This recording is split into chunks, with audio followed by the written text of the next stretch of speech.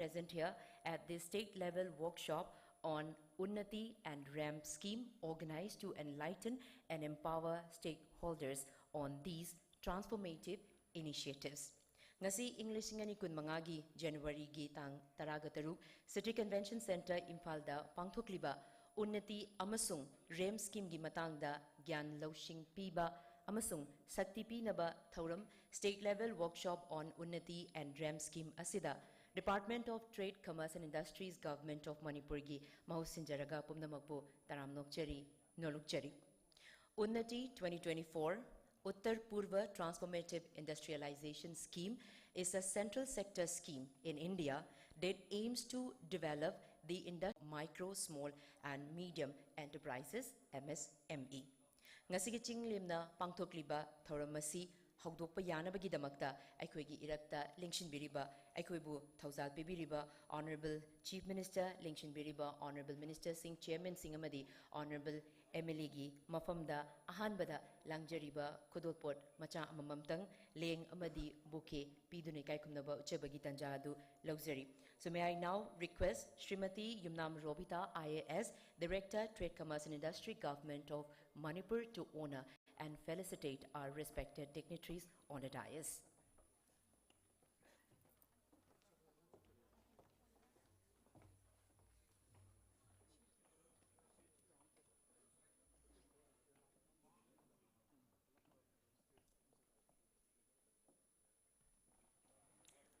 First to our respected Chief Guest, Honorable Chief Minister, Manipur, Shri Nongthombam Biren Singh, Sabutaram Nokchari, Nolukchari.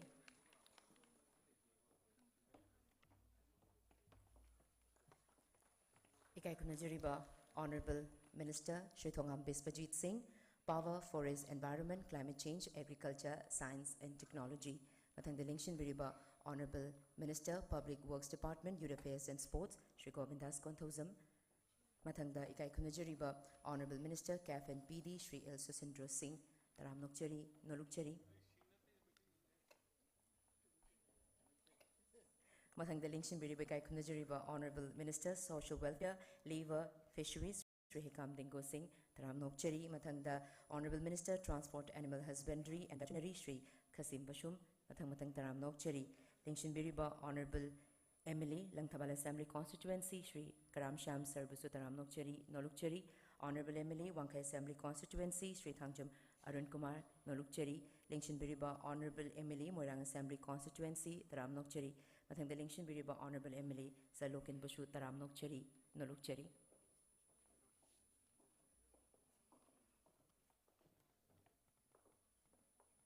Taram Nokchari, Honorable Emily, Lamlai Assembly Constituency, Saribomcha, Nolukchari. Linkshin Biriba, Honorable Emily, Mayang Imphal Assembly Constituency, Luinana Chairman Manitko, Sri Kongkham Robindro, Taram Nokchari. Tang the Linkshin Biriba, Honorable Emily, Lilong Assembly Constituency, Mohammad Abdul Nasir, Sarbusu Taram.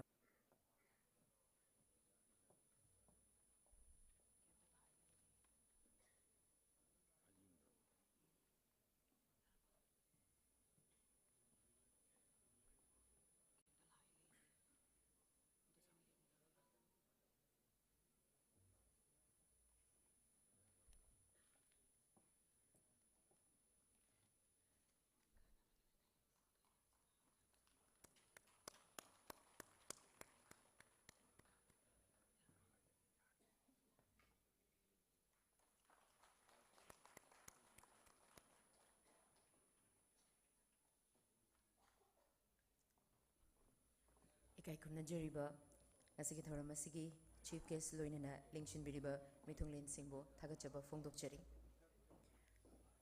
Now to officially welcome everyone and set the tone for the day, may I invite Srimati Yumnam Robita, IAS, Director of Trade, Commerce and Industries, Government of Manipur, to deliver the welcome address.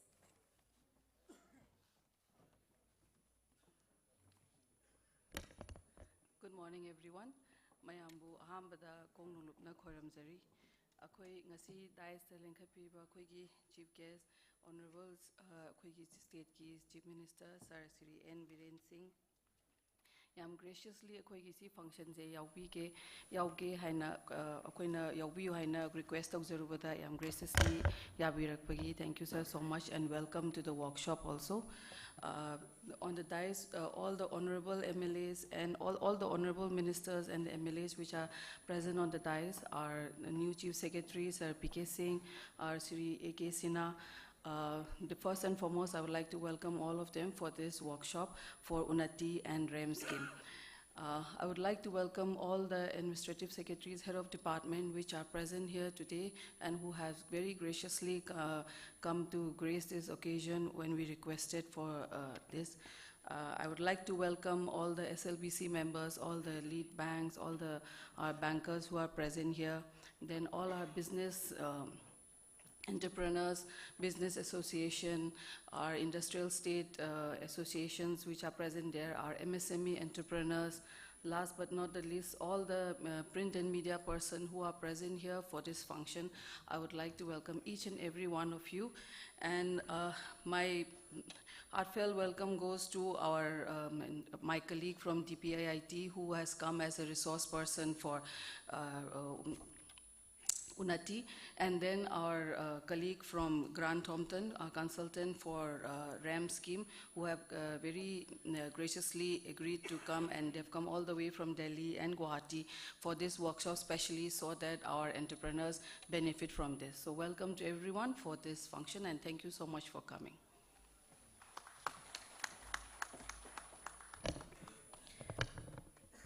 Thank you, Madam Yumnam Robita, IAS, Director of Trade, Commerce and Industries, Government of Manipur, for your warm and insightful words. Up next, we have the keynote address by Shri Arun Kumar Sinha, IAS, President, Principal Secretary, Government of Manipur. May I now invite him to the podium.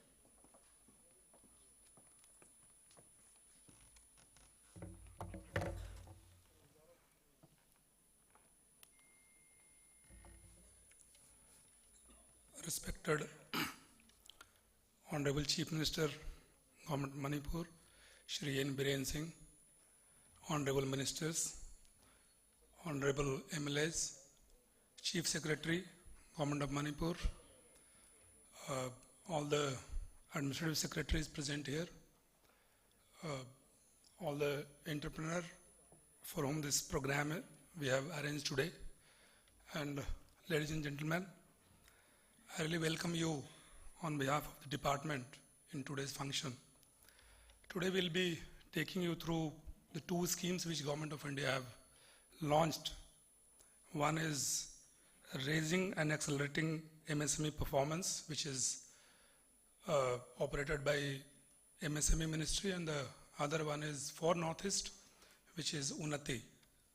It's an old scheme, but they have improved upon the old scheme, and they have launched from this year, which is known as Unnati.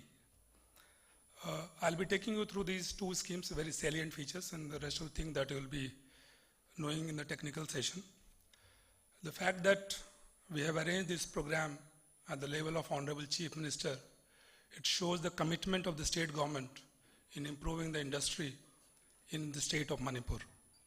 And the state is committed for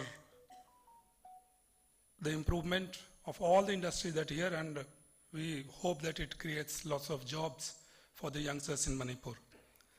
The RAMP scheme is a central government initiative supported by the World Bank aimed at revitalizing the MSME industry in India following the adverse effects of COVID-19 pandemic.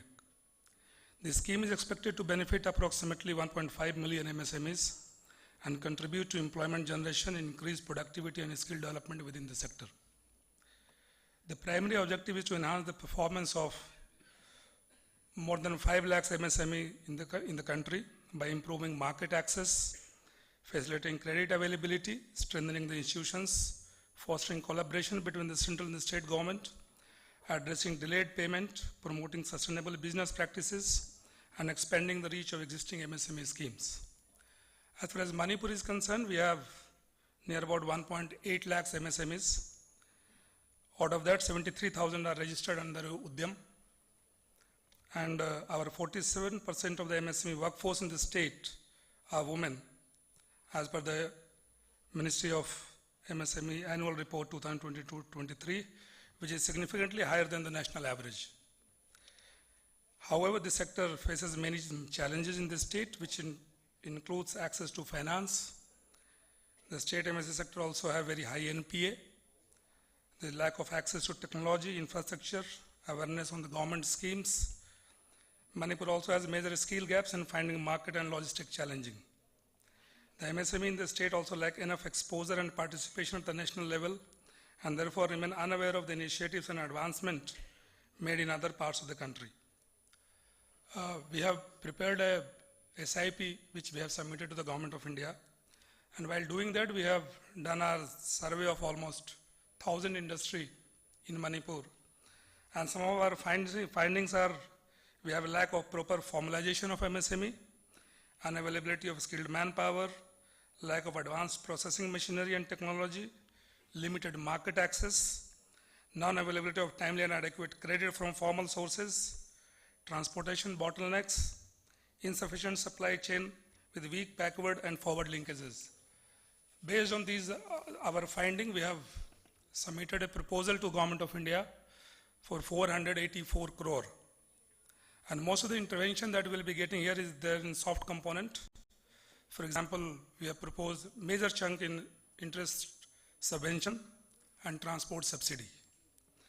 It is expected that this effective implementation of RAMP program will bring positive changes in MSME ecosystem in Manipur and will make great impact on economy of the state. It will be instrumental in helping the state government to achieve the sustainable development goals of United Nations Development Program to promote inclusive and sustainable industrialization, raising industry share in employment and gross domestic product in line with national average, increasing the access of small-scale industrial and other enterprises to financial services, including affordable credit and their integration into value chain and market. As far as Unnati is concerned, this is a scheme, as I said, they have launched it again with the improved version, and the objective of this scheme is in boosting the private investment in services and manufacturing sector for employment generation and socio-economic growth in northeastern region. Through government support in terms of incentive, for example, you get 50% capital in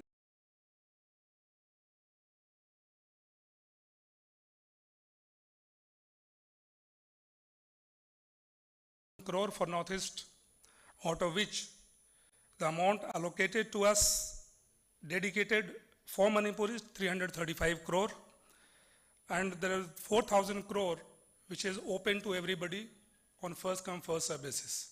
So out of 10,000 crore they have divided into two components. One is 6,000 crore they have given committed expenditure for the state. For Manipur it is 335 crore, and out of 4,000 crore which is open to all, that will be given based on first come first serve basis. So we have lots of money to take in this scheme, and as I said, this scheme is for 10 years and registration will be open till 31st March 2026, or maybe close. It is, as I said, it is first come first serve basis, but what they are saying that if we get enough investment before that, it may be closed before also, but the operation of this scheme will be for 10 years, and in 10 years one unit can get a maximum of 250 crore help from Government of India. As far as eligibility is concerned, for service sector it is 50 lakhs, and for manufacturing it is 1 crore. So anybody investing in this amount, you are eligible to apply for this scheme. And they have divided into services sector and manufacturing. There are positive service sector and there are negative list manufacturing sector. For example, you have hotel and hospitality, tourism. They have included homestay, adventure health tourism, eco-tourism, film tourism, MICE, ropeways, entertainment parks, rides. In education, they have included vocational and digital e-learning. Then you have heritage properties, restoration services, biotech, fintech, also EV charging station, BPOs. So there are many positive lists that they have included. And there are negative lists in manufacturing. Other than those which is included in negative list, rest everything is available. And as I said, in the past performance, if I say from 2007 to 2022, we were able to claim only 50 crore, which is not very high compared to other states. But because this year we have been given a target of 335 crore and 4,000 crore where we can take as much as possible, I urge upon all our entrepreneurs that please come in a big way and invest so that all this money that has been given to us from Government of India, we are able to get almost all the money, in fact maybe more, so that it improves the livelihood, employment, and overall it helps in economic development of the state. Thank you very much. Thank you very much, Principal Secretary Sir, Shri Arun Kumar Sinha, IAS, for your inspiring address. Thank you very much. We now move to the presentations segment of our workshop. First of all, we will have a presentation on the RAM scheme, and it will be presented by Shri Karan Sood, Partner, Grant Thornton, Bharat LLP. Ladies and gentlemen, Mr. Karan Sood.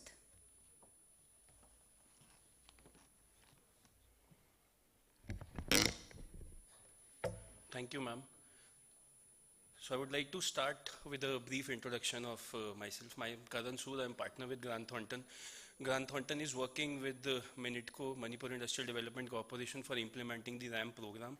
So we have prepared the strategic investment plan, which we submitted to MSME, which we are likely to get the approval within the next week.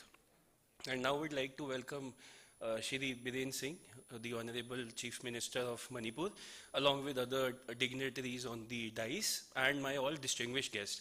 I'm here to give you a brief about the RAM program of Ministry of MSME, but before getting into the details of the program, I'd just like to get onto the history of the scheme and other things. So there are a lot of Government of India or the state schemes which are meant for development of MSMEs, but largely these schemes are for infrastructure component like building of the factories or procurement of machines. But in India, MSME faces a lot of challenges which are apart from these challenges, which are the softer challenges, like for example, access to finance. Everyone says that access to finance is a challenge, but this is a challenge because we don't maintain our proper books of accounts and other things. So instead of solving access to finance, we need to solve the compliances of the factories or other documentation purposes. So these are the challenges which were identified in the UK Sinha committee, which was formed in 2018. Unfortunately, then the COVID hit was there, and there was a 3-year pause with the Ministry of MSME, and then Ministry of MSME, in discussions with World Bank, has launched the program by the name of RAMP. The entire program is focused on soft interventions, like how you can formalize the MSMEs, how you can give them access of credit by solving their books of accounts, how you can address the delayed payment components. So there is no funding for the hard component of the project, but there is a lot of funding which is available for the softer aspects. And next slide, ma'am. So, and this program is one of the initiatives to deal with the recovery and resilience over the COVID period what MSMEs has faced. And there are objectives like Sir has just mentioned that there are objectives of formalizing of the MSMEs, like we are 47% of MSMEs in Manipur are only formalized. So there's a long way to go. The journey has to be 100% by 2025 December. That's the target given by MSME to all the states. So that's one component. The other component is access to finance, which I just mentioned, that we need to work backwards and do the compliance check, linkages with the banks is required and other things, which we'll be doing through this component. Then there is improved collaboration and governance mechanism between the state and the central government so that the proper funding is there. Then sustainable practices like a lot of carbon emission happens, a lot of green MSMEs are mushrooming. So all these softer components are part of raising, accelerating for MSME performance, which is the RAM program jointly funded by Ministry of MSME and by World Bank. Next slide now. So this is a 5-year program which started in 2022 and it's going to last till 27. And first year was largely for the, you can say for the documentations between the central state and the World Bank. The overall component corpus available for the funding is close to 6,000 crores. So that's the kind of amount World Bank and MSME is going to spend. I think close to 4,000 crore is coming from World Bank and 2,000 crore is coming from Ministry of MSME. So that's the break breakup of the component, and this funding is for the entire country. On an average, ministry is sanctioning close to 70 to 80 crores, depending upon the size of the state, size of the MSMEs to each of the states. Like for example, Maharashtra and Gujarat are the highest takers, which are close to 160 crores. But largely the northeast states have a contribution from 40 to 60 crores, and we are expecting an approval close to 52 crores for the state of Manipur, given the SIP and the components. So now coming to the UK Sinha committee and other things. So basically RAMP is dealing with the softer components, as I just mentioned, and the objectives of the overall program is to basically increase the collaboration between the central and the state. That's one foremost component which RAMP is going to deal with. Then how do you enhance the delayed payment components, because there are close to 3,45,000 cases of delayed payments which are there on a TREDS platform, which is again one of the ministry's platform. That's why in news a couple of months back there was thing that 45 days if the payment is delayed for the MSME supplier, ministry is going to levy a lot of penalties and all that. So all these features are of these RAM component, which we are going to work with the state industries department along with the beneficiaries of the Manipur. The result areas are strengthening the governance mechanism. That's one which World Bank is going to monitor, that how they are strengthening the basically the relation between the state and the central. And then is the support to market access, which is again one of the bigger challenges of the MSMEs, because you see a lot of unique products are grown in the state, in the northeast entirely in the region, but the market for those projects are very limited due to logistics challenges, transport challenges, which we have also identified as part of our SIP, which Principal Secretary Sir also mentioned in his keynote, and that is what we are going to work for the next 3 years, and that's the challenges what we are going to work. So the other DLIs, so by DLIs we mean disbursement link indicators. So these are the 6 indicators on which the entire RAM program will be evaluated, and they are the disbursement link. So this 50 crores is not going to come to the state at once. There will be different parameters at what stage this will come. So these are the 6 parameters largely linked to the disbursement of the funds for the state. Yeah, next please. So now I'll just jump upon a brief on the overview for the MSME sectors in the state of Manipur. So Manipur, as per the 2014-15, the last national survey was happened for the MSMEs. There are close to 1.8 lakh MSMEs, and out of that, we only have 73,000 who have Udyam registration.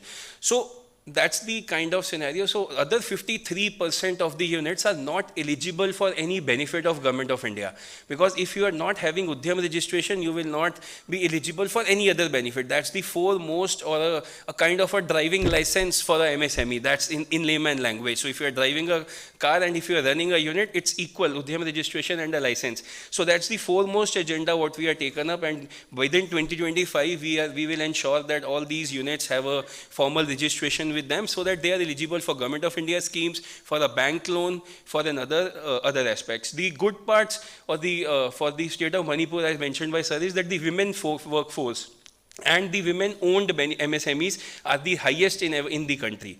So like more than 50% of the units, or on an average 50% of the units are women-owned, which is very high among the national average, and we will further strengthen that. So there will be a component, we have got an approval that, yeah. And there is a component we got approval only for the supporting the women beneficiaries, that how we can further train them for entrepreneurship, how we can support them, and how we can make them lead the show like they are doing it right now. So there is a dedicated component under the RAM program. Next please. So these are few of the challenges what we have highlighted, like Sir also very briefly mentioned. So not the challenges, so basically these are the findings of almost 1,200 odd units which we visited on our own in the entire state.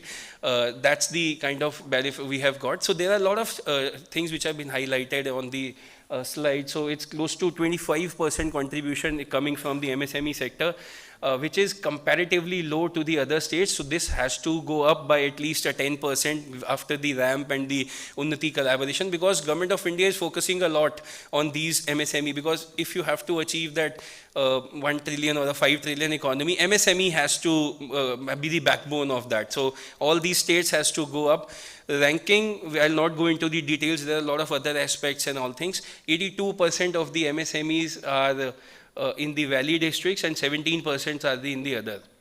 district. So 23 applications have been filed under the Samadhan portal, which is again a very low number, which we'll work around and we have to increase. So this is all what we have presented to MSME, that these are the aspects where we are going to work and we are going to improve on all these things as part of our SIP.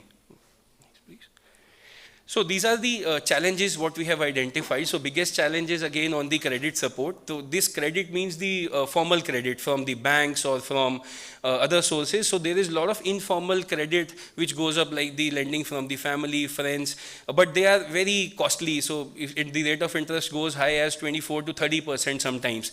So we are now getting the formalization done, getting the SLBC aligned to all these objectives. More and more bankings will be done. So Minister Jyotirao Sindhya ji, the Honorable Minister of Donor, has just conducted a bankers meet in Tripura for the entire Northeast. So a lot of initiatives are coming to support the MSMEs in the Northeast in this region. Then skill gap also a challenge, because there is a lot of skill which is required, and RAMP and Unnati both are working along to solve these challenges. Market linkages, power shortage, a lot of exposure is required. So we have a component where we are taking the MSMEs to abroad or to other state just for their exposure. R&D, technology adoption. So we are conducting a lot of demos for the MSMEs in the region so that they can see the technologies, latest technology which are available, and then they can adopt it.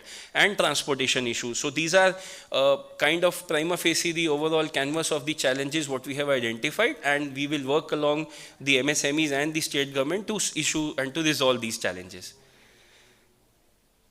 So that's the canvas of the RAMP Manipur implementation plan. So this is the overall SIP which we have submitted, close to 484 crores, where the larger component is the revamping of the MSMEs for the state of Manipur, and the SIP document is available with the state government. We can have a read, and within a week we are expecting the approval from Ministry of MSME, and then the core implementation component will start. Next, ma'am. So these are the kind of outcomes, as I just mentioned. On formalization, we are targeting 100% compliance, say by 2025. So another 80,000 plus people we are targeting for Udyam registration. And then number of envisaged beneficiaries through MSME Facilitation Center, Export Promotion Cell. These are largely the exposure visits or the other. So we are targeting 10,000 people, 10,000 entrepreneurs to be catered under this component within next 3 years. Incubation support is another 1,000. Then we have envisaged beneficiary from women-led development, so another 40,000 beneficiaries under women-led. Beneficiaries in the state-specific program is 10,000. Number of beneficiaries in green MSME, so where a lot of carbon emission and all that, so 700. These are the targets we have given to MSME, and just a glimpse of the surveys what we have done. These are some photographs of the validation meetings under the chairmanship of Chief Secretary Sir and other dignitaries of the state, and few surveys what we have done across the state. So thank you so much. Any question for me, I'll be here for a minute, or I am around. Anyone can reach out to us. We can answer that. Thank you so much. Thank you.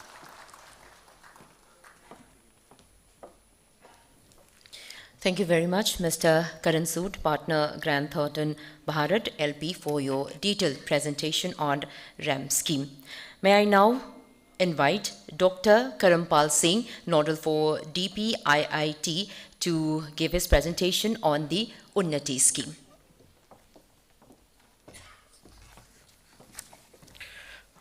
मंच पर विराजित Honorable Chief Minister of Manipur, Shri N. Biren Singh, Honorable Ministers of the Manipur, MLAs, respected Chief Secretary of the Manipur Government, Shri Prashant Kumar Singh Sir, Shri Arun Kumar Sinha Sir, Director Ma'am, and all the participants, industry partners.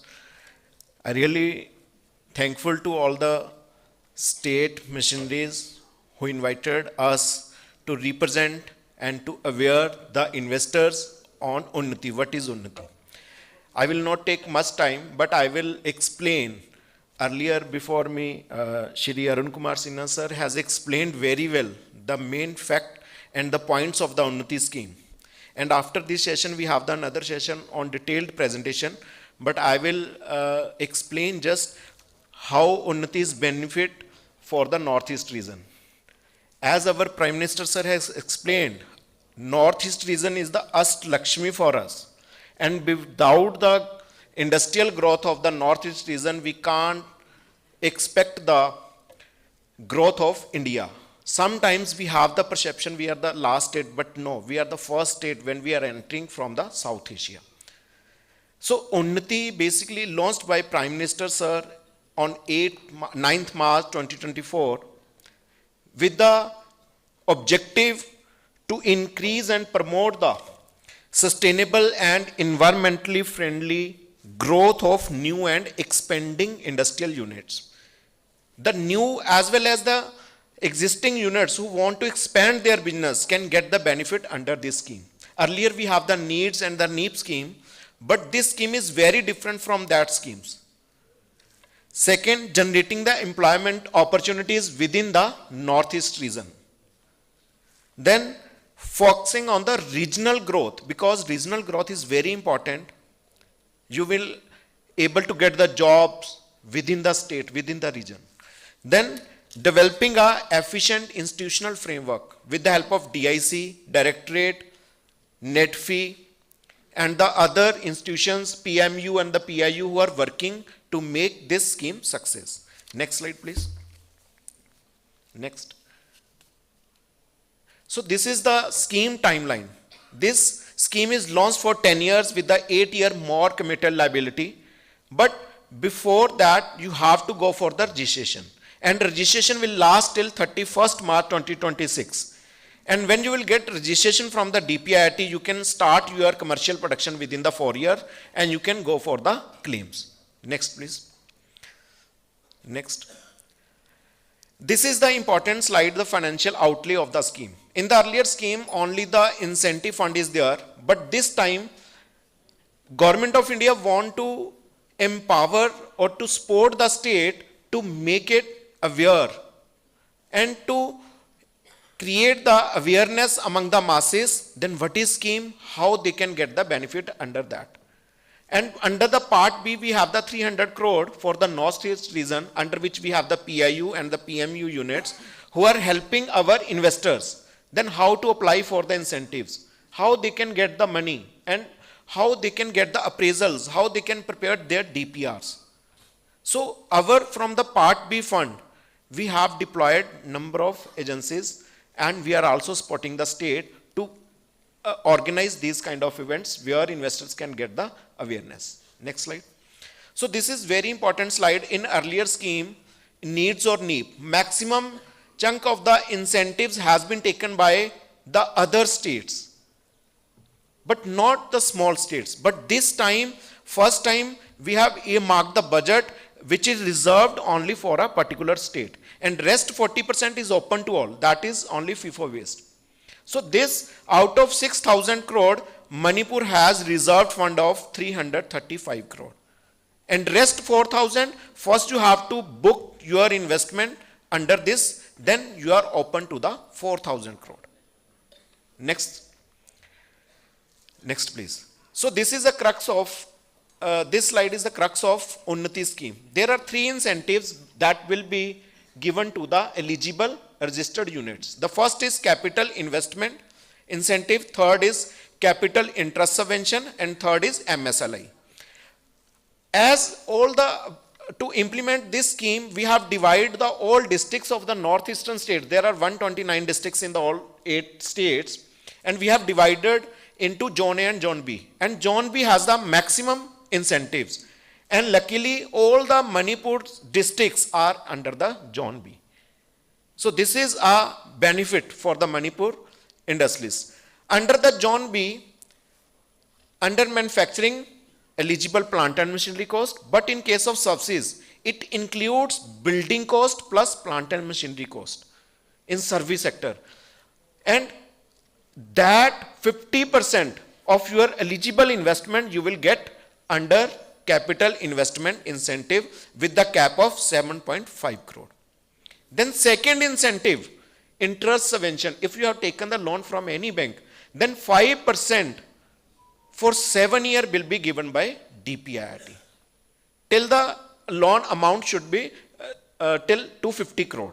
And third incentive, MSLI, in which 100% equivalent to your plant and machinery or your investment in building and plant and machinery in case of subsidies will be reimbursed, will be given in 10 years. So sometimes you have the perception we are reimbursing the GST. No, this is the performance indicator that you are running your business successfully and you are taking the GST and depositing to the government. Just you have to show us your returns and we will give back for 10 years. 10% every year, then for 10 years. So equivalent to your 100% investment in plant and machinery.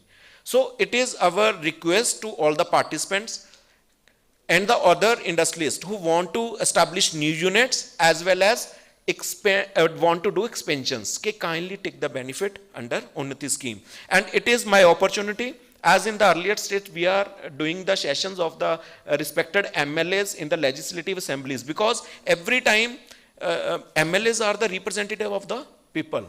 And people are all the time interacting with them, kindly guide us how we can take the funds from the government to establish their business. So sir, this is the scheme which you can give as a reference. Thank you so much.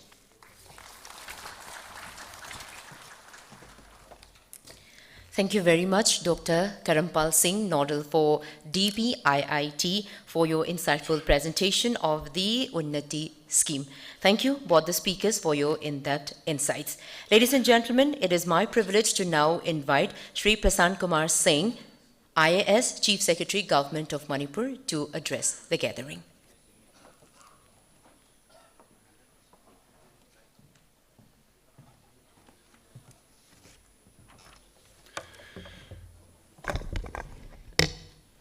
Good morning, everyone.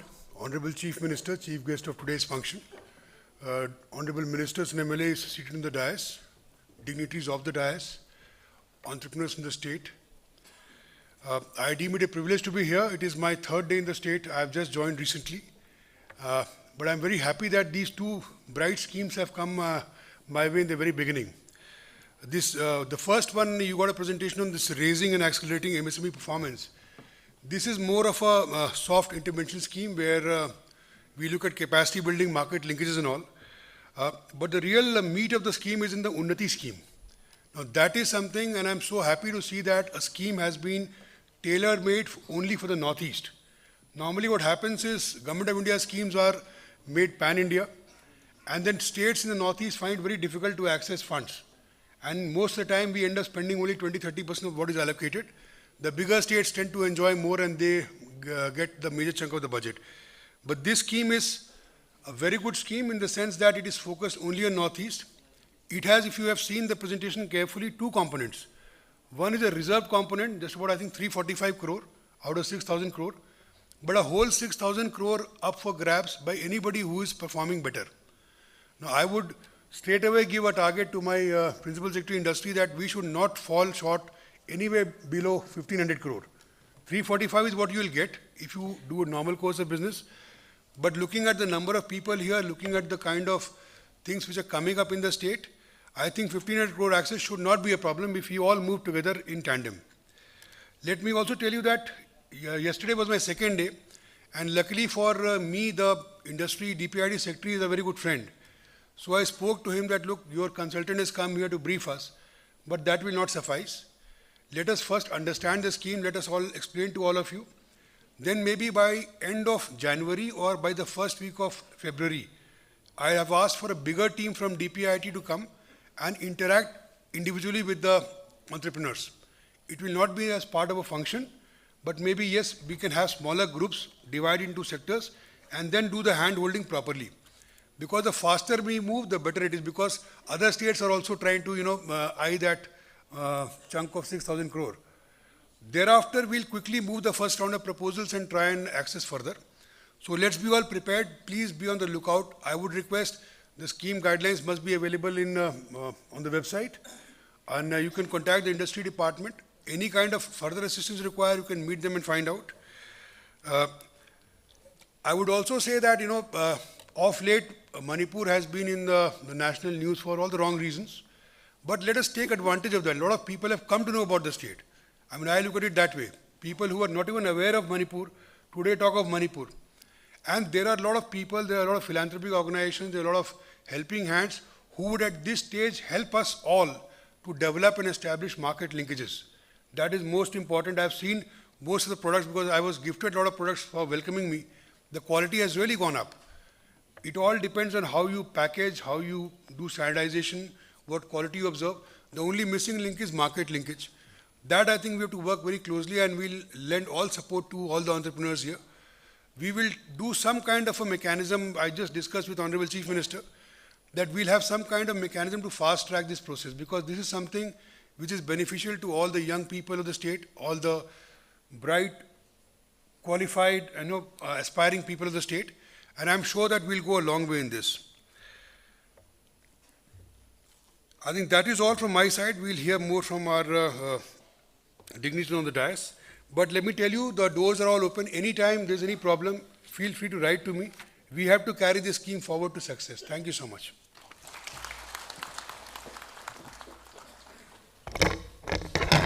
Thank you very much, respected Chief Secretary, Sir, Shri Prasanth Kumar Singh, IAS, for your motivating and forward-looking words. And now it is my greatest honor to invite our respected Chief Guest, Honorable Chief Minister of Manipur, Shri Nongthombam Birren Singh, to address the gathering.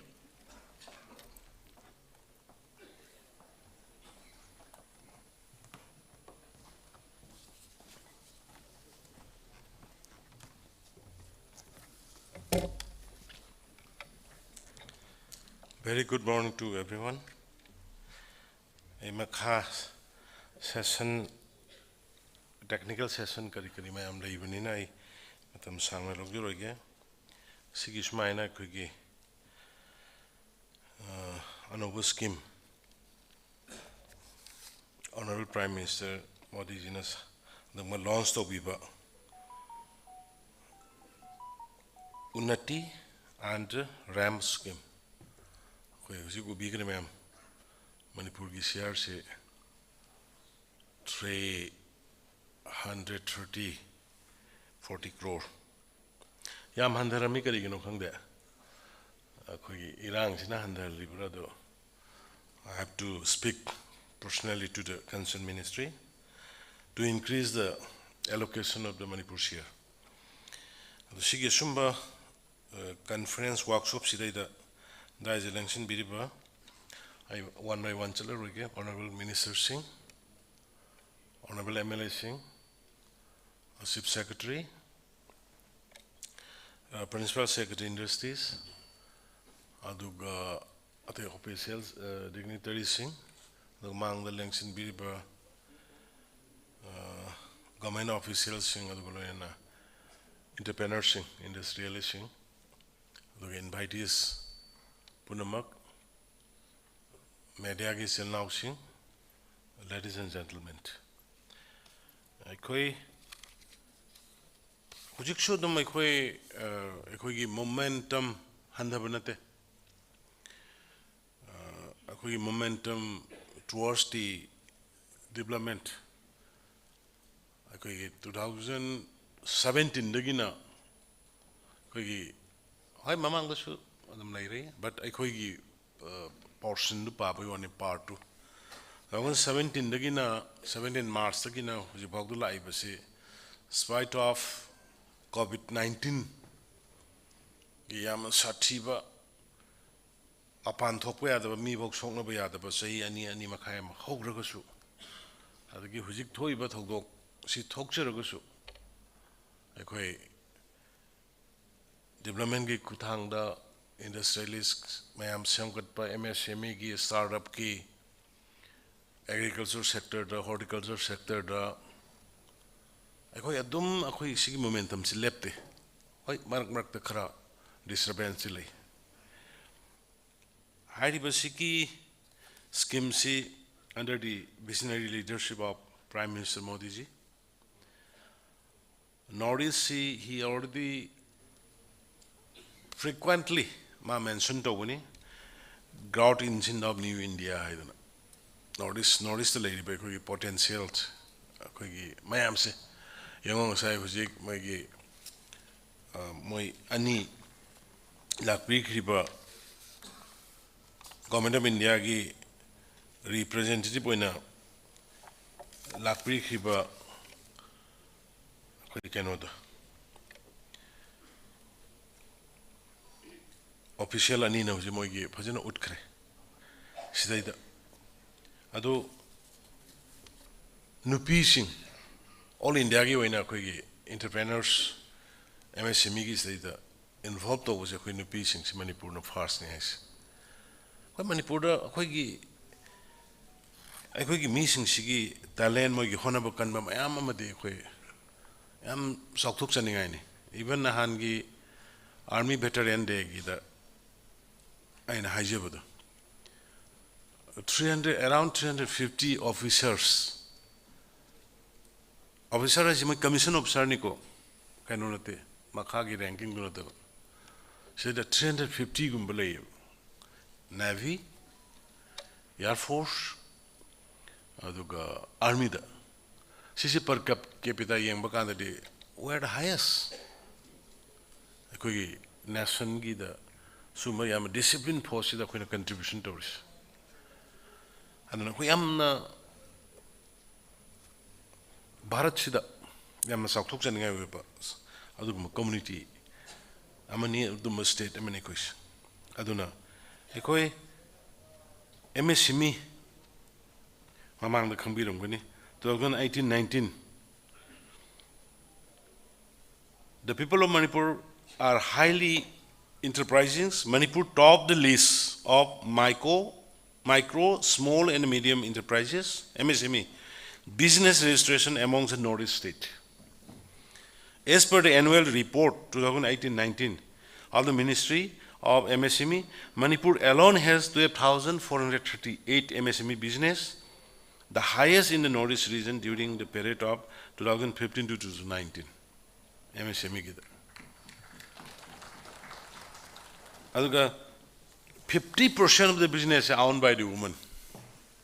Sigi kanosi. Koigi ayamna khona bakan bas. Adagi koina koigi Manipur national population da akoi kano tawrisi only 2% katane in population da.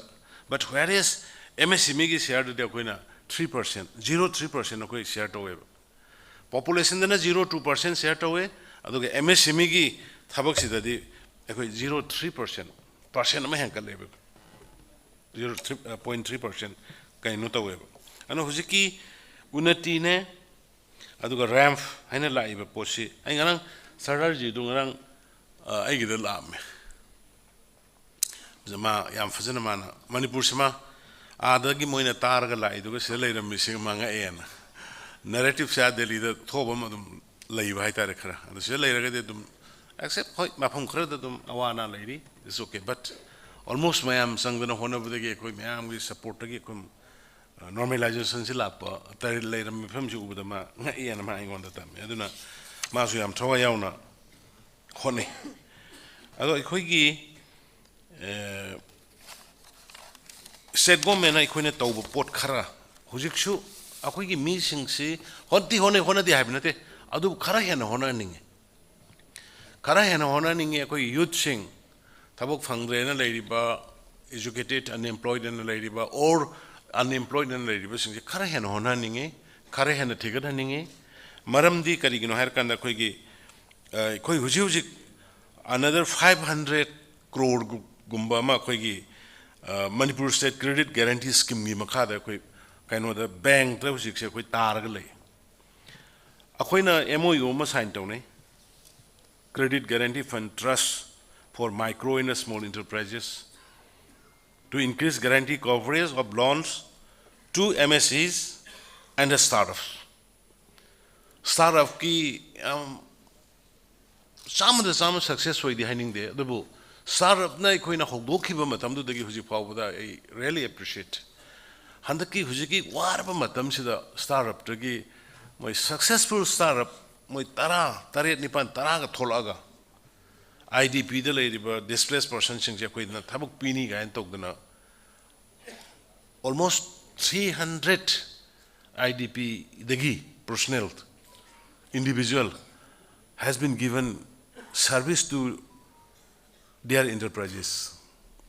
Me moi taret khakdana mi chahum men tha pi hai startup tagi ekoina government gi hau gi startup tu tagi thabak tor pa mayam dunani ko means profitable oibada natana mingonda thabak pi banga me madugi kana baduni aduna hujik sidaida high scheme sigi maka da koi under this scheme the state government have provided support to 2755 hujiki credit guarantee scheme Manipur state credit guarantee scheme siniko bank to ga cannot any default any lakanda state government daita loni and inagi ba adugi makada aikoina mi lising aniga entrepreneur mi lising aniga changwa humbudraga mangada hariba sigi benefit phangan kare si manungda only moin longa mi only 202 crore khadang idea another out of 700 crore aduna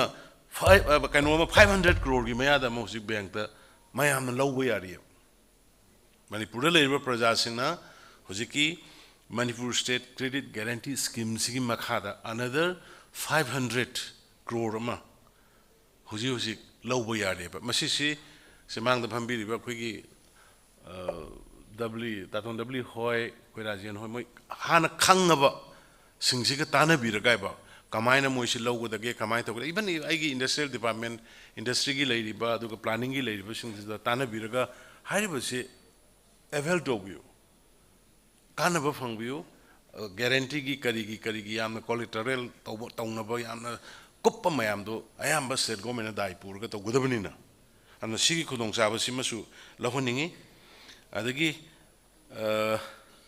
net fee gi si mayam hena khange koi 2022 da launch to gibane aduga to increase availability of funding avenue for startup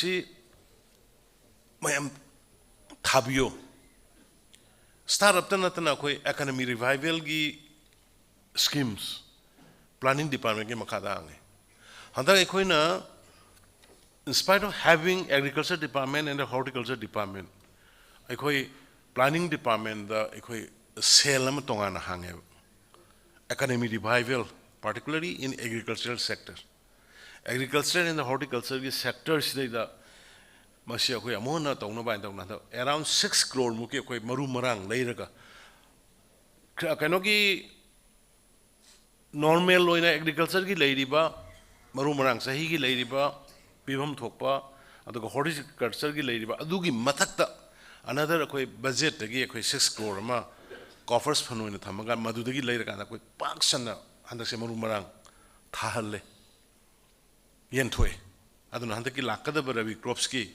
ekoi mahi marong kari ki tawbasigi da ekoi gi production se am sathina ekoi hangat kani aduga loina koi madu phajana storage tongna ba koi cold storage kari so koi sabchana koi arrange torga sem saba adum loi masidai da ina panjaning bese sigi sidai da koi da wali se marketing gi se marketing gi kari gi si ngasi gi sumaina I want to request to the industry department or whoever the concern might be the planning department lairiba koi gi si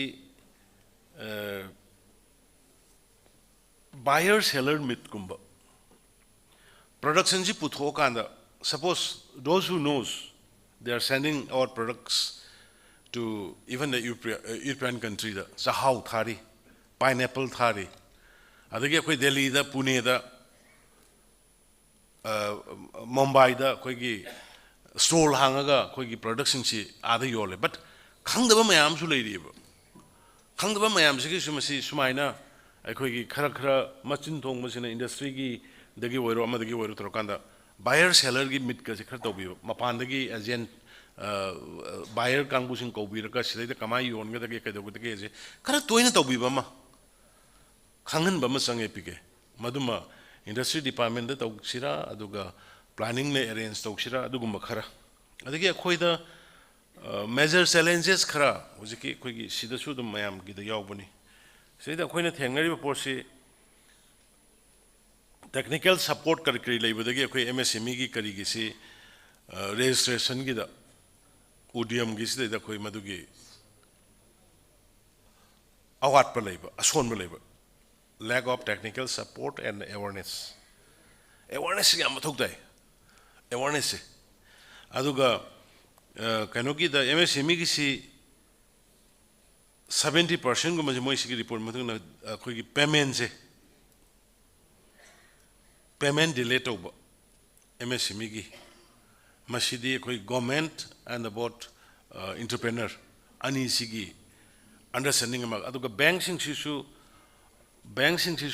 akhoi we have to push them adi bank si matam sana praja da wahan da bai ta industrialist sing the entrepreneurs sing the wahan da aduna bank sing si am to na khoi ga interaction to ba phamin na ba loni sing du yauna aduga bank sing ga government gi responsible officer sing ga phamin ga khoi madu mathok tai adagi amana khoi loan sing bagi haina bise loan sing ba si hojik ti khardi singkanare mamang gadi khoi ji bulo lok tho ga sing da na adung car tong tho leinaram bani me amsan yung ga sagai ra ga ba aduga adu hojik ti madugi paisa gi money value business ki kenoma lakhre mayam loina khanga ka si loan sing ba khotpa adu khara khai di adum shortari khoi repayment gum kari gum si aduna aina mayam da ina haning si khoi gi Manipur do hojik taw ba mayam ama thong loina hanga ga le application akhoi ne expect to ba lak pa ga yam khena ba say suppose one family one livelihood and akhoi ne government na launch of jarisi thabak phangdaba or laila su ningthina phajana tamhodraba sarkar gi thabak su tawba yadraba aduga industry so su tawba ngamja hokdaba leidai madugi livelihood oina na bane aduna koina pirisi 30% grant ni aduga 70% loan ni maximum 10 lakhs follow we hardware the collateral yam kanna madai da depend to de adu 10 lakhs gi hena up to 1 crore lobo yai aduna startup ki khuthang da aduna startup ki hanga ga leire budgetary provision yanmak taw leire one family one livelihood ki hanga ga leire funding budgetary provision thamma ga leire masidai da akhoi government ki white job ngakta tanabagi mahuta government ki white job matam gi lakpadu leiriba population leiriba state ki economy si yenga ga khoi maximum khoi employ tawri adu masida loine accommodate tawbudi ngamdabani na adu nane khoi na evening mayam ama hangtok cherise anu hujiki mayam leibiriba nupi singda yam ka hena ngasi soigi team chalamgani si minister economy revival team manai tongan mission group ramale moi si jaga khungang ge chal kana si sengum thaba khoi loiba adagi nga yokpa yen lokpa adagi yen dagi tholokpa moi gi kari haitare aduna har semba many things adagi tintrok loirga moi gi organic kaino do har pu thokpa khotok si paksan hoji tawre ko ngasi su pangai chalam gani tim sumaina laikai khungang mayam da sigi economy gi oiba movement se koi hore aduna ngasi ai industry department की I appreciate हुई ये पीके हम लोग का share इतना कम क्यों है हैं मणिपुर को तो थोड़ा ज्यादा देना चाहिए सरकार जी अच्छा above the 3,300 4,000 is open we can ask चलो सरदार जी थैंक यू यार माक तुगी वानिता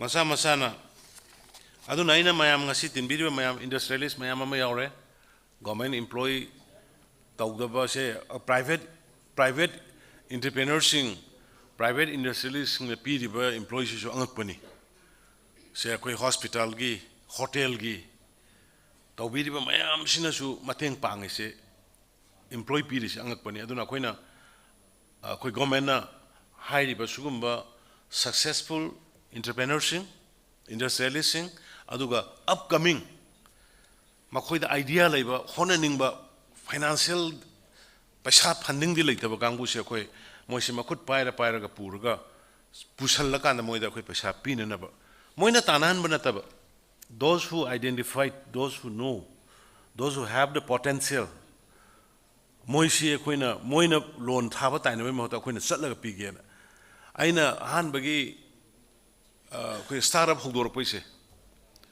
startup han ba hogdor paise dai ai sama interview lo yo. You might remember by all colleagues, in the very beginning of the startup, this was launched in 2018. I personally present in the interview as a board member. Madam the man at Tobu Karino, when a purga like a Saraga purga, say like him of the worship Sara Puro Lakodo. I'm on the Madugi, trailing among pilt of power. Other in the Pesap loan people, Matam the Moida sanction, the woman the Matam Sangan Matam Sangan Lagadi. Paisa tinggal lagi mi do tabu pajana tahu deh. Ada matam sangan daba, paisa tinggal daba tu na paisa si pangal lagi madu ki return ju pajana tahu ninge ba. Ada hona besu madu deh hona ninge ba. Adu na ahan bagi sara ba hukdo pergi kanda ayam na ishamag interview yor kanda tahu je ki bani. Adu na hujik matam tu dah example lama kadang ayah je. Strawberry se ji Manipur dah नहीं मिलता था strawberry वो एक 3 piece में है ना 45 rupees सोता वो हम खरीदने के लिए जाता था वहाँ पे ये एमबीसी ले रही बा दुगी ममांग दुदा प्लास्टिक ते योल का दिल्ली देखी कल ताते पूरा योन बजाने 3 पीस में 45 रुपीस तो आई ले बच्चों के लिए अदु दगी आई ना ये है तो कहता थी when I started a startup I me ma कनो दी इम्फाल इस तकी माँ की कनो का ऊब सोशल मीडिया दा strawberry je thaba mai maming doi kaure adai ma sai direct kaubune direct ai gi office kaurga lupa lakh ani maina magi lanai boina pire aduga startup ta crore amagi paisa adumaina boina ngune sum subject to confirmation thadara kan hojiti Manipur da strawberry tawk tan hojiti mapan dagi ko strawberry porktre strawberry ngada ngai gram music ken bhajana enough product tawdeba nga akhoi government lakpa matam da we were purchasing around 400 crore annually and it was bringing through by road adu sub nga ice king adu ni kayam haksang phani madagi no fresh ki fish production si de akhoi self sufficient oi da we are recommend to sigen ro kana ina adani loktak mission ga na hokdokraga matang tawra kana sareng macha ga si Bangladesh ai lawrga khoi gi maitei sareng ana khangna ba du ga si hujikti macha si daga poedana khoi India में नुंगा क्योंकि हम ही अकेला state है India के अंदर में वो सारियंग को क्या बोलता है अदुगी बच्चा का पोहल लगे से तो उनका मिसे कोई स्टेट का नहीं फर्स्टली अब नाज़ी हुजी अकोई हाना 400 करोड़ सही खुदिंगी प्रोग्राम बदल हुजी just it has reduced to only 200 crore 200 crore में देखो मेकअप तो बुंगा मैं उस अकोई मैं आमसिना पुथोरक पड़ेगी अन हुजी ये रूम हाई से दिल्ली से मैं आमने दिखन करना दबा पैसा तो दी आम चाँग चटपनी को दिल्ली की अंगांगी अकोई की ये रूम हुजी अकोई ये रूम लाग अनी नहीं पुछले our requirements Delhi requirements is 2 lakhs extra Manipuri तो हुजी संगे ये अशोक याम न लम लेरगा अशोक याम न महम जो लेरगा अशोक याम न होना बकन में मयाम लेरगा ना लाग अनी नुक्ति की ये रूम से क्या तो लाग अनी वर्दी क्या था रे निपान पारो निपान त्रात्रो करोड़ अमगा लाग हुंफू नुक्ति की ना तरगा करोड़ त्रात्रो ला means सुमाइना इकोई से मापांडा पैसा दम सट लेगा अदुना हुजी इकोई ना hatchery veterinary department veterinary minister सुयारे अकोई हुजी Madugi Sida, at least 1 lakh per day. 1 lakh per day.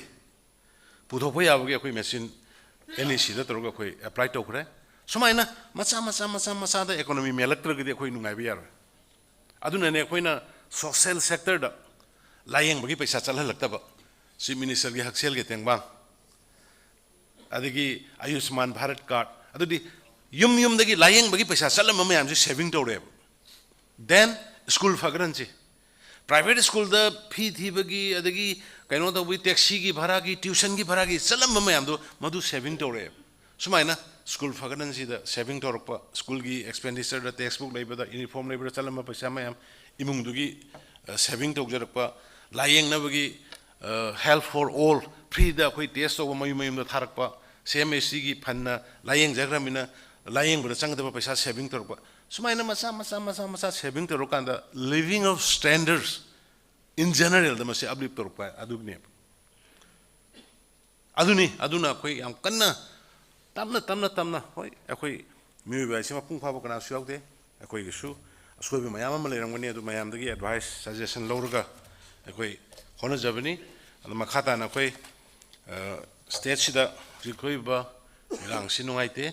Doko me am sang den hono minne budagi hujikti almost ayamba normalcy hanjala makhatana normalcy hanjala pa oishino koi sorda su khoramsi adu loina koi me am punna hono minnes unitely sing have tam ba khaidana koi we are all Manipuris, we are all Indians koi punna honor kanda koi lady core issues to politically diplomatically dum wari sawi amatane solution to good. Iran na Sukana Boro. And Wapam Krisi Tamakanda, I Kanoki industry department game a pandagi, like PDP expert any, official any, a Tagachari, Adugaloina, Nasi Lengbi Manipur gi industrialisation, entrepreneurship, banki, Mayam Punamak, Aduga, Atai Lengbi invitees Mayam Punamak. Akoi punjal lakanda angtang akoi ki dream Manipur Manipur city aina kana akoi se phanam chatle lam adubu akoi Manipur gumba nungai ba asa pk ga se masak phajo thom ngarang na lakle Delhi da ada kano marak da ba lechin marak ufun marak to leiru ba men ta da na lungs ka je nungsa sor ho ba hole हां सरदार जी आपको भी सांस आशा से मिला नहीं यहाँ पे दिल्ली से यहाँ आने के बाद में सांस तो आसाम मिल गया होगा है ना नीला आसमान देखा है थैंक यू जय Hind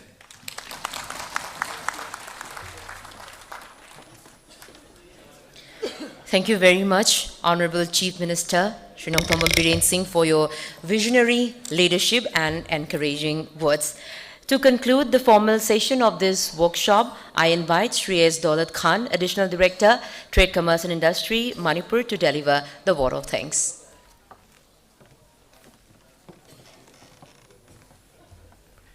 Honorable Chief Minister Shri N. Biren Singh Ji, Honorable Cabinet Ministers of our state, respected Chief Secretary Sir Prasant Kumar Singh, respected Principal Secretary TCI Sir A.K. Sinha, respected Administrative Secretaries of our state, HODs, friends from DPIT and Grant Thornton, bright entrepreneurs of our state, other stakeholders, distinguished invitees, friends from media fraternity, Director TCI, colleagues from our department, ahanbada mayam pumnamak po ikai khumnaba amadi anauba chahigi aifa paujal pizari.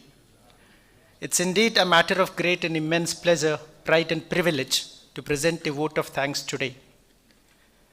I, on behalf of Directorate of Trade, Commerce and Industry, extend a warm gratitude to our Honorable Chief Minister, Sri N. Biren Singh Ji, for being present here. Sir, your presence here today highlights how important it is for our bright entrepreneurs to take maximum advantage of these two schemes.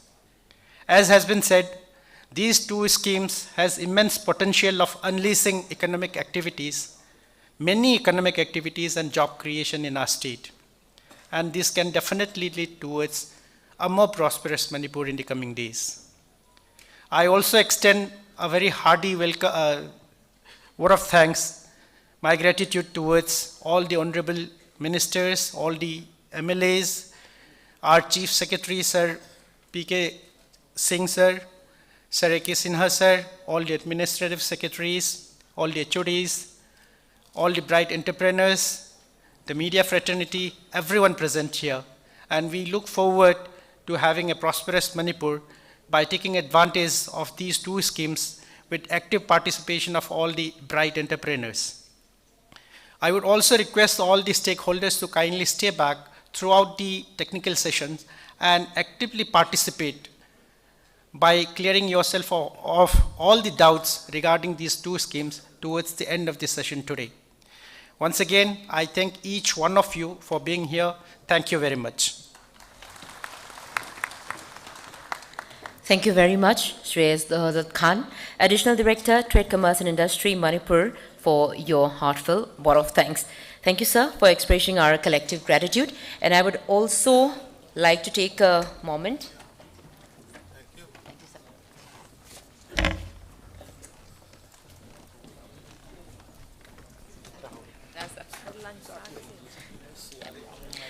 Would also like to take this moment to express our heartfelt thanks to all the stakeholders, especially the representatives from business associations and financial institutions for their active participation. Your presence has aided immense value to this program, and we look forward to continued collaboration in achieving the goals of the Unnati and RAM schemes. With these, we conclude the formal proceedings of this workshop. We now break for lunch. All the respected dignitaries, honorable ministers, chairmen, MLAs, administrative secretaries, head of departments, kindly proceed to the left dining area, and all the invitees, participants and media persons to the right side dining area. Please enjoy your meal. We will reconvene for the remaining technical sessions post lunch. Punamagpu Thagachari Kurumjari. We will reconvene our remaining session post lunch at 1 o'clock. Thank you so much.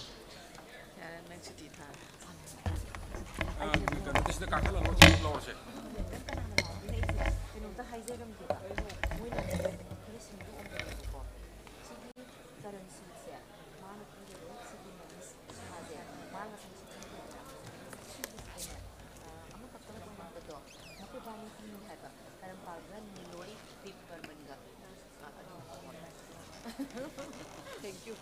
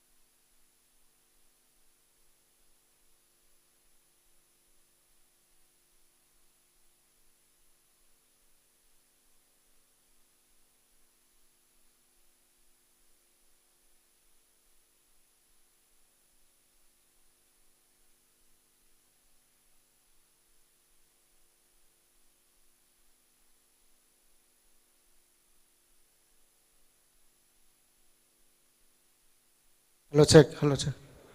I request State Level Bankers Committee convener to please come up.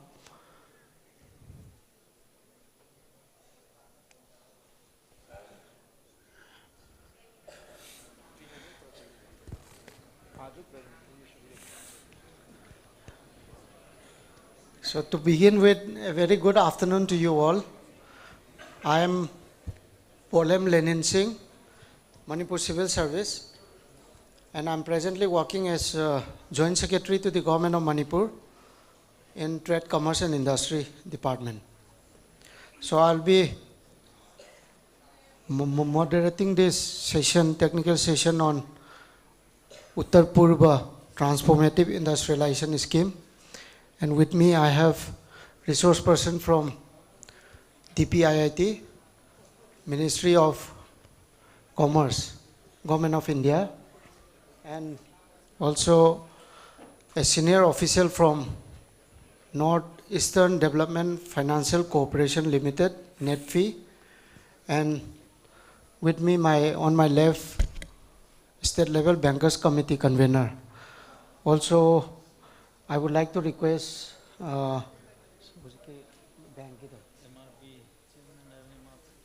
Chief Manager, and also if I would like to invite Chairman MRB to, if you can join us in the podium, it will be very helpful to the entrepreneurs and business association groups. Please come on. So, ahanba maktada ngasigi one-day state level workshop on Unnati and ramp program sibu mapung phana bai damakta akoina invitation tawuda lengbirakliba business association group ki participants sing all Manipur Enterprises Association, AMIA, Business Excellence Group, BEG, All Manipur Printing Technologies Association, All Manipur Export and Import Organization, Association, All Manipur Industrial Estate Associations, and other enterprises who are willing to get benefit of this scheme and participating in this event. Ahanba maktada ina ikokno na khurumjari ngasigi technical session je hokdokpo ina akoi gi round of introduction amatang yam tena laujage. So I'll start with my left. Hello. A very good afternoon to all the participants and the respected officers who are sitting with me on the dais. So first of all, brief, we have discussed in the early session on the Unnati. I will request the Mr. Niloy sir, kindly presentation. Sir, you please introduce yourself. Okay. Okay. I am Dr. Karampal Singh, representing DPIIT Ministry of Commerce and Industry here. I am the nodal for Meghalaya and Tripura. But in the other states, as state level functions are there, so I am deputed here for Manipur also. So basically, please. So we'll start with it.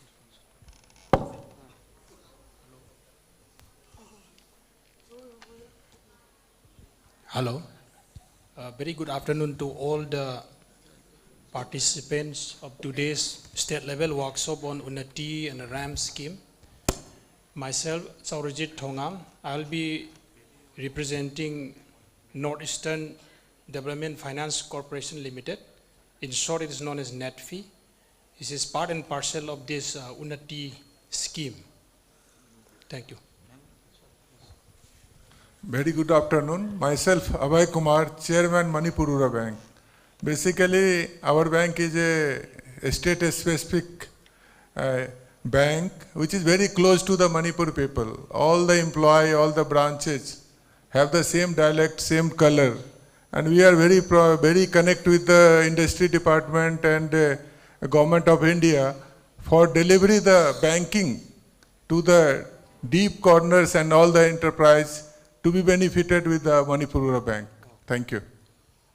Sir, just to intervene, sir, I would like to invite Sir Professor C.H. Ibol, Sir Director, Research and Development Cell, Manipur University, to kindly come up in the podium and join us in the technical session. Sir, please. So.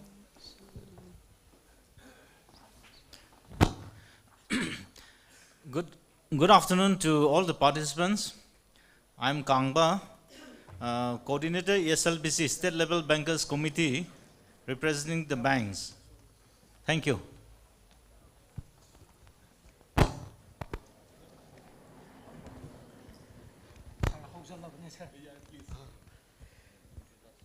So with us, ngasigi workshop se mapung phana bai damakta trade commerce and industry na mari lainaba si scheme ziga stakeholder maru ena banking sector dagi adagi akoi gi Unnati gi oina nodal agency for disbursement of this subsidy is Northeastern Development Financial Corporation NETFI adagi Unnati gi kano program implementation unit koi grant thirten adagi bank ki state level bankers committee ki convener yaubire chairman yaubire adai akoi gi ngasigi event sibo amu hena mapung phana na bai damangta Manipur University dagi koi gi professor Sir C.H. Ibol buju koi gi enterprise singda kamana enterprise ama profitably run tawni habi matang da invite tawjabani. So briefly presentation macha amamtang Unnati gi hana hauraga DPIIT dagi makha tarakpada koi NETFI dagi kwadi maru oiba bank financial appraisal report ama sigi Unnati gi scheme guideline gi matungina tangai phadana changbani na sigi jisu command tor sem ga dagi haibasi matang da koi gi NETFI gi senior official na thambi gani aduga makha tarakpada koi gi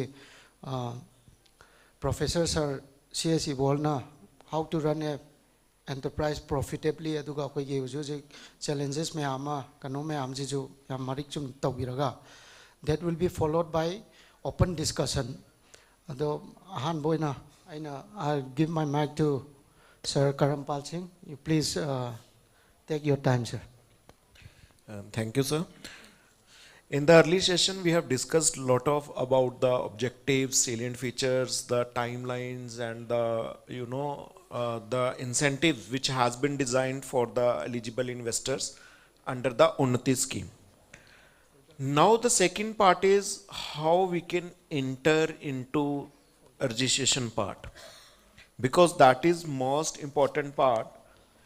If we are not entered toward the Unnati, then how will get benefits of the incentives? So first of all, I will tell that all the work, process, applications, claims, documentation will be only in the online manner on our portal.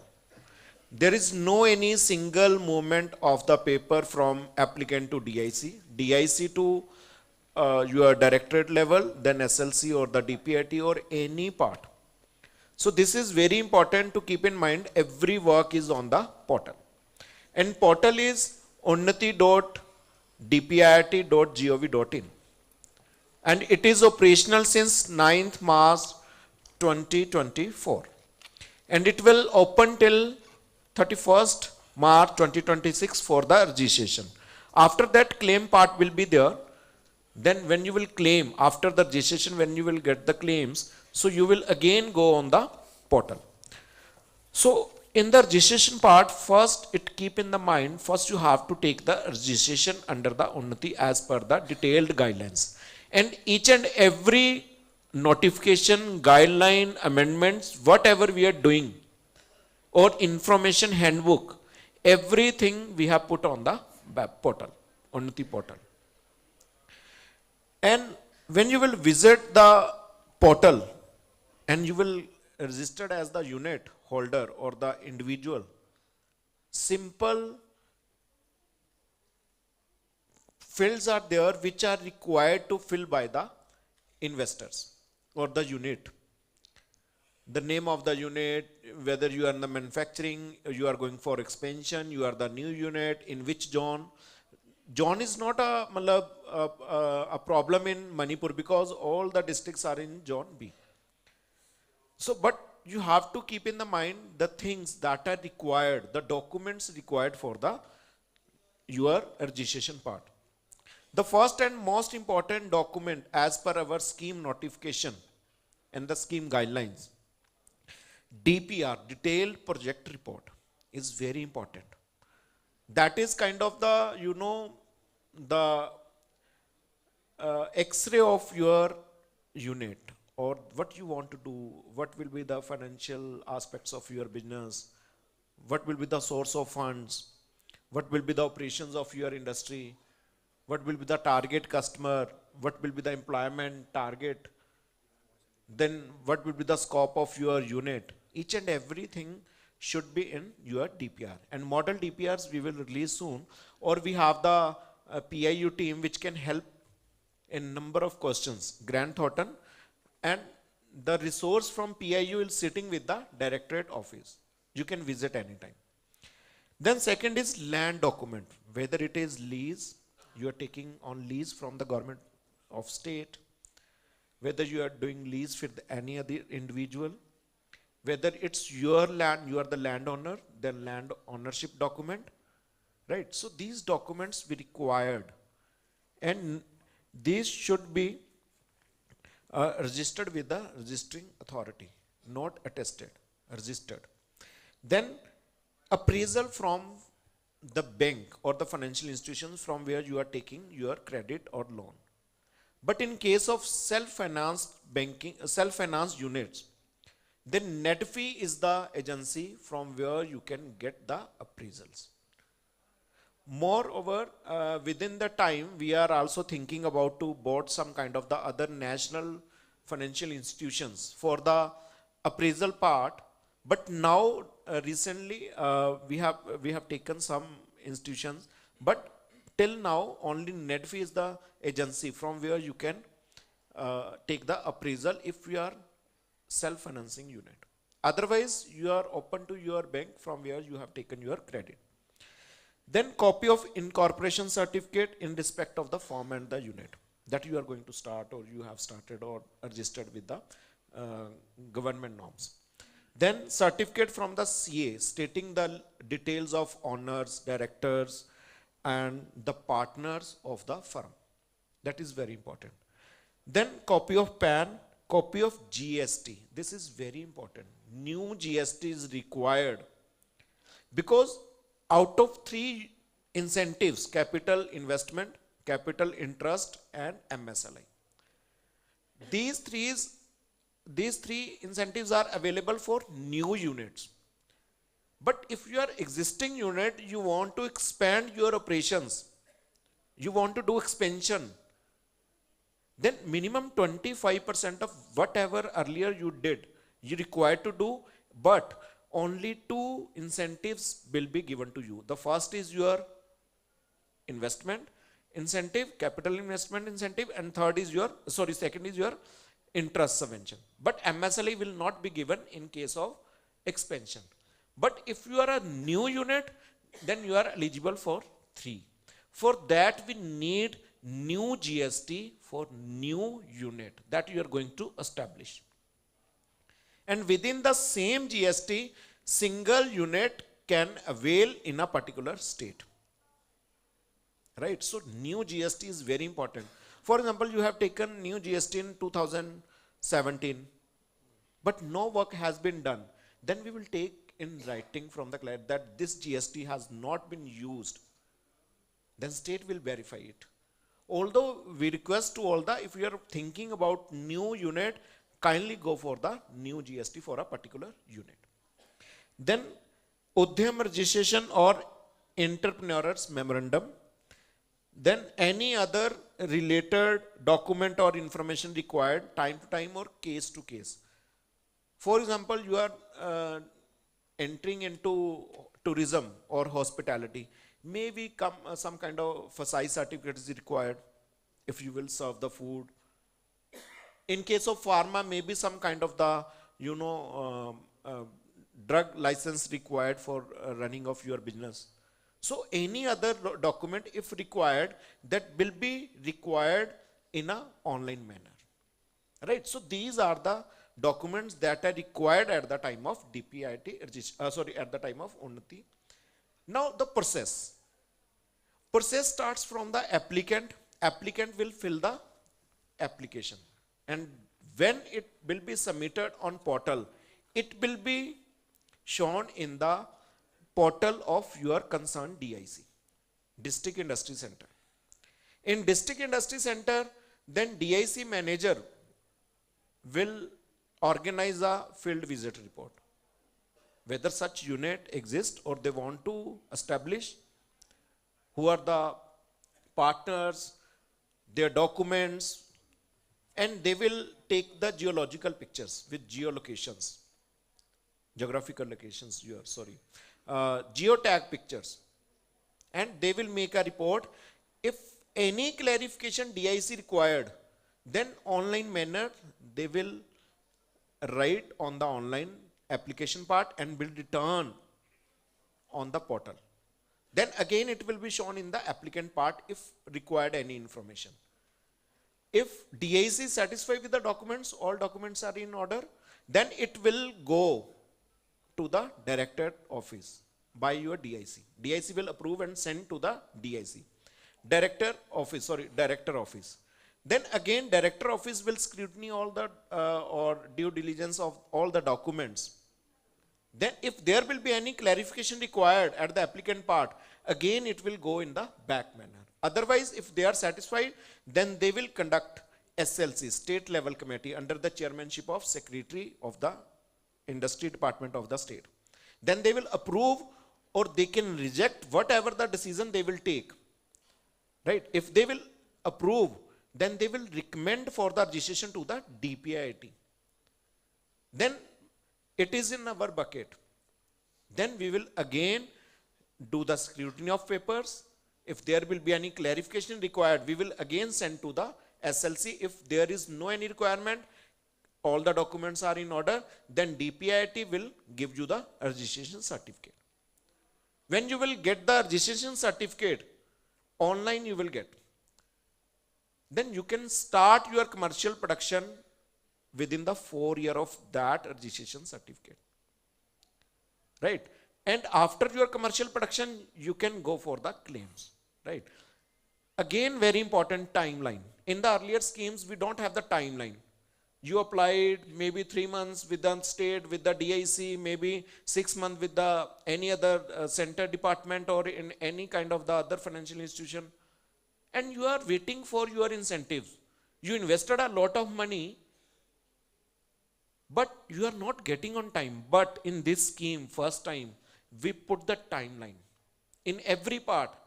90 days, within the 90 days of receiving the application at the DIC, 90 days the state has DIC to directorate, director to SLC, and SLC to DPIT.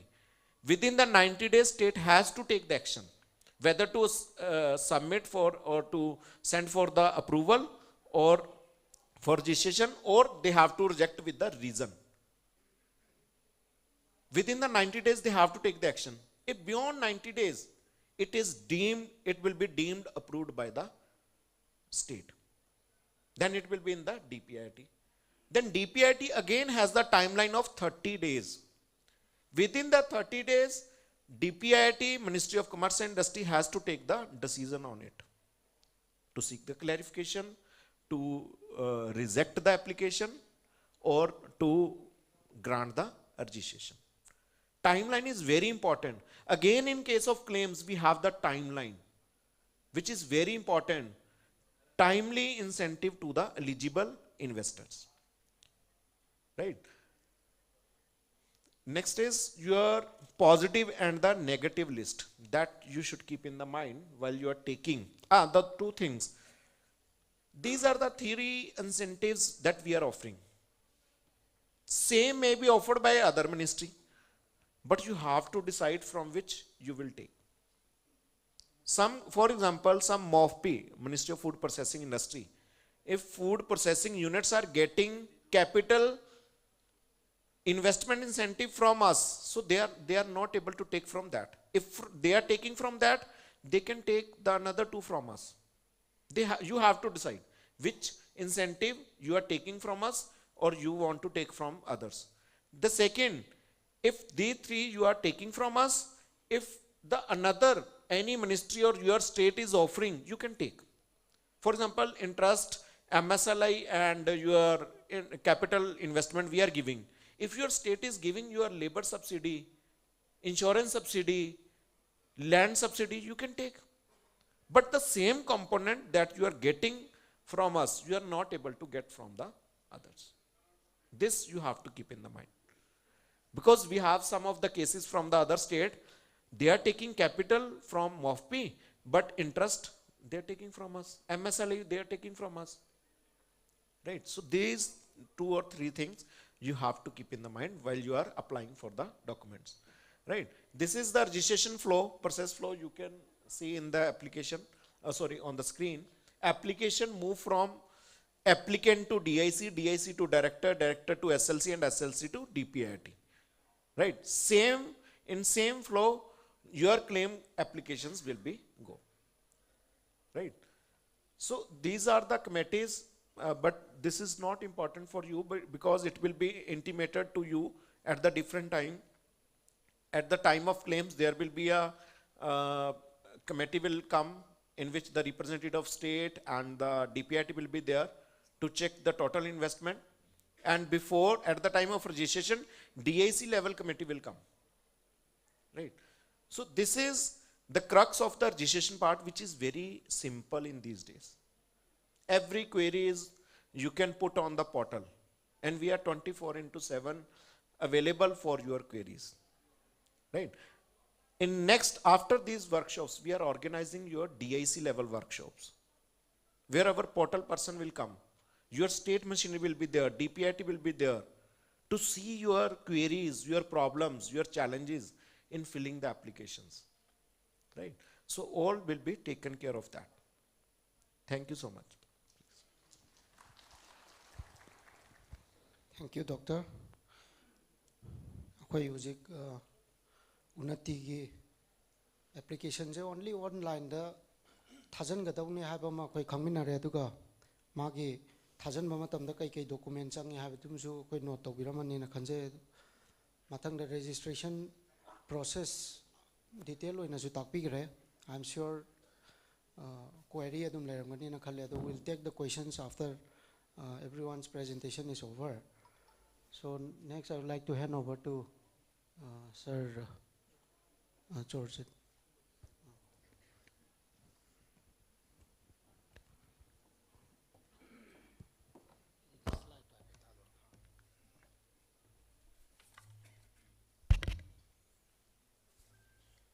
Thank you once again, and good afternoon to all. Hujiki akoina DPIIT gi kalikna haibigi ba process singduda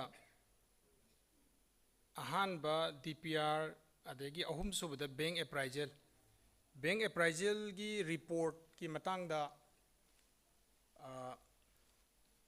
asi aingonda aigi experience da lejaba amasung hojiki Unnati gi perspective ta bank appraisal report pudi bank ta any business proposal ama natraga project ama thagalak matamda bank ayambana commercial bank adegi financial institution NBFC singna follow tawriba bank appraisal report ki format ki almost ayambana loina manai aduga bank appraisal bu lairagadi ngasai gi akhoi gi DPIIT gi khoi collection habiriba Unnati da registration tawbada dakale ba che singsi ayamba loina mak adum lairani aduna huji akhoina nei na doisi project si general oina chatabida only si Unnati ji da sum hafet focus tawsalaga aina sum ubada project si natraga business proposal ji Unnati ga mari lena makhan ani thokna khaidok pa yai amana self finance bank tegi finance lawdana masana finance tawraga lokhatchaba project ama amana bank plus self finance bank finance hai ji kemna te masai paisa yaugdabadi yadamnina total project cost to gi 60% 65% muk bank na pira remaining di masana fund tawdoinina adazu bank plus self finance adum hairage aduda self finance ki case ta bank plus self finance tadi singchoi choi dana 100% bank ki appraisal adum lairani any bank ta net fee bu oiro atopa bank ta chalagazu moina loan pidringe da moigi appraisal report ama semani adudi dum lairani aduna bank ki finance lobo kangu jingi di kasu problem lairo aduga bank tegi finance phangna bo honabada bank na ngasai hairiba document sing dudi loina ma hanga adongnina yamna zu smooth oigrani registration tawbuda adu self finance ki case si masidani self finance ta bank na appraisal report ama daka lei haire ada bank ki muk meeting dadi bank na appraisal report se semaka doinina mangonda loan pi de highway wani magi business proposal antraga project to appraise to budadi appraisal report sem badadi almost okan loan pi de highway wadani yeng badi akoina loan pi bado adugi khoyeng da hairap manana dum lakani only khena ba mana self finance project di aikoina magi profitability analysis natraga viability analysis si yam kan strict oiro oi maramdi already promoter natraga businessman entrepreneur sinas finance tawrabarina magi business to gi profitability viability analysis ta ko yam deep oina sangaroi madudadi akoi gi focus se ayamana mana DPR ama submit torkudo amasung supporting documents sing do validation tawba DPR do khoina cross check tawba say for example building and civil work factory shed kumba sabada maru eba factory shed sabada paisa na nem horaga boundary wall khabada ne hen sauna yarom bugumba aduna kaino side business ala adugi me am do validation tawba aduga properly DPR da soiram buzzing yarom magasu akoina properly adugi do bank ki officer to gi credit officer to gi experience ta amasung supporting document yengaga almost exact close near to the pusalakwa aduga appraisal report to semba DPR la riba figures jing do koina validate tawraga sem to oga admaina bank appraisal report ama semba adugi format to hojik net fee azu Unnati scheme jin nauri banina semba just recently loidingai ri bank appraisal gi report ki request su yamna lakba makti leitri kharabudi la ado akhoi format ti ready oire ada hojik phogi oina di akhoi state tagi thajalakwa application singsi Guwahati ki corporate office ta akhoi tharaga sigi processing cell separate department laigre aduda akhoi refer tawraga moina bank appraisal report self finance project ki haure adubu charge macha amadi lawi project cost gi 0.25% amadi fee amadi akhoi lawni ada fee si kamaina lawna ni entrepreneur de logdoira natraga DPIT di logdoira adugi jingdu de hapet final amadi oinadri adagi hojikiduna self finance project aduga sigi mamang dun leibu sidi lakiro aina bank ki appraisal report ki the sangdring da aina kitang haijening badi ayam bana ikhoina project si self finance pu oiro bank tegi finance lauge na lakpa project pu oiro ayam bana project si khara hauraba matungda lai song hodring da lakpa di yamna tange investment ji entrepreneur duna khara di toksaluraba adagidi makata na bank tegi lauge natraga makata na thadage adugo unnati gi bank ki appraisal report si PBU haina lakpa stage da aduna investment ja khara di hauraga ayam bala adu aina haijening badi subsidy ji akoi imang da su akoi gi experience lairaba akoi gi DIC gi nata industry gi akoi gi senior collection election biri hayeng akoi na step by step sum changal phum tanda project si implement haure bank ti appraisal natraga report laure adi sum changal unnati gi registration la samai sung lakan hayeng final claim lakpagi claim gi lakpagi process tarokum tamde investment sing se phana yamna di toksan graba physical progress uraba se hospital ama hare building ji almost loi ba bokti invest graba ado hayeng subsidy gi eligibility holkum tamda expenditure je loina mak case ta torba haidi digital footprint laita bai tare banking channel ntraga farm do gi current account gi through the payment se salam da bagumba aduna investment di phajana tawgraba physical progress to khoina pura uraba aduga hayeng adugi do validate to ya da subsidy da madugi du pusalakna ba hona bada adugi yam awaba madum challenge lai aduna hoji investment khara ho graba project ho driba project pudi ngasigi workshop si yaurga yamna kanarani investment hojan graba implementation how graba project sing di masiam section view masigi expenditure ji properly route to view akhang hai tana biraga consultant tana biraga kamaina heng subsidy da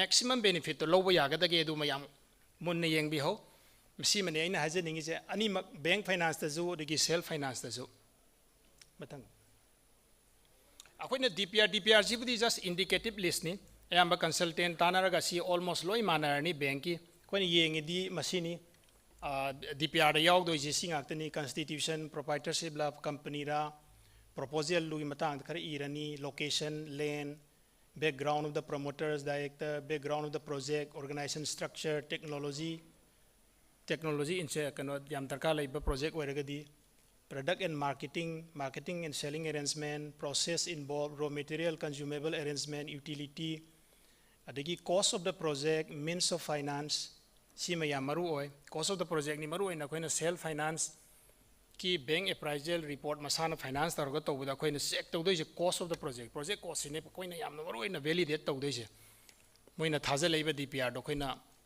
sem torka doi je natraga cross check torka doi je adigi implementation schedule mase kyam koina sangni date of commercial operation karai digi kam kan digi hawung amgani dugi mam do koina dugi analysis tawgani DPR da yar ka dawni si information je the status of various government approvals asagi habi gi fasai gana hagi ba mayam do drug license kan hagi do adi short analysis profitability analysis ma DPR da yam phajana tawira ko ma maru oi project gi profitability analysis to aduga security arrangement si budi self finance ta budi security arrangement mathau tar roi bank finance di security arrangement lo dori ba loan do adugi security karina oini duna singbo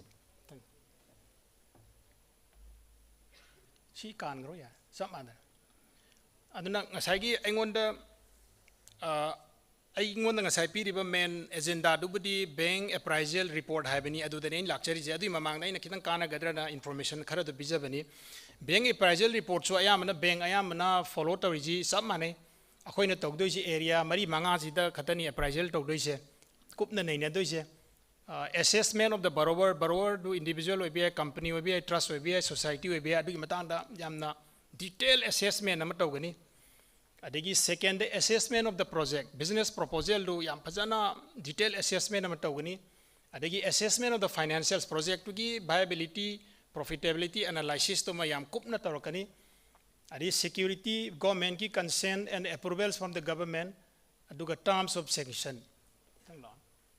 asagi assessment of the borrower yan hamada koina kupna yengi se borrower do gi constitution public company ra private limited la partnership la aduga magi supporting magi documents the registration adugi mayam adigi registration incorporation establishment certificate existing borrower company adugi hoji existing loan labra atopa bank tegi adugi matang the credit history hapet yengani adagi di borrower dugi existing rating external agency na rating labra adi magi existing business witari magi hanigi financial performance to audited balance sheet na singba profit and loss na singba du akoi nainagani adigi details of management or the promoters adigi shareholding pattern yengani history of the group analysis of financial existing statements of the borrower sigi ji akoi na detail oina nainani akoi gi parameter kharagi makhada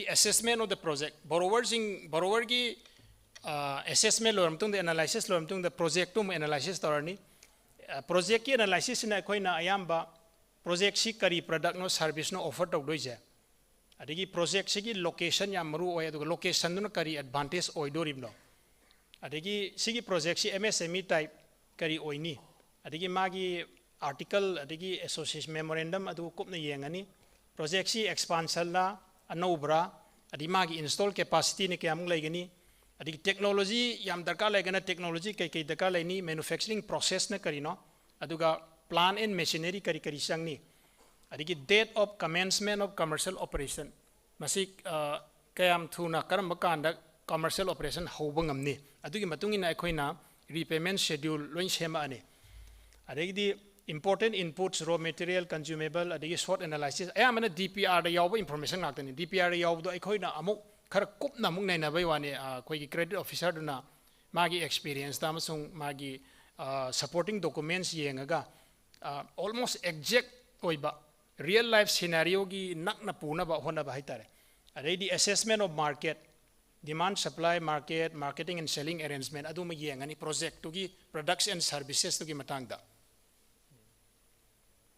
the assessment of the financials existing business to hapsalani duga lakaduriba expansion natraga hozik invest aguduriba to hapsalaga magi profitability analysis se kopna nainarni profitability analysis si yamaru oi akoi bank appraisal bank finance ki case tadi sida depend torogani akoi na loan kayam piba yani loan piba bu yagadra piba ya reject togadra adugi ma'am da sida loinamak depend tawdoni sina khwaidagi technical oiba adiga bank ki appraisal report ta khwaidagi maru oiba part che DPR ji yam kupna dum yarokani DPR yarib da khoina amuk namu analyze han namu analyze tawdoni project cost sima phajana ascertain tawrani project cost se khoina mayam na ju khangbiramani sina khwai maru ni siji head mari manga da khaide khwai maru oiba head ti land and site development matang the building and civil work or factory shed, plant and machinery, miscellaneous fixed assets from lakma matamda, kwaidi marui basigi unatigi the pusala agadi, ani suba building and civil works, plant and machinery ne aduga miscellaneous fixed asset ne. Sigi component ahum zine subsidy da ekoina local akadoije. Sigi component ahum ze yam kupna ne narakani aduga sidasu yam marui na importance bibio. adegi means of finance tawgadori project si aina kayam putokani bank tagina kayam finance launi habsima chitna nainarni profitability projection tawrani ratio analysis bank na khara mayam ama tawni si makha da piri ratio jingje si mayam jibudi technical oigre aduda base tawraga akoina repayment schedule risk analysis adegi rate of interest su akoigi sigi financial analysis sigi matung ina akoina rate of interest to decide to the kaya muk piba yani sida nati adu sizu maruai rate of interest decide to buda consent and approval si budi ngasai jo high big re koi gi DPIT colleague pan registration the NOC from government panchayat building power sanction ayam na government amasung government ki agency jing na pigi daba naktani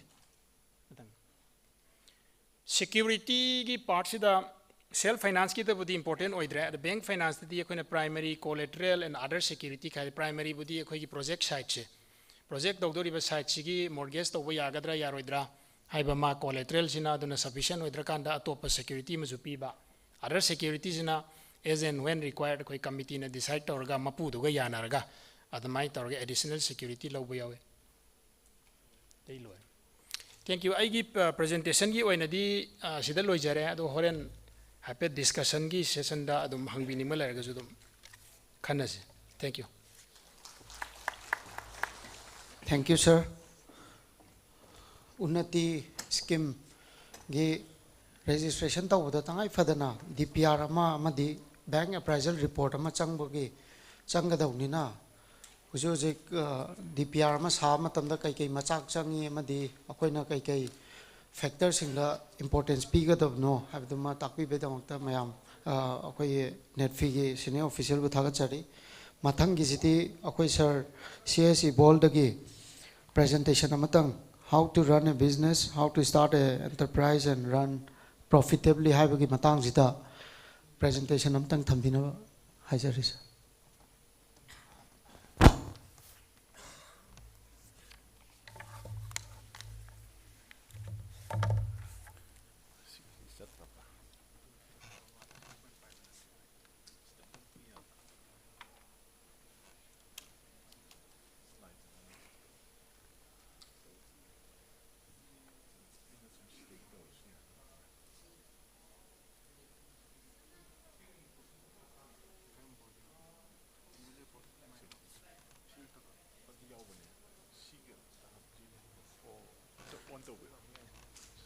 How to start again? Okay. So,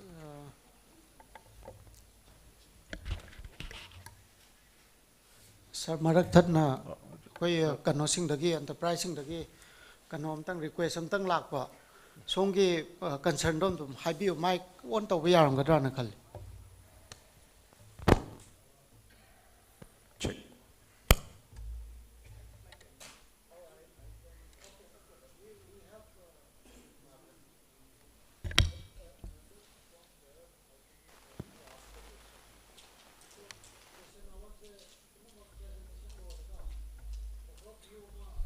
Upload kumna kana brainstorming ama tomina na ba mayam punna ngamina na ba hajar. Okay. Sir, it's mic is on you, sir. Thank you. Respected dignitaries on the dais, fellow panelists, special invitees, officials, established entrepreneurs,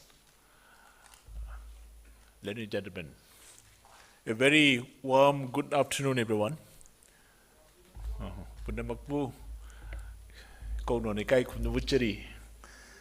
Well, as for me, I am just an academician, and we used to interact with so many students, learners, and budding entrepreneurs who wants to make a career in entrepreneurship.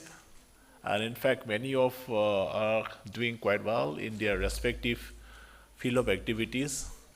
My point to share over here is a little bit how we can just look at to start a new venture, and also how a business enterprise can be created.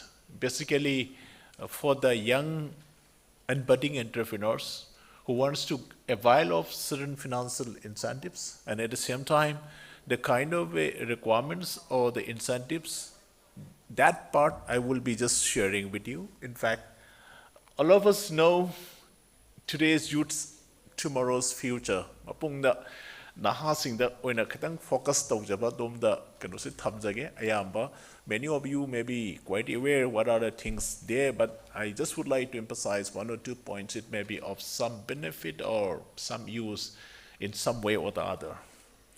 So that's why we are just envisioning to become a developed nation and the third largest economy in the world. And for that matter, to my academic understanding is the drivers of economy in any of the developed states, region, or the country is the innovative and creative minds of the entrepreneurs and entrepreneurs' contribution only. So that's why If we are truly believe in the overall growth and development of the country, we need to strengthen the entrepreneurial activities who can create jobs to many, who are the true contributors in the economic development. So for any of the capital formation whatsoever, we should appreciate the role of the entrepreneurs. That is what we sit with. So that's why I just very much fascinated the kind of a definition from the academic point of view given by Drucker and Walker, like that. Entrepreneurs is basically the one who always resists for change, responds to it and exploits it as an opportunity. So that's why we are to see to it. They are the change maker, they are the change agents, and they are just trying to grasp the opportunity from the kind of changes. So that is the one we can believe on it, and whatever is the situation, we need to go for the change, for the better course, whole lot of things. So that way, some questions have cropped up, especially for the young minds who wants to enter in the entrepreneurial arena. That means I want to start my own business enterprise. I do not know what to do. And then I want to go to various other fields, but I'm not having the expertise of it. What shall I do? I want to become an entrepreneur, but I don't have the solid business idea. Then what shall I do? All these things, when we analyze, we have to find out a solution. Entrepreneurs are basically the solution providers.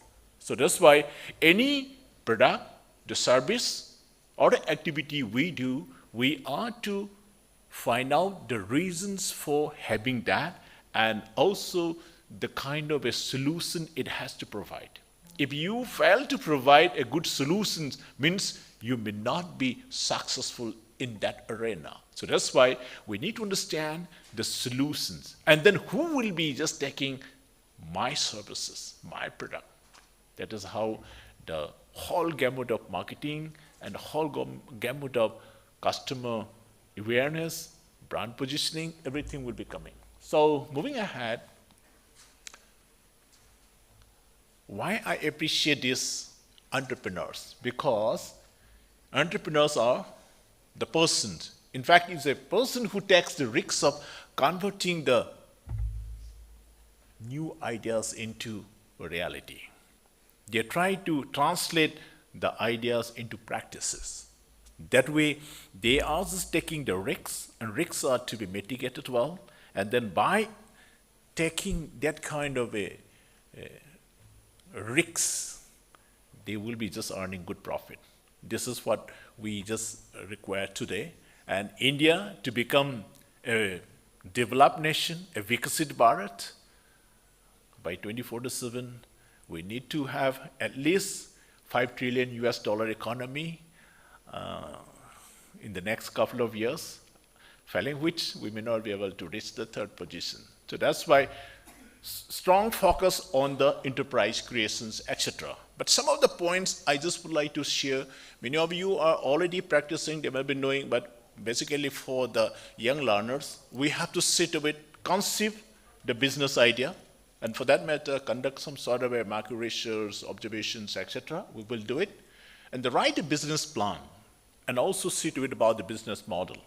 How you will be just generating your revenues. Because revenue generation is one very important component.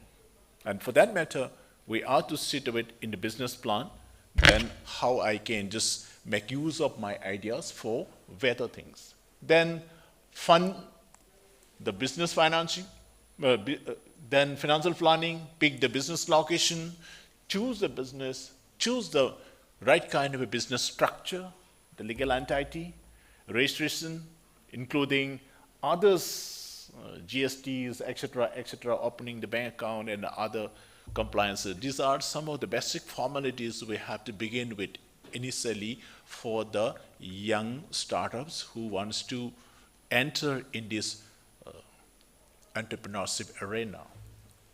And before I just take up what are the other structures and how you will be just going for the business, at least some important points which I just love to share is, we must understand our strong areas.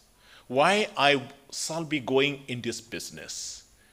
We must ask these questions to ourselves, and we must be able to answer justifiably. We should develop a passion. If you have a passion, you will be successful. If you are not having that passion and then doing this job, because I'm looking for a government job, and then before I get a job, and then I'm just engaging this kind of a entrepreneurial venture, etc., in that case, I categorically would like to say that the business will definitely be failed.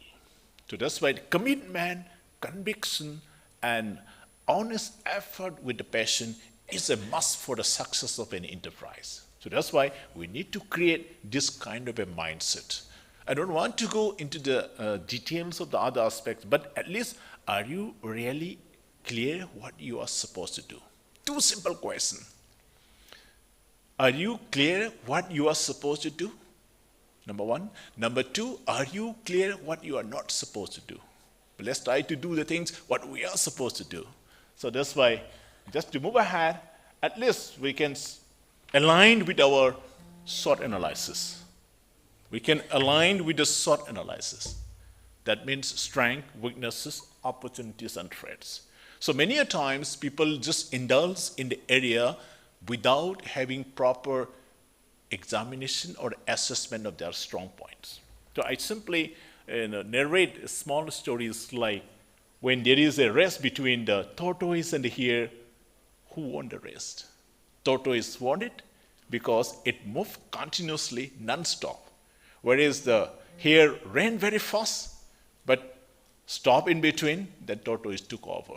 So the learning, what we got it, slow and steady wins the race. So for entrepreneurs also, we should develop a good resilience, but many times you may be falling down, but you should have the resilience to stand up.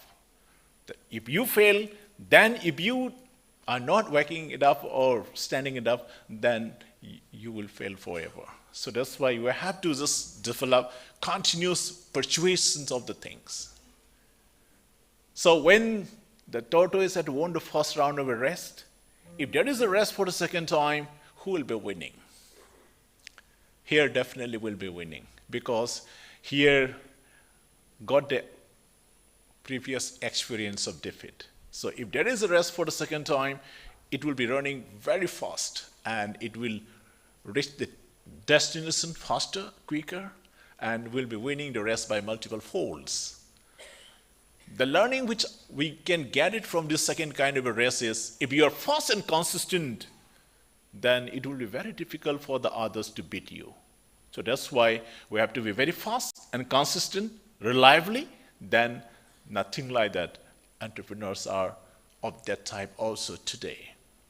So when here had won the second kind of a race, then tortoise again said, let's have another round of a rest. But this time tortoise said, let's have the rest not on the surface, but let's have the rest in water. Who will be winning? Definitely tortoise will be winning, because in water tortoise can swim, whereas the hare, which can run very fast on the surface, cannot do the same, because it cannot swim in water. The point which I want to share over here is that any of the entrepreneurs, if you have any business ideas, you just say to it, do you have any strength in it? If you develop your entrepreneurial venture in an area where you are having your strong points, definitely you will be winning. So that is one we can just say to it. So that's why we should keep on trying. That is one aspect we can just share. So that's why, where do we stand today? Where shall we want to become tomorrow? This is a one clear-cut vision and road. The way forward, we need to make it very clear. Why I am taking loans, why I am doing this business, what is the benefit, what are the other plus points I am having, that we need to clarify. So that's why with that, set a target, your expectation, the business. In the next 1 year, 3 years, 5 years, or 10 years down the line, what are the things I'm going to achieve? And then for that, strong vision is needed.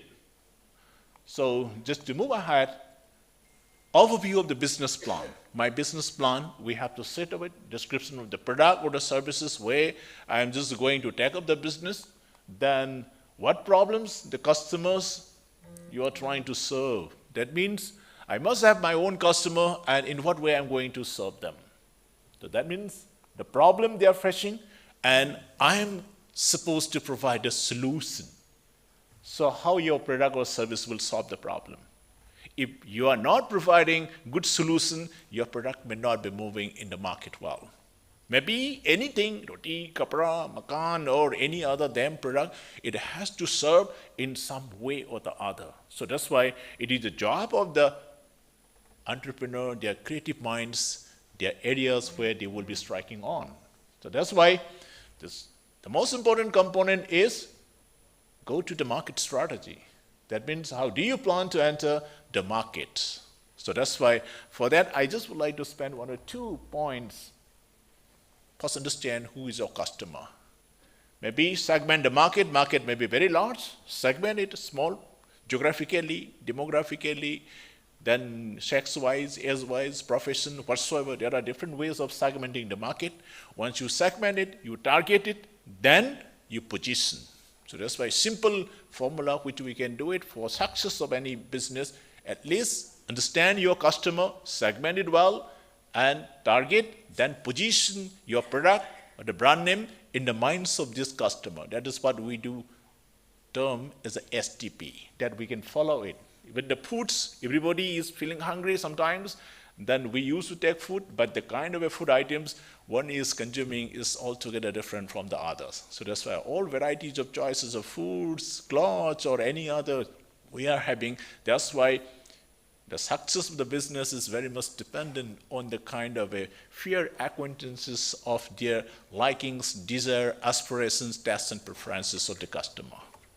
So moving ahead, while doing business, ladies and gentlemen, any damn business you may be in, you have to face the competition. Facing competition is becoming an inevitable component in any of the industry or the businesses. And for that matter, ladies and gentlemen, at least I just want you to sensitize about the industry competition. Who are the competitors? Who are the players? Existing player and also the potential player. Those who are not entering at the moment.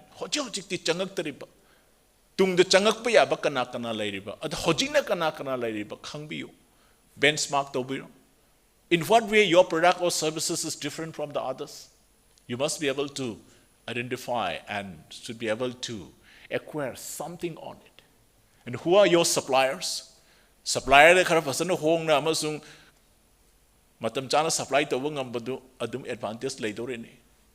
Who are your customer? Is there any substitute items? If good substitute items are available, then you will be out from the market.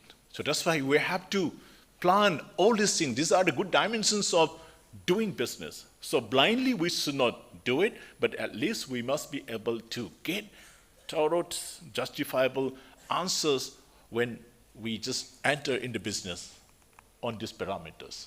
So that's why simply we are to develop a competitive advantage. Means any business, whatever I'm having today, it may be very good, but there is no single best strategy which will hold to for all time to come. And also there is no single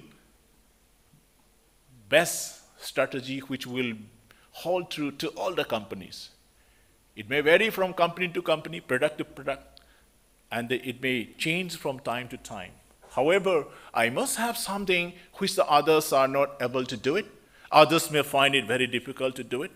Atopana tawangam atopana tawada waba, atopana matau tambada, immediate over the waga over the angonda labam tue, mean a line of matau tamkitargadi, I may not be able to establish the competitive advantage.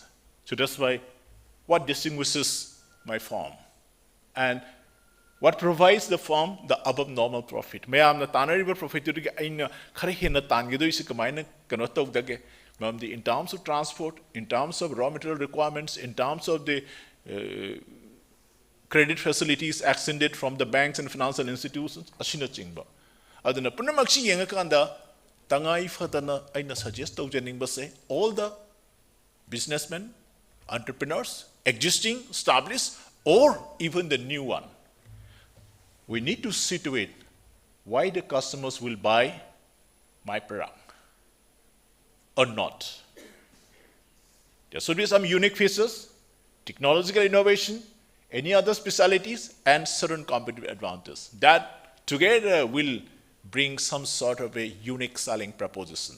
And unique selling proposition, asigi USP se, akoi lainaba honabiba changi shi yaudta taragadi any business da, service da, product da, manufacturing da, trading da, aduga all sort of a contract work whatsoever. Tung ko na sakpa da wagani ko. So ito nagka atop na yam line na mahusin gini. Aduna sige sima yang biyo. Aduga funds requirements. Any business da fund changi requirements da fund. Sources fund. Katay di lobi deno isana to bidera. Mingon de pudera. Bank di lobi dera. Natre haga na angel funders natraga. Ay koi VCs venture capitalists sing dagi lobi dera. Ado itaraga di sinya maru ore si ay gi organization si structuring si kamay tau katake. Proprietorship company obiye, natre harigana partnership obiye, adubo angel funders kumba equity participation tauge hai taragadi sigi model se again this is not suitable. That's why we are to aware well about the organization structuring too. So break-even point analysis snitching was the detail in a nabam changi. I'll skip to that. But still, how does one start? Some questions we have to ask it. See, we can just analyze one after another. I will skipping to it, but some of the business structure kitang kangwin na baya pase. Sole proprietorship business dum to bibiyari sagia.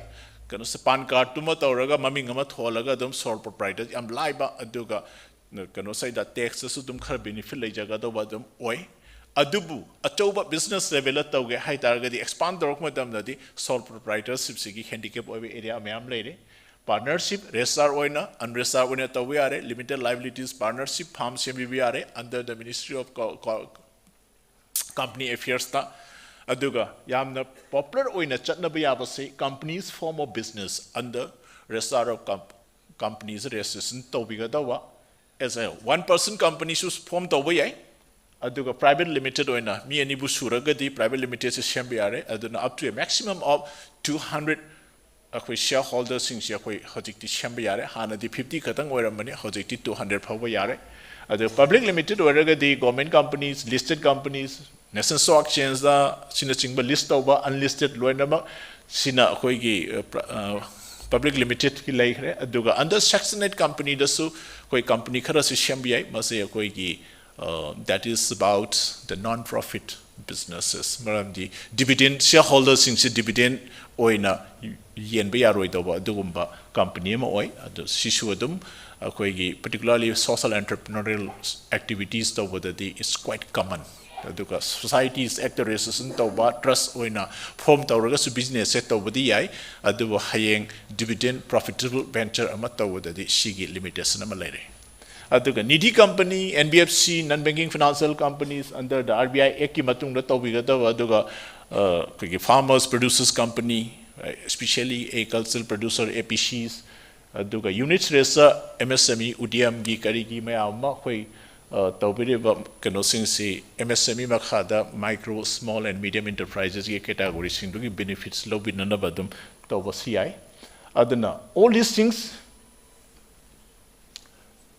kuna maksing si khoi lakna ba khona matam da khoi gi choose the business structure ama shambi bakar ma makal gi business structure khoi Unnati gumba aduga acho ba kano sigi benefits lobi ba loina lana ai gi business se future da scale up to we have opportunities later kadi private limited company oina sembio aduga da hayeng ai gi loan requirements natraga ai gi financial requirements se debt tang that natavida equity participation gi infuse to we have opportunities se sina chaunapi and this is one we can say to it aduga tax benefit ki to mayam almost later that parts we can just discuss at length in some other session.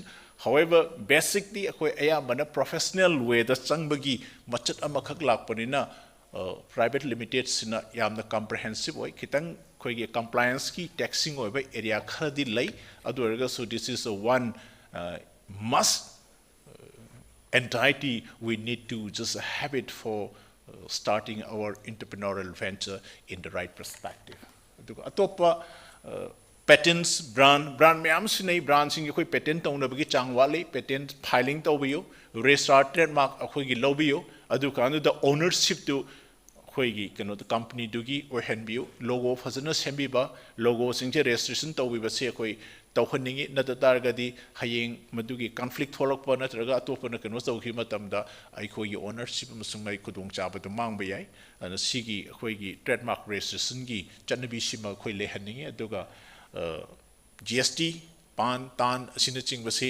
yamna mandatorily compliance oigadawa aduga khoigi bank account se yam bank sing nazo hangbada khudikandi khatang phare aduga chai kharai mamangdadi bank account ama hangnana phonaba se company being the achauba awaba makhak oigi ayangna dum entrepreneurial unit mayam thengnajarak matamda aduna masigi se hajiktang khoigi SLBC gumbagi meeting da kano tawbiraga di hena pukhatpirakanda si tawhanninge the account se dum amani dum hangdo piyo current account da saving account da whatsoever aduga lakhiba aduga chakhiba masai hoi kano na supanbi khiba do ne net fee gi kano na all transactions se blank ki transaction da reflect the hogdar ga dim da in a claim tawada yam phajana kano oiba aduga cash transaction nakting di yam khitar ga di it has certain difficulties so that's why we need to take care of that.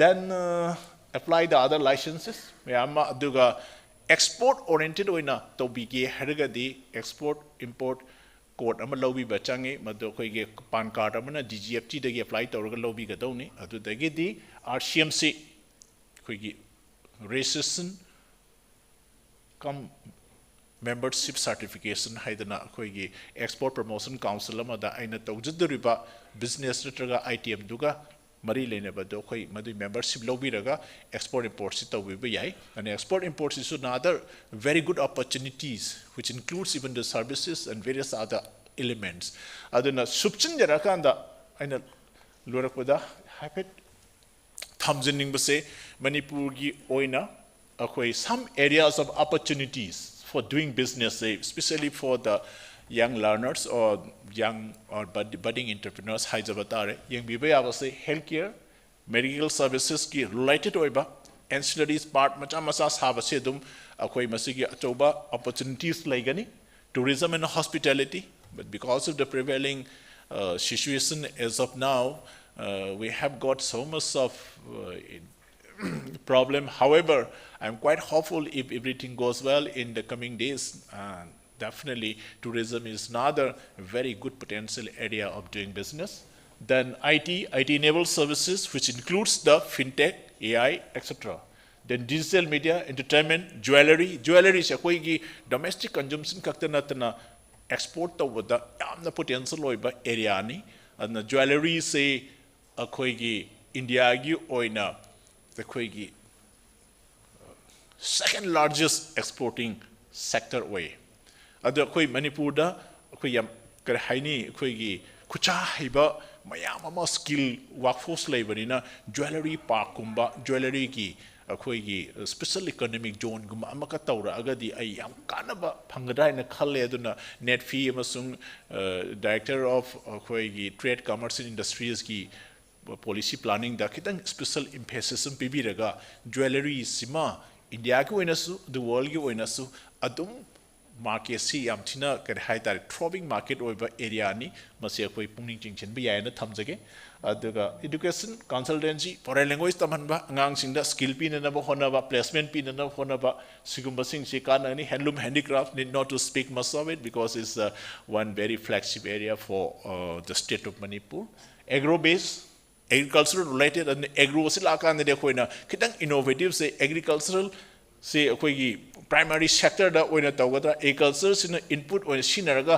akoi secondary sector da sudum tawayari aduga even tourism ga amalgame tarakan da agro tourism gi achauba machat amasu lae aduna homestay gumba tauba reidi atofa akoi eco tourism ga mari leina bada yama chauba mateng pangi. These are some of the areas. And then packaging is a one we need to focus on. Any of the food items or any of the industrial products which we are having, it requires a very good packaging. Even if the product is very good, if we are not doing good packaging, we may not be able to sell this product at a very attractive price in the international market. And that's why we need to do more research on packaging things for edible items, for the bakeries. Bakery item, any grocery shops, but do we have a good packaging things for this? Probably not. So that's why at least I would like to emphasize how we can improve the packaging industry, packaging technology for our food items. Then logistics and supply chain is another area where we can just think about doing businesses. And then probably e-commerce or even the various other distribution networks can be part of the logistics things. Construction, waste management, export-import, and other services, which includes the fintech and other financial services.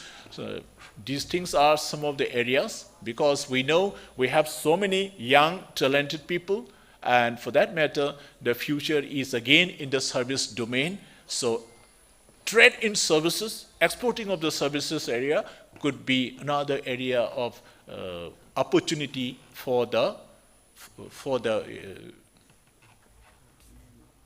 I know. So that's why we are just can see to it on these counts. So with that, there is nothing much. We have to work hard. We have to apply our thinkings. We have to put our efforts. In spite of all these difficulties in the state of Manipur, if we don't put, we are to face the same consequences of the two animals normally we just come across in a big forest. That is the gazelle, the deer, and the lion. So every morning, both these animals runs, because if they fail to run, they will face the consequences. How fast? It all depends on the kind of a situation. You have to run faster than the fastest lion. The lion also has to run faster than the slowest gazelle. Otherwise, both will be facing the same consequences. Either lion or the gazelle. Either a big state, big unit, small unit, big industry, small industry, doesn't matter. We have to put our efforts well. We have to be innovative. We have to be creative. With that creative minds and everything, we can flourish well, and this is how we can contribute well in the economy of the state and the nation. And for that matter, entrepreneurs are the only group of people who can take care of these things. With that note, I wish you all the best. Thank you. Thank you, everyone. Thank you, sir.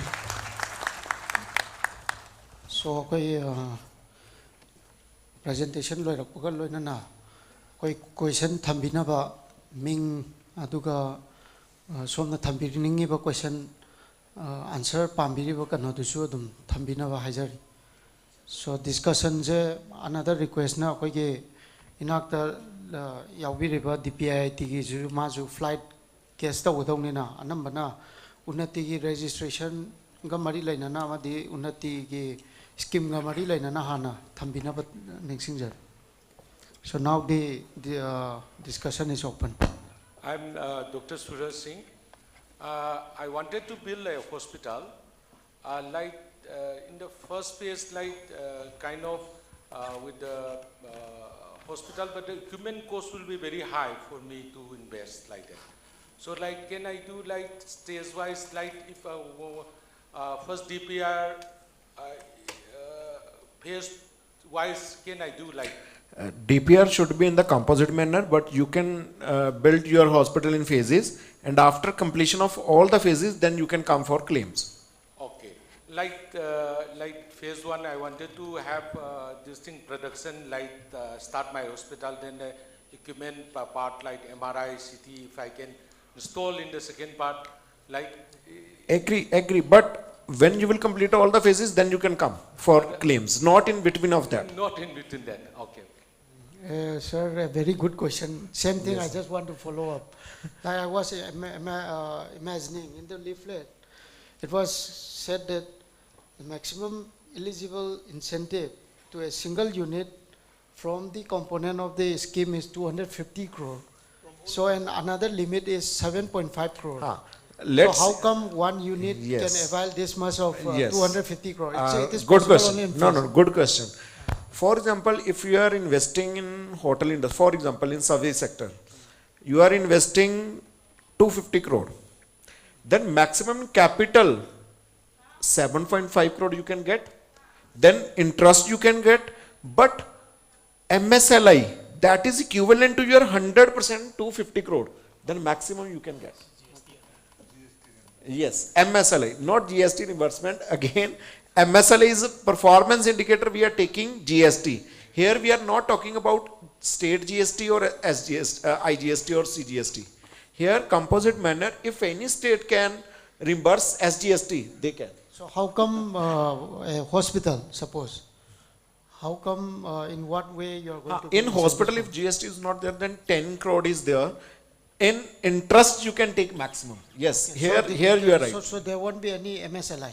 No, there is no, if GST is not there, then MSLI cannot work. So I am tanga handokjage sida akoi scheme sida maximum kano da central capital investment incentives da unit amana lupa invest 20 crore tawraga ju magi 50% subsidy je 10 crore lai tawdabu cap che mana 7.5 phangani hare adu 7.5 phanga matungda foreign kano muk atopa loan component yawra mo 20 crore do around 10 crore man loan lawra mo du gi loan du gi interest pi bu ju 5% ki subsidy du ju adu su incentive samani aduga loina na firm unit tu na production ga mari laina na natraga service tu ga link taw gi GST to the base tawraga ko performance to the base tawraga moina subsidy ju pi bane adu duni manufacturing and service link incentive na moina hairi je adu me am do punjal laga sahi tara sida phangba yaba unit amana incentive se 250 crore ni hajabni so total aduga hujiki some sectors where GST yaudabadadi maximum cap se 10 crore da thamgre means for zone B akoi gi district tara taruk mak zone B da laire na hare aduna hospital gi oina di somna phangba yari se 10 crore phangba yare means songi investment se 20 crore da gi helaga di aduga loan lawduga adugi interest subsidy du oirani MSLI di phangoi hajab. One more question relating to this. Like if I'm investing around 10 crore and the bank is investing around 10 crore, so 20 crore ka 50% would be getting, or you will be reimbursing only the kind of 50% of the total investment. Yes. Except the value of land. Okay. Core components we are considering. Sir, I think net fee, sir, please elaborate on the confusion. 50% of the capital subsidy, 50% or 7.5 crore, whichever is lesser. Okay. But the project capital cost investment include the cell plus bank. दोनों मिलाकर दोनों मिला के वो project cost का component में building and civil work and plant and machinery and miscellaneous fixed asset there 3 component we will segregate eligible components again from there we will calculate the total eligible cost and 50% of that will be the capital subsidy or 7.5 crore whichever is less. Or one important thing, all the transactions should be from your current account, not from personal account. Personal account transactions to purchase raw material, machinery, plant and machinery are not eligible. So this is very important. No cash transaction, not personal transactions. So thank you. I think if there is any question, then Mr. Niloy is there. Please. Hello, sir. I have a question. Sir. Chiki project course ongoing project course the hospital construction ki oiraga ado mamang da kuina lotion ki 5 crore 6 crore ki me adi lotion ki makata na 4-5 crores the wali ada akoina Unnati scheme ki apply to pa matamda March 2024 ki mamangda 5-6 crore invest over complete lotion ki pachi haiba Unnati scheme sida include oigadra or dra haibi question tumna khanje gi So his question is basically he has completed, they have already started the project. So some investment has been made prior to this 2024. The investment made after 9th March 2024 is eligible. For example, your total project cost is 5 crore and you started last year, but after 9th March you did only 2 crore. The 2 crore is eligible for that. Including machinery and building. Plant and machinery. If in services, then building. Okay, thank you. Yes. In healthcare sector, I am Dr. Somarendra Singh. In healthcare sector, the diagnostic center is also included in the service sector. Is diagnostic center eligible? Basically, in the service sector, we have the list, but soon we will elaborate. Then you will get your answer. Because without the approval of competent authority or the ministry, I am not able to do. Before actually getting this application applied, we can start our project. You have bank account and Udam registration. Actual application for our Unnati, this thing is done. Still, we can start our project or not? Ethically, you are not expected, but after 9th March, policy came, so some projects has been started in April. But they applied in April, but registration granted in June. Yes. But ideally, not. I wanted to start my hospital. Commercial production, na? No, commercial. Abhi start karna hai naya. Implementation. No. I wanted to build a hospital now, and Unnati ke registration 3-4 mahine lag jayega, hai na? So can I start now? You can start. Okay, that's okay. So my question is on net fee. Hello sir, my name is Ramakrishna and I'm the founder of Charon. Okay. We can allow him to leave. He has to catch. If any question is there. Mr. Niloy is there. Okay, we'll take one question. Hello sir. Ji. Our unit is running a private hospital. We have applied and received subsidy through NIP earlier as an expansion unit. Now also we are expanding with a private medical college. Can we apply? You can apply in the expansion. Minimum 20% earlier what you did, you can apply. Okay. Minimum 20. And you have to give the reason how it will increase your capacity. Okay. Working capital or raw material, is it eligible? Sir. Sorry? Working capital or? No, working capital is not eligible. Good afternoon, sir. I have questions regarding women Our PIU agency, Grant Thornton, hired by the DPIT, is working with the Northeastern State. Mr. Niloy is there. He is there till evening, so you can ask a number of questions. Thank you. Okay, thank you. Thank you, please. Thank you. Okay, then that gentleman, you please continue your question. Sir, one question, please, sir. Okay. Yeah. Sure. Babina Hospital is a multi-specialty hospital.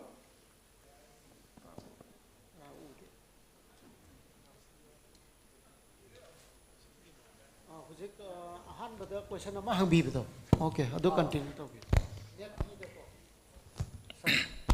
I am Ramakrishna Kaujai. I am Charon founder.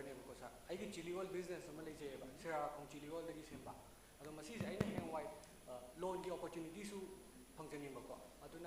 Sir, approach of digital footprint digital footprint last loan apply last day is the digital footprint loans people for tabo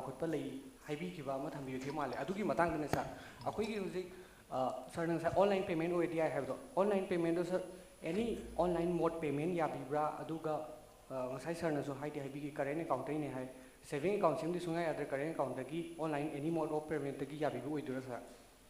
ngasai haigi bido kitang confuse ale nang nang aina haigi bido di subsidy gi matang da neba bank te apply to bagi or subsidy ka mari sone le then bank te apply to ge bank te gi loan lor ga nangi project to business to expand to ge habi de dia adu mari am kan hard and fast rule like te agoi credit officer ga chartered accountant ki UC ga aduda verify taunaraga dum chatpi subsidy gi matang de ngasai gi current account gi loina me expenditure tauna hari de okay atopa loan gi matang di loan gi matang da code samnarakan da plan in machinery go malaiba adu malak pada budi adu loina mak darka oirakani adu adu mamangi invest to gi bazing do adu di current account chakadamni adu yam kan adu gi di laite da subsidy gi matang da ka oiban okay thank you Okay, just to supplement to sir, sigi scheme sigi benefit fangi hai taragadi government na yang se enterprise se legal entity se karam mohong gino se akoi sir professor na uji presentation da habi give do what kind of entity your enterprise is proprietorship la whether it is a limited liability partnership or partnership firm la na tragana company ra so that akoi kanona hayeng ado suppose proprietorship oitaragadi magi udam registration da dagi kano da GST da loina ba adugi details adum yawe adugi firm dugi maming duda bank account ama leiraga bank account dugi through the loina ba transaction tawba ma tangai phadana changi na haijabani so that akoina hayeng proofreading yeng matam da eligible component establish the account to the check the web. At the end of the day, somna lupa crore ama thadagre hargasu account to the game of chalam dragadi eligible or doing. Thank you. Hanagi Lajaramba income say the car of the Rabadi Hanagi existing income like the Namagi. Aduna si Sequina, the income tax return filing China document or Univa. As I know where it's presented that ITR files, ITR returns are included as a document. So like a person wants to do a business of 50 crores, but it should be a new business. So whether this person is to submit his ITR return or not to get the eligibility. So your, the question is whether ITR return is a mandatory for any unit. No, to apply for under the scheme? Supposed to apply under the scheme of a 50 crores, na? Let's suppose more than 3 lakhs. For registration process it is not compulsory. For registration it's not compulsory, but when like claiming, yes. During the claim, yes. It's neither. It could be, yes, yes. So While that claiming. means a new unit which doesn't have any income won't be getting more than 3 lakhs or whatever. Because this is a practical issue, na? After getting the earning, they can file the return file. So how we can assess? His question is there. It is mandatory to return file the new enterprise. No, if it's a new unit and he wants to register for the scheme.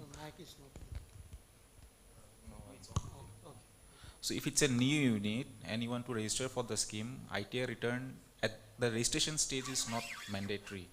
He showed the documents, right? Yeah, it's not included. That's why practically, if somebody wants to apply a scheme which is more than 3 lakhs, ITR is mandatory in all the banks. Because people will come for bank finance.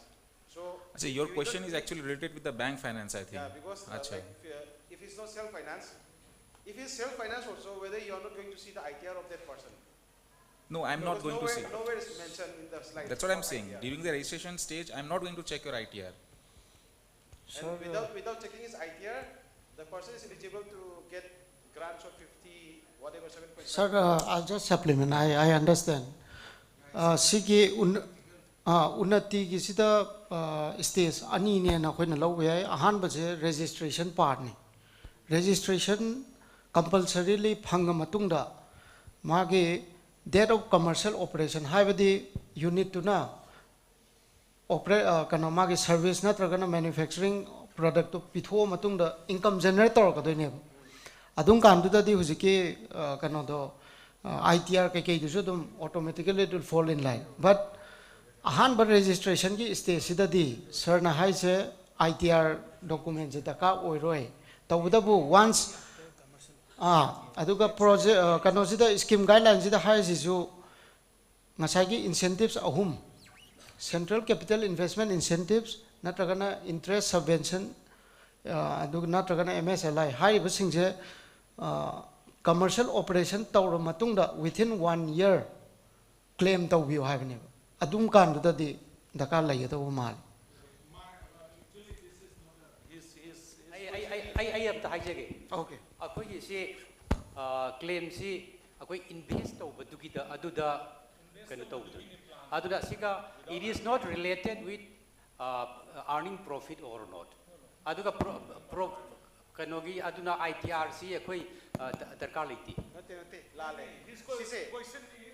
A person without ITR, can he is applying for bank loan, kind of this relating to you? Excuse me. How can he process kind of that? Sir, just I clear his enterprise. Practice and what the scheme want, there is a difference. Because he can just establish the enterprise as a earning, something earned, so he can able to take a little bit more risk to lend theirs. So identity of the income, sure income is done by the ITR, but the new enterprise is not mandatory. Because new enterprise just go to project his enterprise, and once the commercial activity is going on, later on he can book the profit and file the return accordingly. So far is the retail loan is concerned, where you can go for the consumption process like housing, car, where it is mandatory to take this ITR. Because it is not a give the any incomes. Sir, so don't be confused as a MS. Financing of the project, his project, financing of his project. To start a project, how to invest, that is the thing. Sir, financing a project, one thing already Professor Sir has been taken, the eligibility of the borrowers. Everybody should understand whom I lend. Suppose your natural already cash flow is established, then decision makers of the financer is very easy to understand you are the good entrepreneurs because you already go through the so many risks. So your income is already established. But it doesn't mean that the new enterprise, new startup will not come forward to take the idea and sell the idea and come for the banking loan. There is no any mandatory rules for the new enterprises. I think the question is already clear enough. Excuse me, huh? See, in the registration states there is no requirement of ITR. I think this much is clear. If I may, excuse me. I think we'll take a next question. There was one question. Good afternoon, sir. Can you hear me, sir? Can you hear me? Can you hear me, sir? Yes, yes. Thank you. Yeah, this is Bridolia here. As I'm a woman entrepreneur, I would like to know whether there is any benefit of a woman entrepreneur in Unnati. It's same for all. Yes.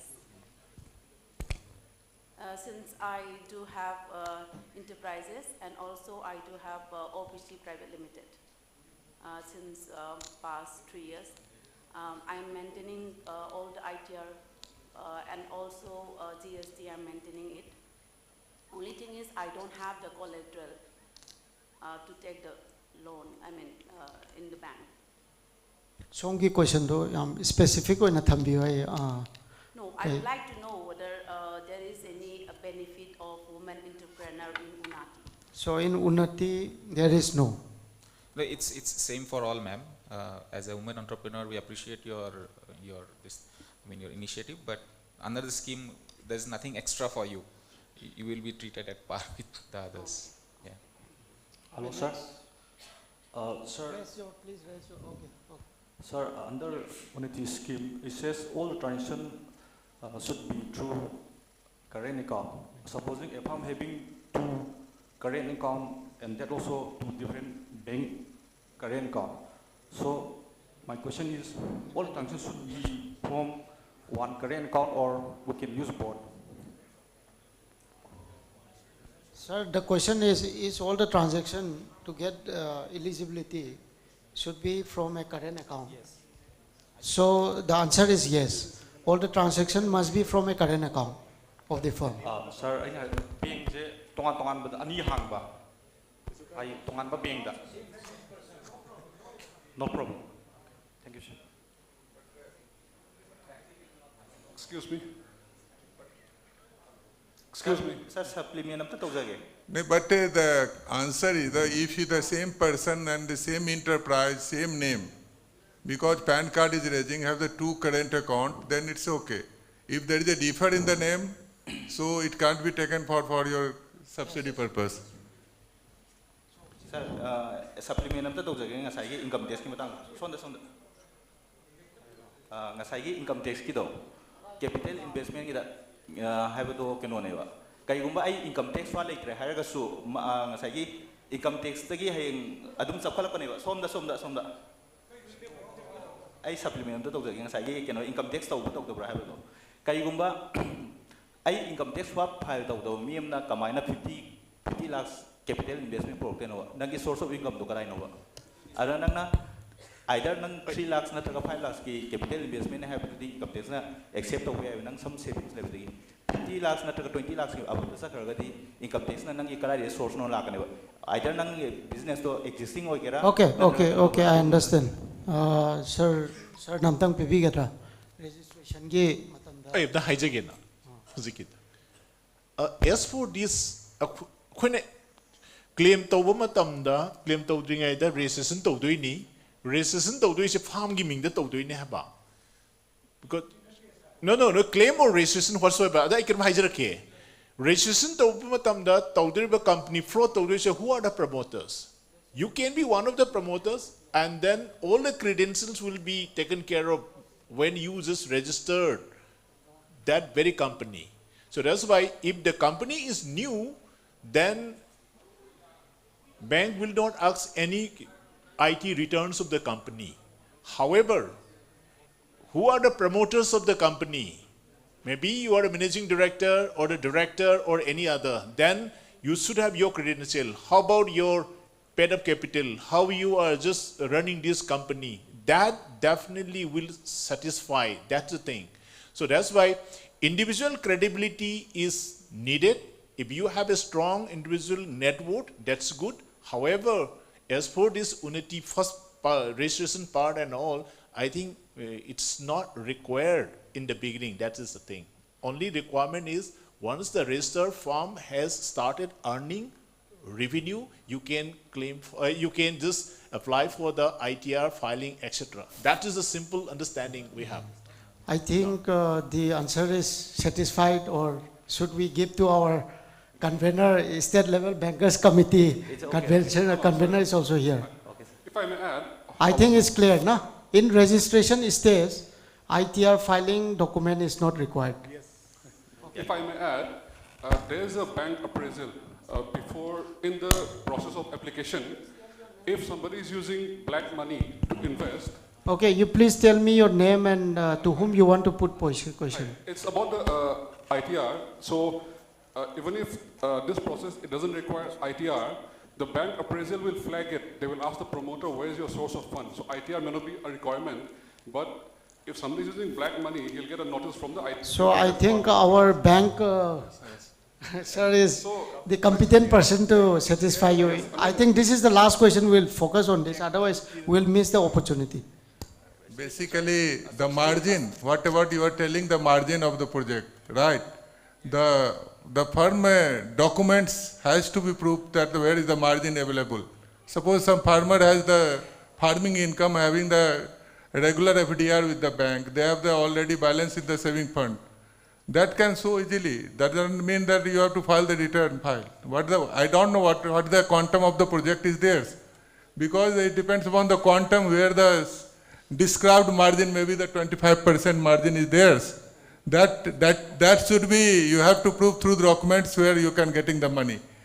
If your net worth is allowing, then it can do it. A subsidy related question, sir. Over here. Sir. Yes. Yeah, this is a subsidy related question. My name is Roshan. I am the general manager at KISS Plastic Industry. Actually, we run a manufacturing company. We manufacture plastic items like bottles and jars and such as. Below certain this thing not here. Yeah, so this year we expanded into the beverage sector. Like we try to manufacture drinking water and package them and sell it to the people.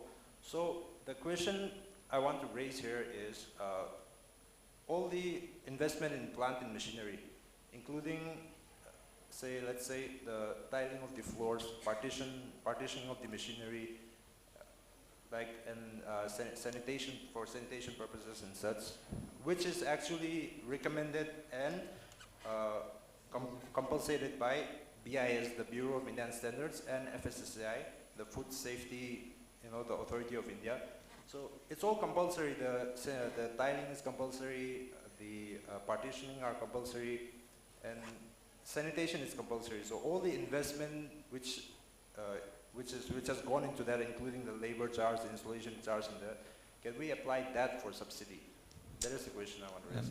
No, so as per the scheme, only your mother production part is applicable. The mother production part, only the part which is directly linked with producing whatever you are producing basically. So any ancillary items like few things you mentioned, they may not be eligible. Yeah, but sir, these are compulsory according to No, the BIS. I understand. Maybe under FSAI and everything, these are compulsory, but this is a scheme, I mean, for manufacturing, right? So only the manufacturing component are eligible. Okay, sir. Thank you. Yeah, this is as per the scheme. So. Yeah. Okay, please. Sir, my name is Umakanta. I'm speaking on behalf of Babina Healthcare and Hospitality Industries Private Limited. We have a unit known as Babina Hospital. It is a multi-specialty hospital, and it has been, we have applied for Unnati on 20 July 2024, and till now we haven't been given registration certificate for Unnati. And while we visited checked the Unnati portal, it is said that your registration has been temporarily blocked. Please try later, something like that. And I'm very conscious about the timeline. There is some statement of timeline regarding the registration. Can you help us, sir? It was delayed at SLC.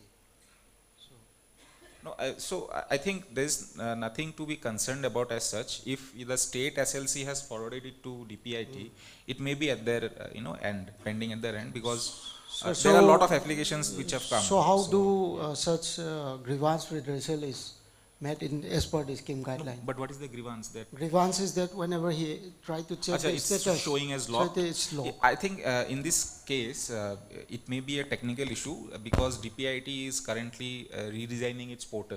So they have given it to some different agency which is redoing the whole thing. So maybe because of that, it's showing as blocked. But otherwise, unless you have got that your application is rejected, there is nothing to be worried about. Unless you get that message, and that message you will get on your SMS and email. Whatever. So is there any specific mail or a specific phone number to whom customer care or something like that? So we PIU, you can contact us first. So I am showing the numbers of my local person, Radhe Kishore, is there, and I've given also my number. So you can contact me directly, or we have someone from DPIT also who takes care of the IT thing. So Radhe Kishore can just connect you with them. But as of now, I think it's not a concern. There's some IT transition going on at the DPIT stage, so because of that probably. So unless you have got a message that your application is rejected. I have one question. My name is Vikram. This scheme I think is applicable for Northeast. So I have one strange question. If someone from Manipur does set up a factory in say mainland India, like in New Delhi, it's not. It's not possible. It's not possible. Or if someone, a resident of Delhi, comes and set up a factory in Manipur, is it eligible? Yes, it's eligible. Yes, yes. Anyone from outside who can set up in Northeast, it's eligible. Okay. So your project has to be in the 8 northeastern states, number one. And the another beauty of this project is you get, so one unit, for example, if sir is, I mean just give an example, he is setting up something in Manipur, but he wants to also set up something in Assam, he gets another 250 crores. So 250 into 8 actually, the potential for one entrepreneur, if someone has such a large vision in his mind, the potential is 250 into 8. So that is something also, people can consider. Yeah.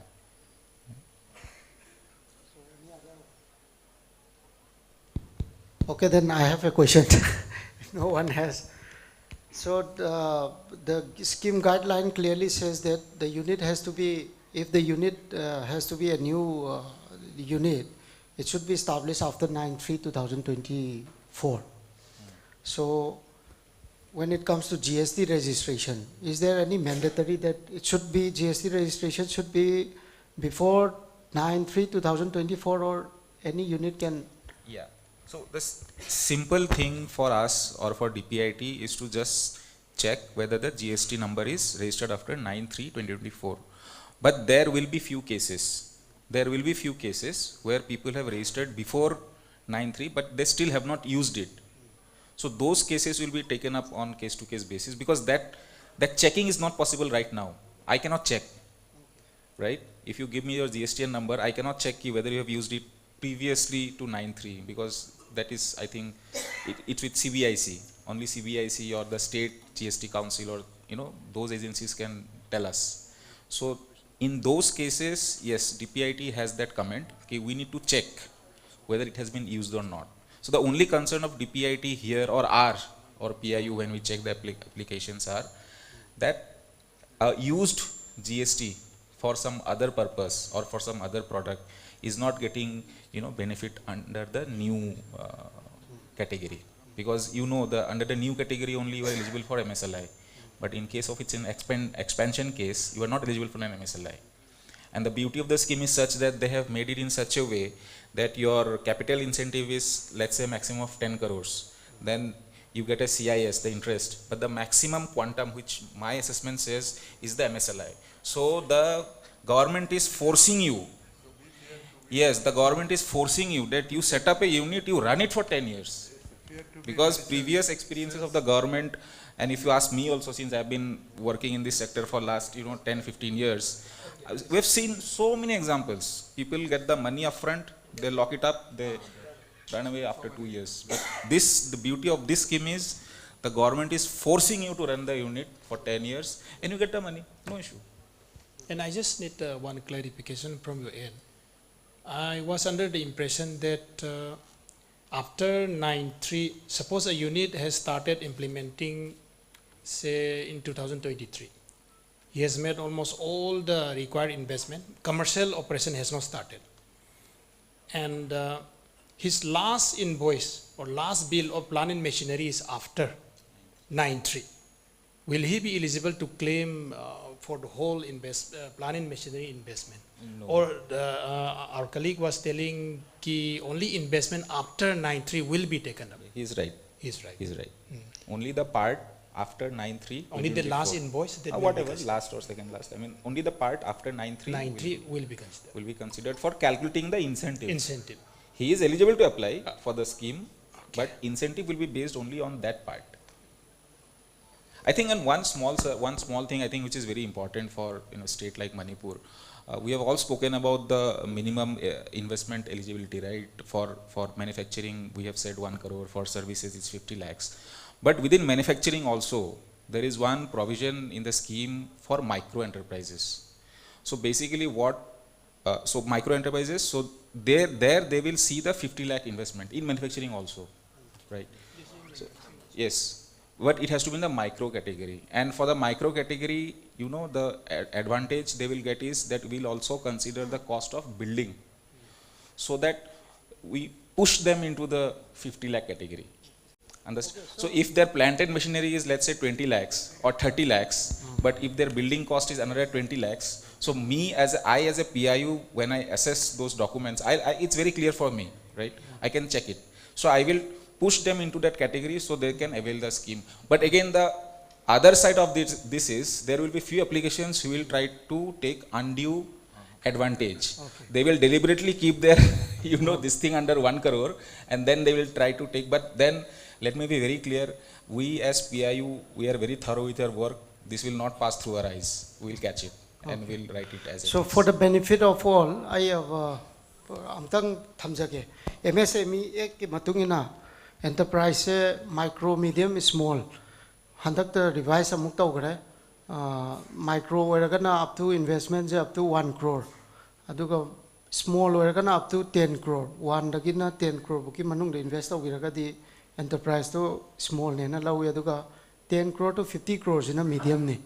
Ado som the hujik PIU gi mina habi is manufacturing the minimum investment limit 1 crore habise micro enterprise ki oina di 50 lakhs oi basu ya gani havani aduga micro da di kano dusu hujike plant and machinery kitang dusu natana ngasage construction habdi yum sapa khotpagi dusu dum yawba yani havni. So this is a very good point. I think aina su siki scheme guidelines government the function taw matam da major challenge oina khanna thengna jagi base aigi experience da akoi sigi unnati se laktringai da NEIDS haidana scheme am lerami 2017 daina 22 book ran taw adugi duda akoina phangiba kano se achievement je only 6 unit phangi aduga kano da in terms of subsidy value dana rupees 16.02 crore kitang phangba ngam Manipur da.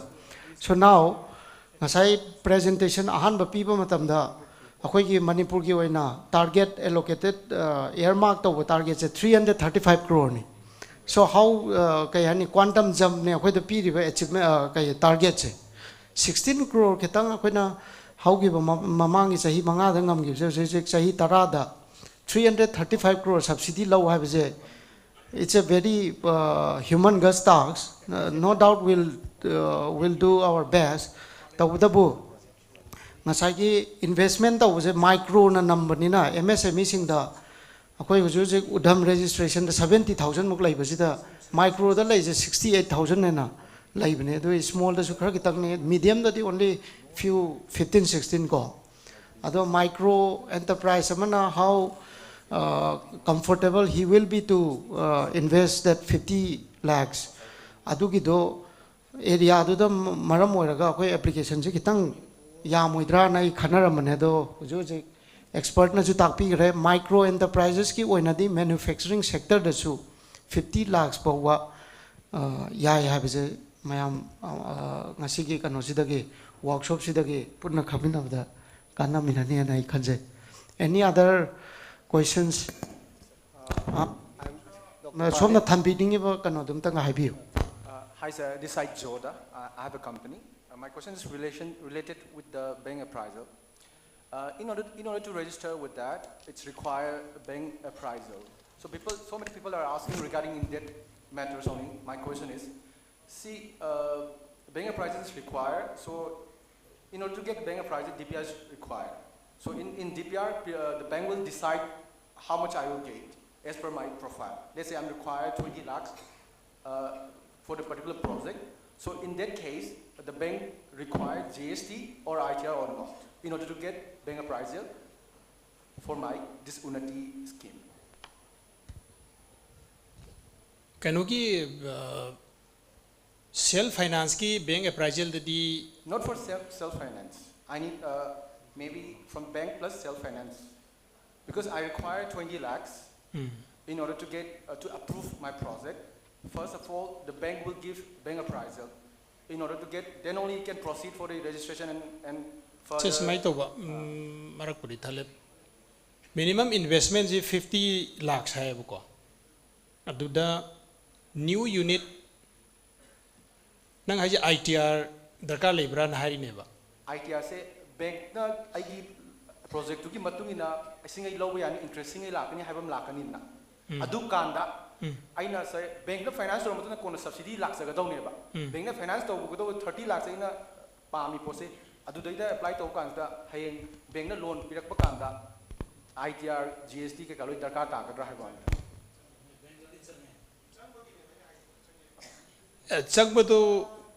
Sangbatu utam kanone existing hana business tarok pami adugi da sangbagi wani inau business entrepreneur me hana mai hana project toba magi ITR balance sheet amta leitaba proprietorship su oiba adugi case di ITR yaw rasu yai my source of fund bank na verify to we wadane sa adu do any bank na dum 30 40 lakh pirak gadra che jang kem yaw dabi any bank akoi net fee ki da dia dum pi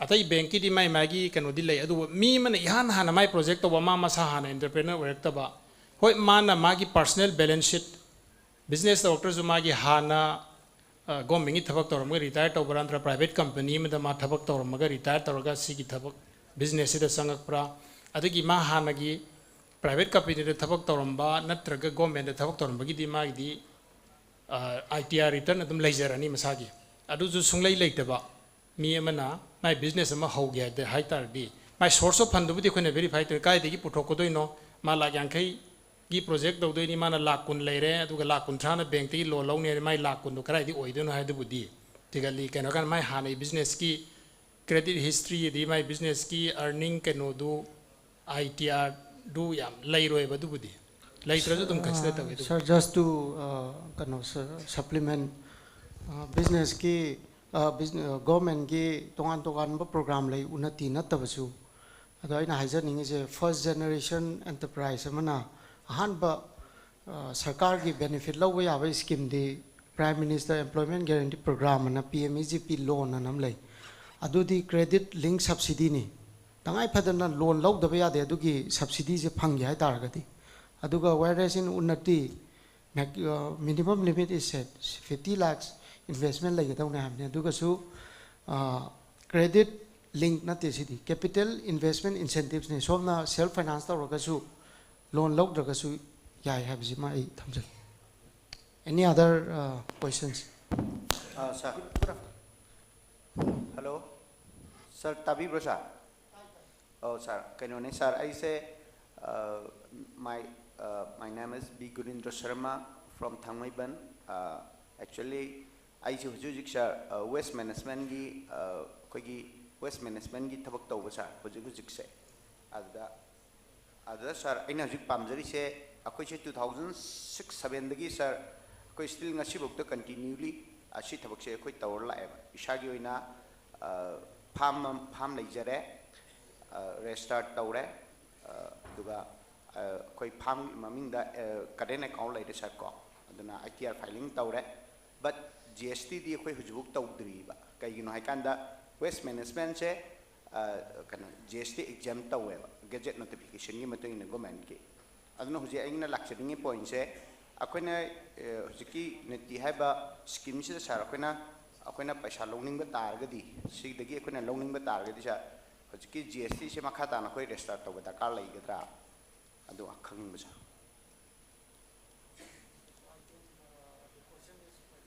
registration is compulsory in the registration of Unnati. I mean, non-GST sectors can also apply for the scheme, right? But for filing registration, whether his firm needs to register for GST or whether he needs to apply for GST. No, for applying in the scheme, if his sector is under non-GST, so it's not required, obviously. So, and then basically that means he'll not be eligible to get the MSLI also. That he needs to keep in mind. But in the process, GST application is mandatory or not? GST document. For GST sector projects, yes. For non-GST, not really. But actually, sir, I mean, sir, I know sir, waste management never. Waste management, these are GST is not required by the Gazette notification. Government of Manipur. Hujibuk to sir, GST se apply to Wakanda, apply to Suya, Gazette notification, the Gimatung in Haita. Hujibuk to 3 GST. At the waste management do GST regime gimanang the later Gadiani. GST do exempt away, sir, waste management say exempt away. I do it that I couldn't Masibuk to start to the Haita. I do Yani.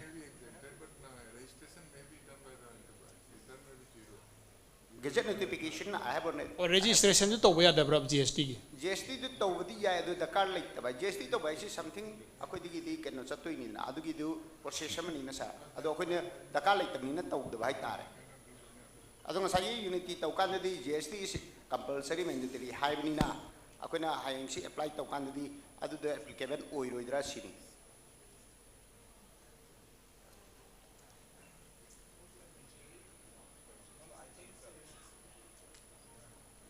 Apply for the scheme if GST number is a mandatory field. You get a GST number, doesn't matter, but don't return the files. I mean, don't file the returns, basically. It's as simple as that. Sir, GST, when I apply the GST, the college, the quit of do not lose my kid.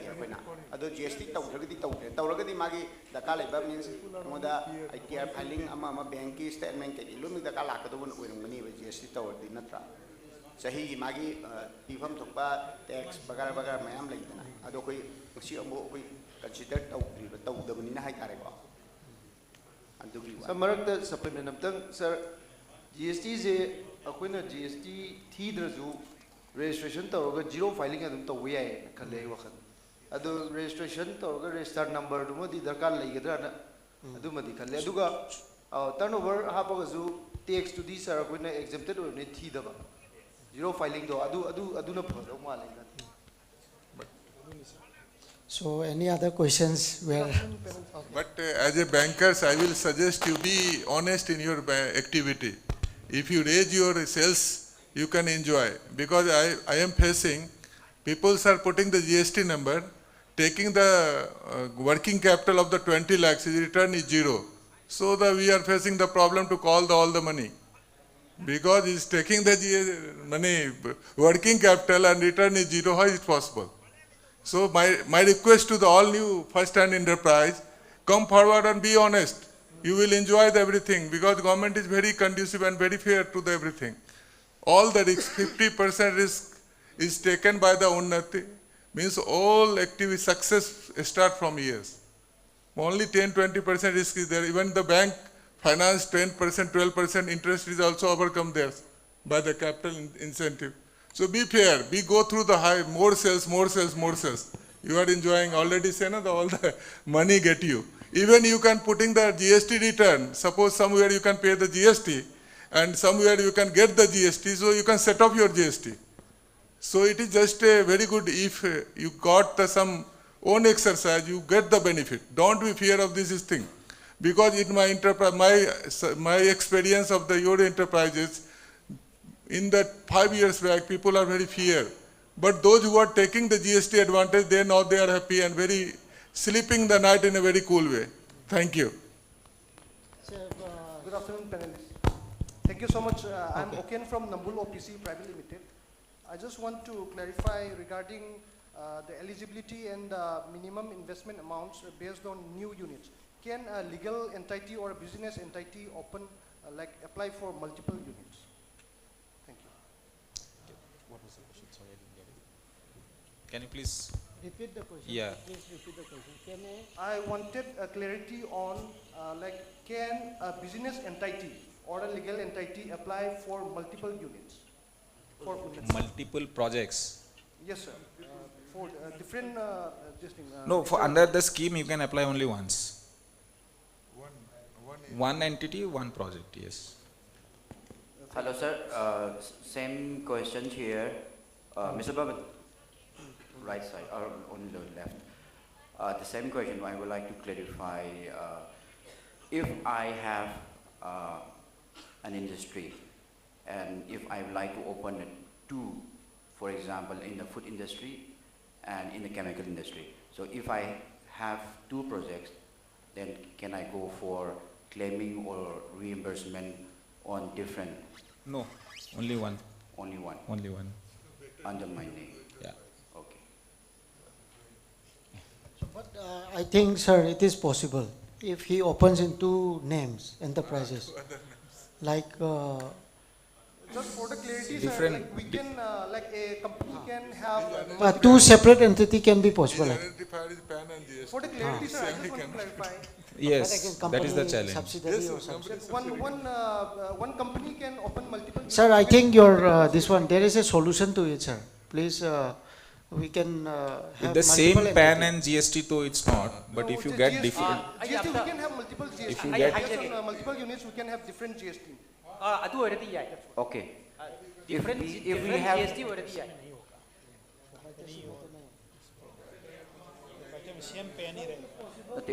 one business unit can open multiple units with multiple GST. That is clear.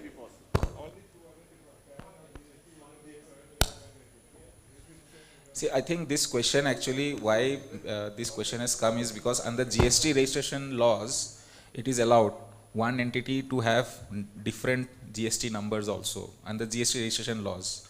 So that is one provision which sometimes people are trying to use as a, but then in that case, we will, at least at our stage, at the PIU stage, we will see it as an expansion case. We will not see it as a new unit, basically. We will see it as an expansion case. But if, DPIIT or SLC or other stakeholders, they take a different view, that is fine. But at least from my end, I will see it as an expansion case. Because that is where you are coming from, I think. So in that case, we can combine both the industry in one DPR. And we can claim the whole DPR. No, so it's very simple. So under one GSTN number, you can claim only one project. Okay. It's very simple. But if you want to use this GST registration law, I will not say it's a loophole, but it's a provision that one entity can have multiple GST numbers, and then if you apply, for me, I will check it as an expansion case, not as a new. Because under expansion, you are not eligible to get the MSLI. So that is something I'll put my comment on. Thank you, that's all. Sorry? That's why. That's why.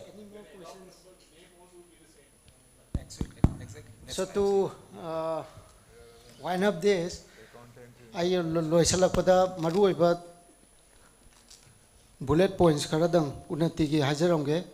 Unnati scheme gi duration se 10 years ni 2024 March tagina 2034 March book. Tawudabu, one very important point to be noted is registration portal open to only 31st March 2026. So we have got only 1.5, not even 1.5, 1 year, 3 months only. Adu tawuda sigi matam sida register tawi hogadaw ni aduga first come first serve ne nasu moina takpire ngasai kano do 335 crore ki subsidy do kaigumba project mayam ama laktana tawgraga disigi deadline ji jo amuk tension gi basu yai haidana sima mayam na note tawi gani aduga eligibility for availing incentives, minimum investment 50 lakhs for service sector and 1 crore for manufacturing. But however, manufacturing gi oina enterprise to na micro oiragadi 50 lakhs bu yagani. Adudadi moina haje DPR da ngasagi plant and machinery kitang natana building cost ju adum hapchalaga 50 lakhs ohenbagi provision am lai tawudabu it will be DPIIT will be very strict on scrutinizing such cases adugi duma aduga akoi gi incentive se zone B da loinaba laire district tara mak aduna akoina claim tawu yari je subsidy je applicable investment capital investment incentive se 50% ni aduga capital interest subvention na 5% ni aduga MSLI budi ngasai GST duga link tauna up to 100% ko aduga magi positive list laire service sector dana positive list pi aduga manufacturing dana negative list pi manufacturing gi oina di negative list ta yaudaba makai loina ba adum thaba yagani havne aduga service ki da di am mon specific oina kano the positive list ta yauba khaktang oigani havne aduna before making a project akoi gi Directorate of Industry Lamfelda project implementation unit ki staff ama dedicated oina laire huju grant hoton gi magi service adum lobo phangani to on all working days aduga aroibeda akoi na ngasi pizariba brochure je sije yamna key points ka kani sije adum kano to where sigi mathakta detail oina handbook ama DPIIT gi website ta 116 pages oiba ma yawbone adugi do tasengna serious prospective entrepreneur mogadi please go through it from page 1 to 16 116 aduga any queries lairagasu mathang oina ministry dagi su district level awareness camp tawbirakani na takpiri aduga akoi gi DIC sing sida jo dum anytime approach tawbiba yani and ngasi gi thawrom asibu mapung phana ta dawang ta lekbira akoi gi business enterprises groups from AMIA, BCCI, adagi MCCI, adagi all Manipur Printing Technologies Association, all Manipur Food Processing Associations, adagi Export Import Associations, adagi enterprises banki stakeholders punamak pusu amuka na thagachari. Thank you all, and we will see more applications with this workshop. Thank you.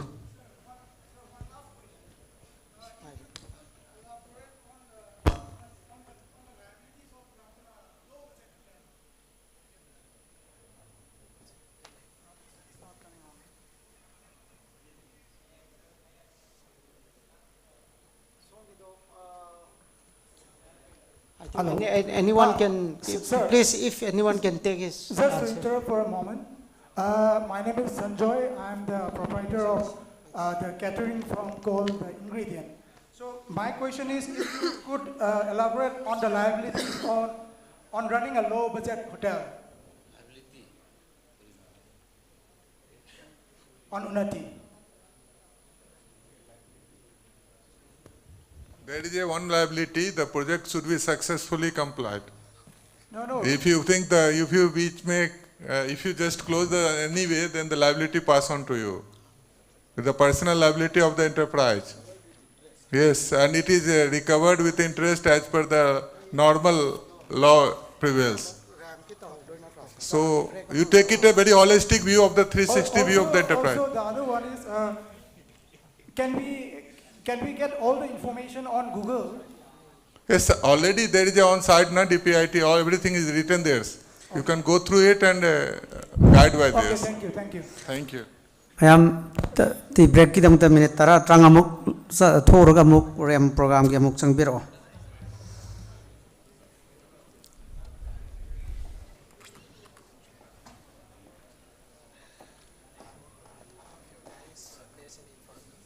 This guy, that person. Oh, that person. Do you have your card, sir? Sorry, I did. And I'll take your number.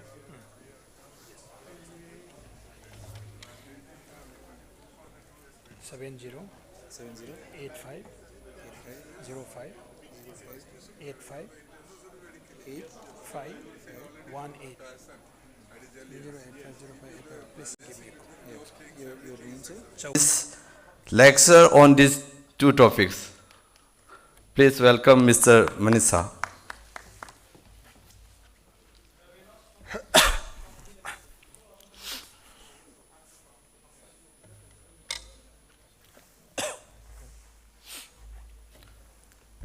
Good afternoon, everyone. I am Manish Kumar Shah. I am a manager with Grant Thornton, and we are the team that is working on the RAM program here in Manipur. So the program basically, before I start in terms of what we are going to do in this, the program basically is in two stages. First was the preparation of the report basis the surveys we conduct. So we conducted an extensive survey in Manipur, over 1,000 MSMEs we have covered. We have come up with what are the challenges and what are the areas where support is required, where intervention is required. Now we have prepared that report, we have submitted it to the Ministry of MSME. We are expecting approval by next week. Once we receive the approval, then starts the implementation phase. So whatever challenges has been identified, whatever gaps has been identified, and whatever interventions have been proposed under RAMP, the implementation of it will start. So hopefully next few weeks, 2 to 3 weeks, a month at max, we can see the implementation phase of the project kickstart. And always, when we do that, everyone's support, everyone's participation in it will be very important, and it will be required for the successful implementation of this program. So we had Unnati before this.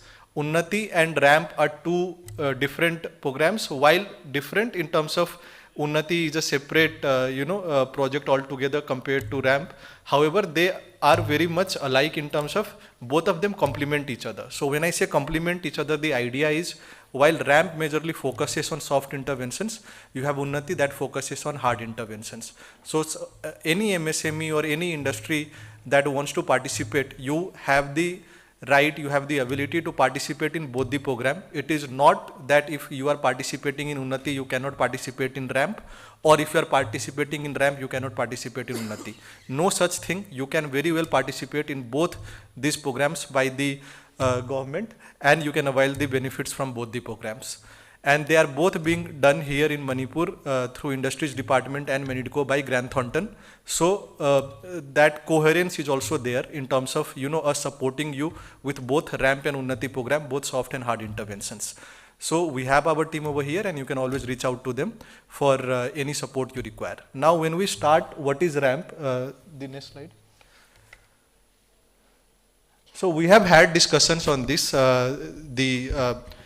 Principal Secretary sir explained it, and so did Karan Sood sir from Grant Thornton after that. But the idea is that RAMP majorly focuses on soft interventions. We have a lot of MSMEs in Manipur, we have a lot of MSMEs across the country, and we wanted to see what different support these MSMEs require, especially after COVID. So firstly, you had COVID, that is there for pan-India, but in the case of Manipur, the last 5 years or so, from business point of view, hasn't been very good due to COVID and then the conflict. So, and most of the units, most of the companies that operate in Manipur are micro, small and medium in size. So we were looking at, okay, what can be done to support Manipur in these, you know, with whatever challenges they have faced over the last 5 years, and then comes RAMP and accordingly Unnati as well. So the idea is to support MSMEs in Manipur under this program. Now these are the 6 different DLIs, we call them DLIs. So these are where the overall support will be provided. Now while these are one single term, it covers a broader sections of things, and as long as whatever support you require fits this, we'll be moving ahead with whatever support we can provide.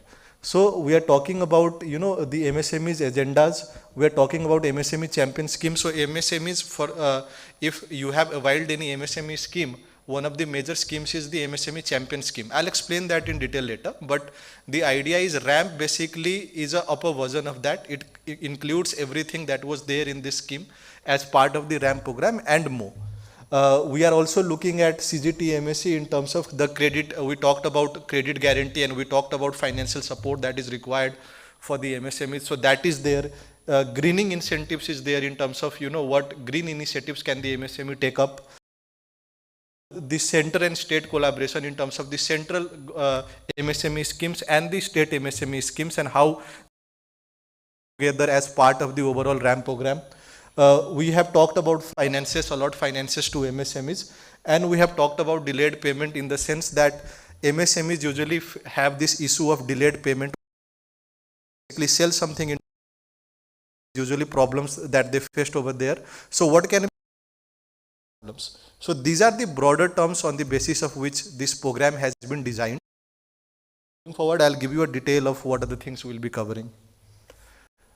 Yes, so this is how we went about it. We started in Manipur, you know, we started in July, and then we had participated in the workshop we had at Industries Department.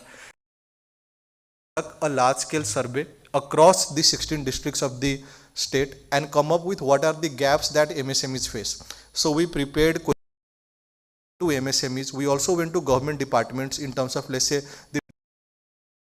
the agri office or horticulture office. We went to all those offices at the district level and visited the MSMEs to find out what are their and what can be proposed under this scheme to basically tackle those problems. We had multiple round of meetings here in which a lot of people participated as well. Those were held at the Industries Department. We took reference to MSME sector in Manipur, and through all of those we prepared. So this report that approved at the state level, and then it went to the Ministry of MSME. We gave a presentation to Ministry of MSME. MD Manidco and Director Industries were there for the presentation. They presented it to the ministry, and we are expecting approval on our report by next week. After that, the implementation stage will start. Next. So this is what we had target in terms of, conducting overall survey. The idea was, and we had a lot of discussions with Meridco and with industries and with the principal secretary. The idea was, let's cover all the districts irrespective of where they are, and let's try cover as many MSMEs as possible to identify what their actual problems are. So we took 2.5 months time in order to conduct all these surveys. We had a team deployed on the ground, then a team deployed at the center level to analyze all the data that we were receiving, cross-verify, cross-check, and then come up with what the actual gaps are and what the proposed solutions can be. Next. This is in terms of, you can see what are the different things that we covered. So we had a target for like micro enterprises, we had a target of 715 enterprises, we ended up covering 796. Similarly, small enterprises 132 and medium enterprises 49. We also covered DIC offices, financial institutions and other government offices, and we had 1020 surveys. For those that do not know the difference between micro, small and medium, just think if you are making an investment up to 1 crore in your company, that is a micro unit. Up to 5 crore is, as per the last data, as per the last definitions keep changing, but 5 crore is small and up to 50 crore is medium. So if you are investing up to 50 crore in your business, that is a medium enterprise. Anything beyond that is considered large. Most units, however, in Manipur are micro, which means an investment up to 1 crore and a turnover up to 5 crore. So if you have a turnover up to 5 crore and investment up to 1 crore, then you are a micro unit. And most about over 99% units in Manipur are micro units. These are some of the challenges that we found out, and I think this is an interesting study. I'll read it to you guys, and I think you'll be able to correlate as well. These are our findings. So if you look at our findings, we talked about Udyam registration. So for a micro, small and medium enterprise, having Udyam registration is like us having Aadhaar card. Or as previously Karan sir mentioned, it's like a driver having a driving license. Without Udyam registration, it is very difficult to avail any government support. So we looked at how many MSMEs actually has Udyam registration, and we came to know it was about 47% MSMEs. Again, when we say 47, this is as per the last data that we received. The data was that there are 1.8 lakh MSMEs in Manipur. However, the last national survey of MSMEs was conducted back in 2014-15. So you can imagine that if 10 years ago there were 1.8 lakh MSMEs, then right now the number of MSMEs will easily be over 2.5 lakh. So in 2.5 lakh MSMEs, right now we have about 73,000 that are Udyam registered. So a lot of scope in terms of increasing Udyam drive and ensuring that all the other MSMEs that are left out can go and get their Udyam registrations done. Then if you look at others, branding was another thing. So we talk about made in Manipur. Like if you go to all these North India, for example, or South India, people are very interested in terms of something made in Northeast India. And this is where a state like Assam or a state like Sikkim and even Meghalaya has capitalized a lot on it. Something that is made in Sikkim, in Gangtok, or something that comes from the gardens of Assam or from the hills of Meghalaya. That market is huge. But in terms of Manipur, if you look at Manipur, in terms of the over 1,000 MSMEs that we surveyed, only 5% had any branding. So most of it is open, and it is very difficult to say, okay, this is actually something that is from Manipur. So that is another thing that we looked at. And over 92% of MSMEs have never engaged in any trade fair. Never have they ever participated in a trade fair. Never have they ever participated in a buyer-seller meet. They have never gone out of the state to participate in any exposure visits. So that leaves a very big mark. So for a state which has let's say 30 lakh people in a country of 145 crore, to never go out of Manipur and see what else is out there, or never participate in a trade fair, that creates a huge gap in terms of what the buyers are looking for, what is the demand in the market versus what are we currently producing. Similarly, a lot of discussion happened on infrastructure. I think that is something I don't need to elaborate upon why the infrastructural issues have come up. Transportation was another major issue. Transportation and sales. So if you look at the data, only 2.26% of MSMEs have assets across India in terms of selling across India. We went to the MSMEs that we surveyed and we said, do you sell outside Manipur? And only 2.26% MSMEs said, yes, we sell outside Manipur. Everyone else sold within the state. And you can imagine, for a state with a population of 30 lakh, how much business can you actually generate, or how much market demand can you actually generate within the state, and not tapping into the entire country, and another 140, 145 crore people lives out a very big opportunity for the state of Manipur and the MSMEs that work here. And it was even less when we talked about selling outside the country. 2.26% said we sell outside Manipur, but only 0.28% said we sell outside India. So a huge gap in terms of what can be targeted. And if you look at the other data, 40% MSMEs as per the survey, and 50% are women owned. So this is something the Chief Minister talked about. And this is something in terms, we have been talking about what are the challenges in terms of, low exports outside the state or outside the country, low Udhyam registration. But among all those, one great finding was that 47% workforce in the MSME sector in Manipur are women, and over 50%, in fact 50.26 something percent MSMEs are women owned. The only state in the entire country with over 50% women owned MSMEs. And that is not even slightly, but with a huge difference and a huge gap between Manipur and any other state in the country. In fact, if you look at Assam's data, I'm talking about a fellow northeastern state, women-owned MSMEs is about 7.5%. So 7.5% in Assam, 50+% in Manipur. That is something that Manipur really needs to tap into and bring to the forefront. Because, for example, think about Sikkim, how they brought organic to the forefront, and every person in the country is talking about. So Manipur also has something to bring to the forefront in terms of, women-owned and women-participated MSMEs and women-produced products. Again, if you look at the last data, 90% of MSMEs struggle to find skilled local workforce. Now, when I talk about local workforce, I am talking about people who belong to Manipur. Because local workforce are not as skilled, people have to come from other states and do the work because people here are unable to do it. So one of the things that came up was training in terms of, providing training and capacity building to the local workforce for the local youth and the local population to participate and be part of these MSMEs. So let's say somebody opens a company. It could have a turnover of, let's say, 5 crore and investment of 1 crore. It is a micro unit. But even a micro unit has the capability of, let's say, deploying 10 to 15 resources. Now, if those 10 to 15 resources are local, that provides employment opportunity. One micro unit provides employment opportunity to about 15 people or 20 people. Now, you imagine 2.5 lakh MSMEs. That provides 2.5 lakh into even 10 people is 25 lakh in a population of 30 lakh, but you also have children below the age of 18. So the entire population is covered in terms of employment opportunities through only MSMEs. We are not even talking about the agriculture sector or the large scale units or anything like that. So a state that can have 100% employment. Again, there was a lot of discussion on credit, a lot of discussion on finance. Now 66% of to ongoing loans, delayed payment, and lack of collateral.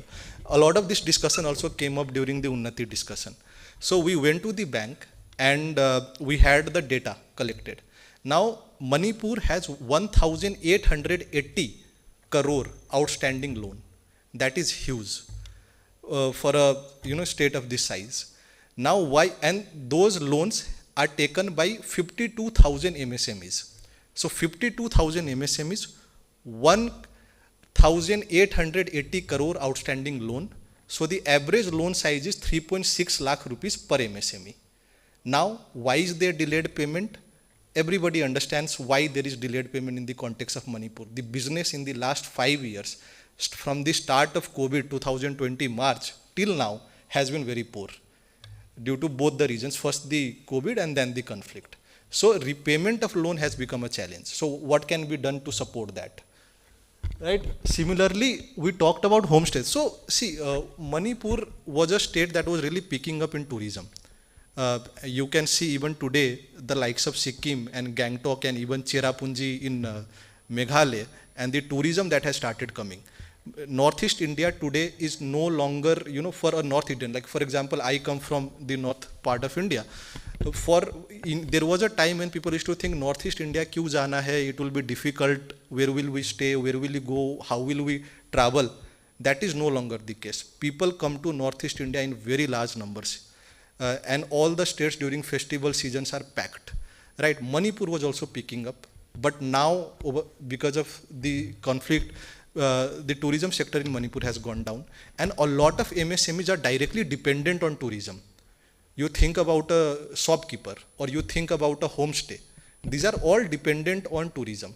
And Manipur was a state with, or even is, for now it is a state with very high potential in tourism.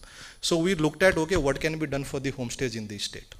Again, solutions are there. We'll provide you the solutions as well. Then we talked about, today, for example, we had this session on 2 government schemes, Unnati and RAMP. So we went to the people and we simply asked them a simple question. Are you aware of any government scheme that supports you? That could be the central scheme, it could be the state scheme. And 87% people were not aware of any government scheme. That is a huge gap. We can launch Unnati, we can launch RAMP, we can launch CGT, MSc, and even Manipur has something for credit guarantee, the Manipur credit guarantee scheme, right? You can have all those things, but if people are unaware of what this scheme is, how do I apply, what support will I get, nothing can be done, nothing can change. There was a huge discussion even when the CM and Principal Secretary and Chief Secretary mentioned that whatever the budget was allocated was also not utilized.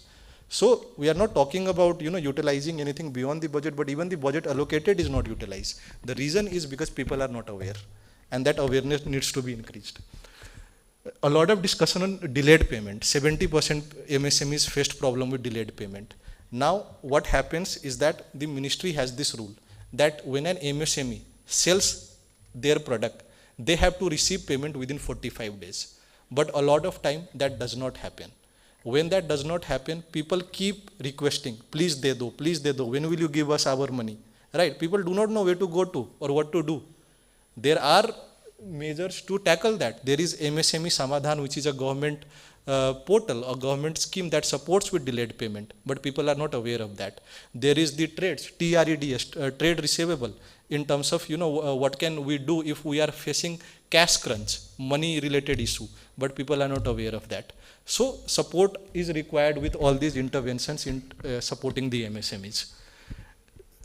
Same again, a lot of discussion on research and development. Manipur is lacking behind in research and development in comparison to other states. We are prominently dependent on the agri-related part of MSMEs, which is a good thing in a lot of ways because that gives a competitive advantage in what is local.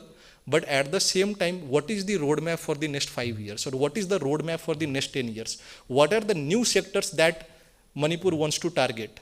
Those discussions are missing. You may have heard about Tata's entry in Assam, semiconductor and things like those. So something similar for Manipur, like what is the next 10 years plan in terms of where do we want to go from here? That is something that is lacking. Road connectivity, again, road connectivity, power supply, these were some of the most common, issues that came up. People talked about issues with road connectivity. People talked about power related issues, especially in rural areas with power cuts and what can be proposed under the solution. People talked about support with sales and marketing, with branding. So these are the overall finding that we came up with. Now, whatever we have proposed are dependent on these findings. Next.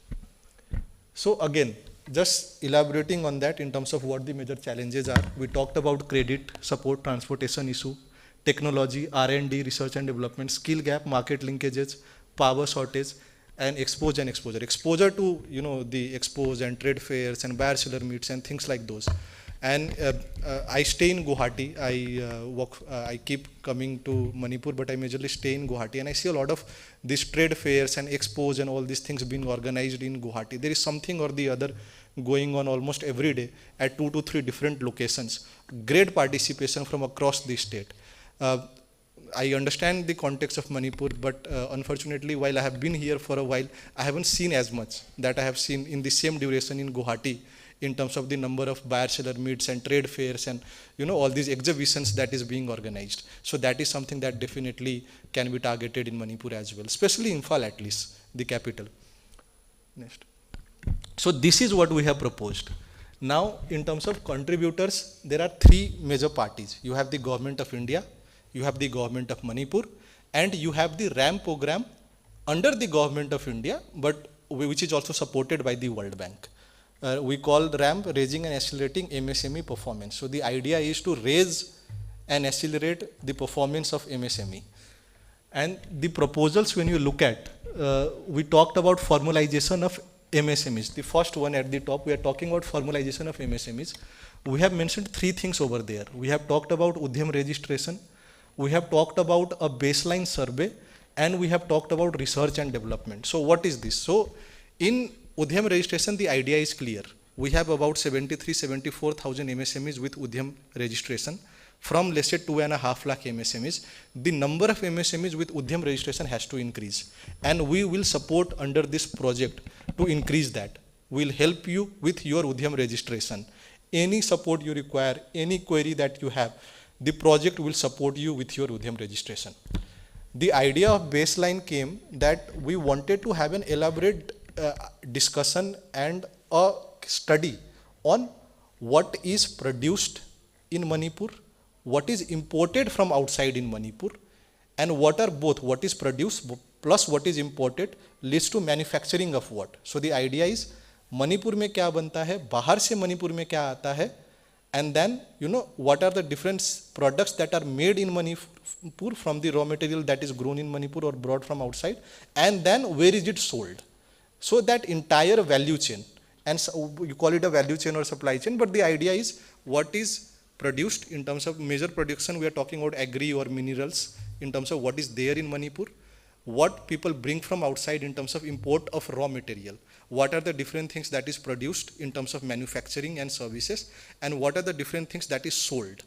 This will give us an idea on what are the potential areas to target, and that is where the focus will shift to in terms of forming any upcoming policies for the industry sector of Manipur. Research and development was on a roadmap. So now that we have done a baseline, we understand what comes from where and what is produced. We wanted to focus on research and development, basically prepare a roadmap for the next 5 to 10 years for Manipur, and then whatever state-related industrial policy comes up can take that roadmap document as reference for preparing and coming up with new interventions. So that was the idea of the first activity.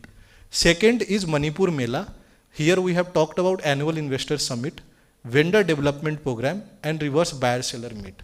So in Imphal, every year we'll have an annual investor summit.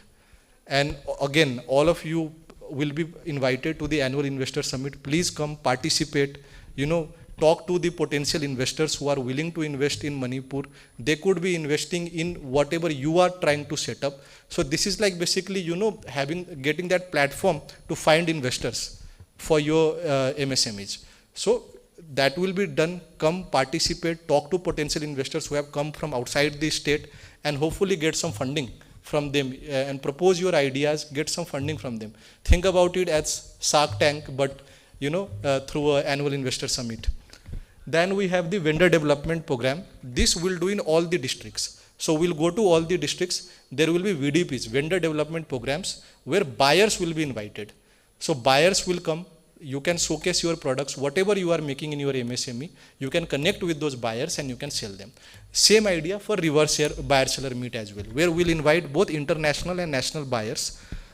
All through the program, they will come, people from outside the country, people from other parts of the country, they'll come to Manipur, they'll stay here, they'll participate, you will be given your stalls and everything, right? Come, showcase your products, showcase whatever you are making, connect with those buyers, sell your products, and also create a long-term, linkage with them in terms of not just being a one-time buyer, but you basically getting a buyer for a long period of time. So create those linkages. We are there to provide you with these platforms. All of this will be there, and then it really comes down to you to, basically grab that opportunity and connect with those buyers. There was portal and IT infra. Here we are talking about, when we talk about MSME, we talk about the data related to MSME. right? So we are talking about a portal that will capture all the data of MSMEs in Manipur. It will also have support, it will also provide, it will be a one-stop solution where you will also be getting information on all the different schemes that is there. You can avail the services of those schemes by visiting the portal, right? And it will also monitor the overall progress of the assignment. So that is something that we are going to work on. Women-led entrepreneurship development. So here we are looking at two major things. One is interest subvention and one is women entrepreneurship acceleration program. Now, interest subvention is for everybody, prioritizing women-owned MSMEs. So the idea is, let's say right now, whatever MSMEs we have, right? I'm taking the Udyam data. So we have, let's say, 74,000 MSMEs. We know from as a fact that 50% of these are women-owned, 50% are men-owned, right? Now we say, okay, in the sense that people have loan, that they have to repay their principal. They are facing problem with that. So what can we do under this program, under RAMP, to support people with repayment of their loan? Found out what is the average rate of interest that people, that an MSME. So we said under, again, what we have proposed, as in 1/3 of the interest will be covered by the program, right? And this will be for all the women-owned MSMEs and 50% of the men-owned MSMEs. So how many MSMEs you have? First come, first service, 50% proper documentation, and all the women-owned MSMEs with proper documentation. So that has a loan, you are paying back that loan, you have an interest on your, if approved by the Ministry of MSME, 4% of that will be covered through the program for you. So that provides you with, basically 1/3 of your interest covered under the program. So that support is there. In terms of accelerating entrepreneurship program, the idea is very simple, that what are the different things we can do for them in terms of training, capacity building, exposure visits, finding out what this. So we have a component where we'll basically have multiple round of discussions with all the women-owned MSMEs and women workforce to find out what trainings do they require, on which skill gap they require training. It could be related to handloom, it could be related to textiles, it could be related to anything else. And basically training programs bring experts from training programs over here, provide those skill trainings for the women-led MSMEs. Similarly, we talk about state-specific proposal. Is the last 5 years, MSMEs are facing a lot of problems. So if an MSME is in urgent need of some support, 5 lakh per annum, it has again down of the money. So in 2.5 lakh, you could have 50,000 for one component, 35,000 for another component. So an MSME can come to the implementing team, right? Basically, so provide all their details. We'll identify with you what your problems are, or when you talk about identification, you'll basically tell us what your problems are, and we'll basically rediscuss it and reevaluate it with you, and then see, okay, what financial support can be provided to tackle that problem that is there. So a package of 2.5 lakh per MSME under the MSME health clinic program for whoever needs that support. Then we talk about promotion of Manipur tourism and capacity building of homestay. Another thing that we discussed in detail previously in terms of how tourism is very important for the overall MSME sector of Manipur. A lot of MSMEs are dependent on tourism, and good tourism also means good business for the MSMEs. So one of the things we looked at was homestays. We have homestays, but if we think practically, how many of the homestays here are, let's say, available or registered with something like Book My Show? Make My Trip, with Make My Trip or Booking.com, right? And these are, if let's say I am somebody coming from Delhi, I want to come to Imphal, or I want to go to some a hill area in Manipur, I look at a homestay. Where will I go and look for a homestay? I'll go look for a homestay on Booking.com, or I'll go look for a homestay on Make My Trip, or similar websites. How many of our homestays are registered? How many of our homestays have all the necessary compliances? How many of them know how to book, basically approve on booking they receive on these platforms? So what kind of support can be provided to them? When people do visit homestays, also the overall capability of the homestay. What is the experience of that person? Because the person will go back and rate that homestay on same booking.com. Now, if the rating is very low, what happens? Nobody is going to book that homestay again. So how do we ensure the ratings are good, the customer experience is good? So providing support to the homestays with training and all the other handholding support with proper experience, and basically promoting the overall tourism sector of Manipur. In terms of tourism, we have discussed multiple ideas like advertisement as well. One of the advertisement examples was your flight ticket. So when you have your flight ticket, on the front side you have all the details of your ticket. On the back side you can have promotion on Manipur in terms of the places to visit in Manipur. So that is another idea that we have been promoting. We discussed with also the tourism department in terms of what their budget is, and under the program we have suggested to match that budget. So basically doubling the budget of tourism sector of Manipur. Another was logistics strengthening for the MSMEs, linkages creation and transportation facilitation. Now this is something interesting. We went to over 1,000 MSMEs. We talked about their transportation cost. What is the transportation cost they incur when they sell their products outside Manipur? So the average amount came around 1.82 lakh rupees. So we went with 2 lakh. Let's go 2 lakh, right? So an MSME spends 2 lakh rupees on transportation. Now an MSME is facing a lot of cash crunch. So we said, again, under what we have proposed to the Ministry of MSME, we said, okay, what kind of MSMEs with transportation support? So we said, why don't we transportation cost will be covered by the program. So 2 lakh, 1/4 will be covered by the program, which is 50,000. So that's again a support of 50,000 on a transportation cost of 2 lakh. And we will be setting up whatever is relevant, and then this will be processed on approval. So we are waiting approval. We'll hopefully receive by next week, and then we'll know which of these interventions have been approved and which hasn't, and then accordingly we'll publish it. We'll give a clear communication to all the different activities that we are stage, and then accordingly we'll move forward. Intervention that has been proposed for Manipur. There are other interventions. So we talked about empowering Manipur. You can see we are talking about entrepreneurship skill development program. So support to aspiring entrepreneurs. One of the ideas that we had a discussion with Industries Department and with Principal Secretary Sir and everybody was that why don't we conduct startup hackathons? So every year we'll have a startup hackathon. Come up with your ideas, participate in the hackathon. The winner will get 30 lakh rupees. Basically be provided to the winner, 15 lakh for the second and 10 lakh for the third, to kickstart their business idea. Right now we do have the Startup India program, but when we inquired with them, the prize money was 3 lakh. So we have 10 times that. If you have a great idea, participate in the startup hackathon, there is a prize money of 30 lakh to be won. Right? This was again to promote overall MSME capabilities in the state. We talked about brand Manipur. So again, you saw in our findings in terms of only 5% MSMEs having branding.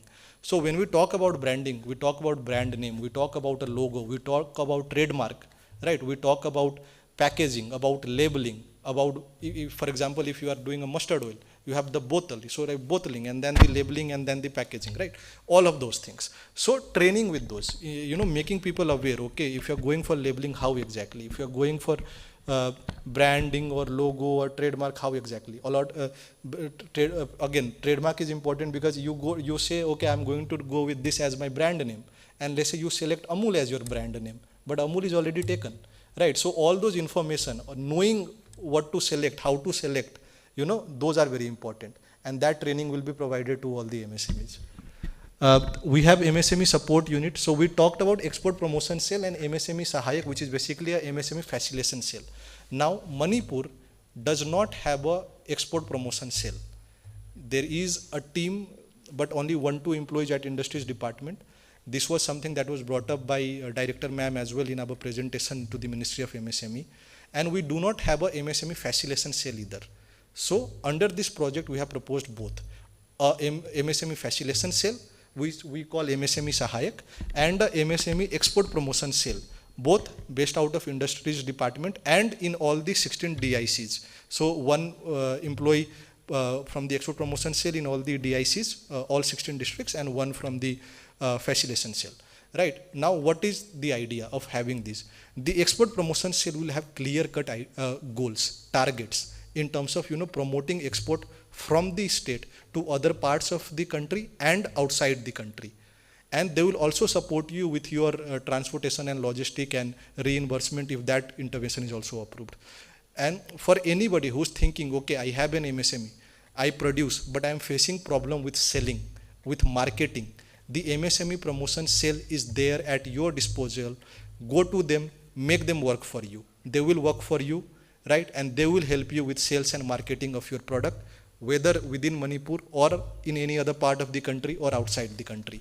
For MSME Sahayak, which is the MSME facilitation cell, now you had Unnati, for example, you had the whole presentation. There was a discussion on DPRs, right? That a DPR has to be prepared. Let's say you go ahead with preparing a DPR. You are trying to prepare a DPR, but you are facing problem. What do you do? Where do you go? You will have a MSME facilitation cell. They'll have a financial expert. They'll have a value chain expert. They'll have a civil engineer, right? Go to them. Say, okay, I am developing a factory. My idea is to develop a factory. I hired a civil engineer. This is the map. This is the drawing he gave me. Why don't you validate this? Is he quoting me too much? Is the price sensible, right? These are the machineries that machinery supplier is a businessman. They'll always suggest as many machineries as validate for you that these are the machineries that you actually require. You have your MSME facilitation cell, right? So go to them.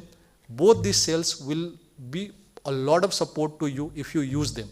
And the idea of having them is for you to use them, right? So go to the MSME facilitation cell, go to the export promotion cell, get your DPRs, get your financials, everything cleared, go for sales and marketing, go for export. They'll support you with everything, including the documentation, the licenses, the approvals that you require. Right? Then we have intervention for green production. So one of the major things that came up during our finding was power shortage. So we saw, okay, what can be done in terms of tackling that issue. We even had a discussion with Manireda. So the idea was, while there are individual, while there are government schemes for individual households in terms of solar rooftop panel, right now we don't have it at that scale for MSMEs. So we said, okay, we did a research. We found out that for any MSME, because over 99% MSMEs are micro, right? So even if you go for a 10 kilowatt solar panel on grid, right, you will require about 10 lakh rupees at max, maybe less than that. So we said, okay, let's keep a cap of 10 lakh. In 10 lakh, somebody could get 10 kilowatt, 12, 15 kilowatt as well, right? That should be enough for a micro unit. Now we said 50% of the amount that you have to pay to purchase a solar rooftop panel on grid up to a limit of 5 lakh will be covered under the program. So if somebody is going to purchase a rooftop solar panel of 10 lakh, 50%, which is 5 lakh, will be covered in the program. If you are going for something that costs 15 lakh, again 5 lakh, because 5 lakh is the upper limit. If you are going for something that costs 6 lakh, then 50% of 6 lakh, which is 3 lakh. Percent of it will be covered under the program, again in what we have proposed. So this is for the rooftop solar supply. Then finally we went to promotion of MSME Samadhan and TREDS. So what happens, government has this portal called MSME Samadhan, ODR, Online Dispute Resolution. So if let's say you as an MSME have sold your product, you haven't received your payment, there is a 45 days time period. Let's say you haven't yet received your payment, you are constantly following up with your buyer. The person is like, okay, I'll pay you, but they're not paying. And now you have a cash crunch, because you are end of the day, you are a micro, small and medium enterprise, right? Cash flow to cash flow. So you have this portal that you can utilize for this dispute resolution. They'll not just have to pay you what they owe you, but they'll also have to pay an interest on it, right? For this, again, because we had lack of manpower and this hasn't been utilized as much as we would want it to be utilized in Manipur, we have proposed for a team that will look at this extensively and provide you support with this. Another is trade receivable discounting system. So for those of you who know, great. For those who don't know, I'll just give an example. Let's say I, as an MSME, sold, my products worth 10 lakh. Now the buyer needs to pay me 10 lakh. However, the buyer has said I need, let's say 45 days time to clear the payment.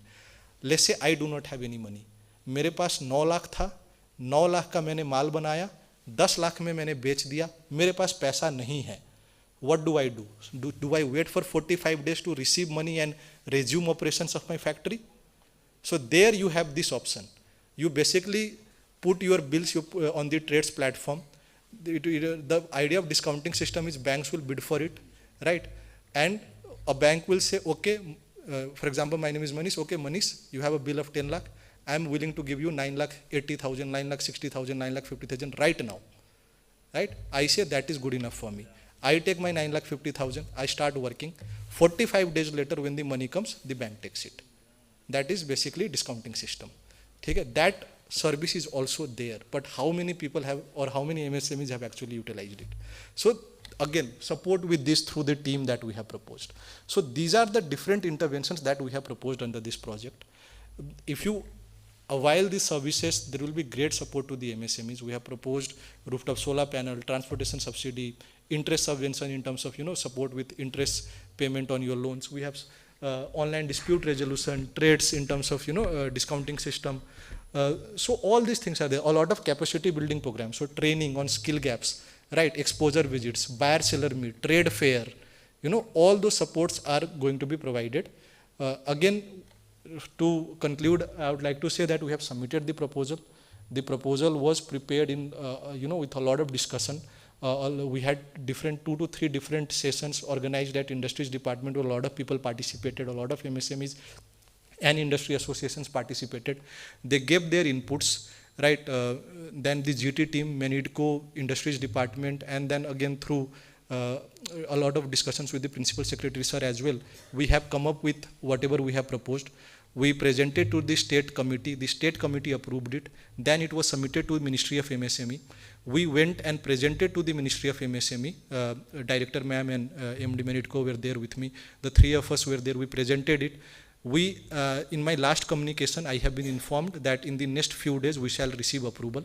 Once we receive approval, then the implementation stage of this, of whatever we have proposed on the report will start, and then we need active participation from all the MSMEs. When we say export promotion cell, an export promotion cell will only succeed if people come forward and say, please help us export our products. If nobody shows up, the export promotion cell will just keep, idle and do nothing. So please participate actively and please make this a success. Thank you.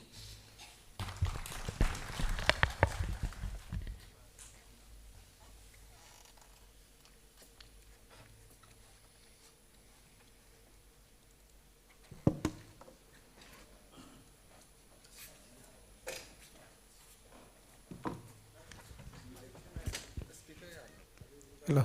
Hello.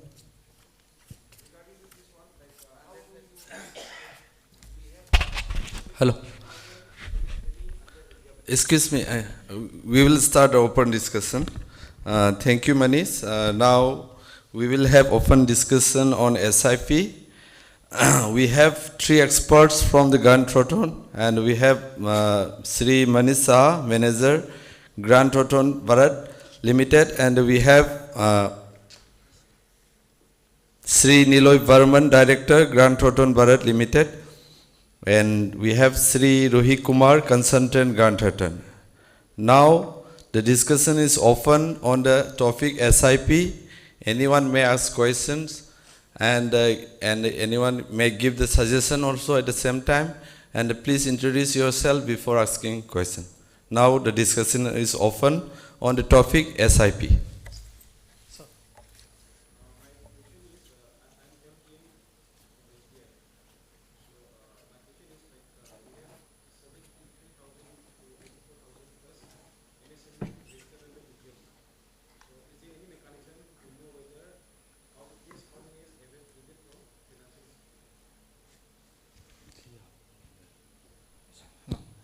Sir, so right now the data that we received, it was through which committee? SLBC, it was through the SLBC data. So the data there does not specifically mention that this is a Udyam registered MSME. It was 52,000 MSMEs that have taken loan, and the total loan amount was 1880 crores with 3.6 lakh per MSME. It did not specifically mention that, but however, if Udyam registration was a mandatory, compliances, then we are basically saying that those MSMEs are Udyam, the 52,000 MSMEs that have taken the loan are Udyam registered MSMEs. However, that needs to be cross-checked once.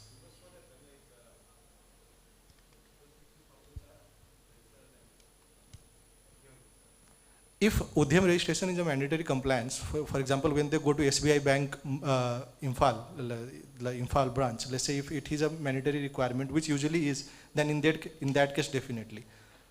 Then what is the other solution like for the unregistered under Udyam? Remaining MSME have to be registered. So how are we going to? Okay, so for that we have proposed two different things. One is MSME Udyam Drive. I'll explain what it is in detail. And number two is through the CSCs, the Common Service Centers. So we have Common Service Centers in Manipur, right? So the idea is to incentivize those Common Service Centers. So let's say a Common Service Center is achieving a certain number. So what we are basically saying is that all 16 districts, district-wise, whichever Common Service Center has the highest number of Udyam registrations done in a year, will under the program will be giving them a financial reward of 1 lakh per CSC, per Common Service Center, for whichever has the highest number they achieve. Again, when we say highest number, right, there could be CSCs that are not as well trained. So the team that is there will be having these training programs where we'll invite all the CSCs, will provide a proper training manual and a training program on how to register under Udyam for a MSME. Right, and then they'll be given targets. Okay, you go on, you do your registrations. Whoever has the highest in a district in a year, in terms of the report you submit, will be given this financial reward. That is one. Second is through MSME Udyam drives. So the program, what the program will do is it will be conducting these drives. We have done that during the SIP phase also at 2 to 3 locations, right, where we'll be inviting MSMEs. Both. When we say MSME, we are talking about all kind of MSME. It does not have to be Udyam registered or not. In fact, the larger non-Udyam register is better for us, because along with the whole program on what is Udyam and how to register, we'll also have stalls for Udyam registration on spot. Right, so those processes will be initiated.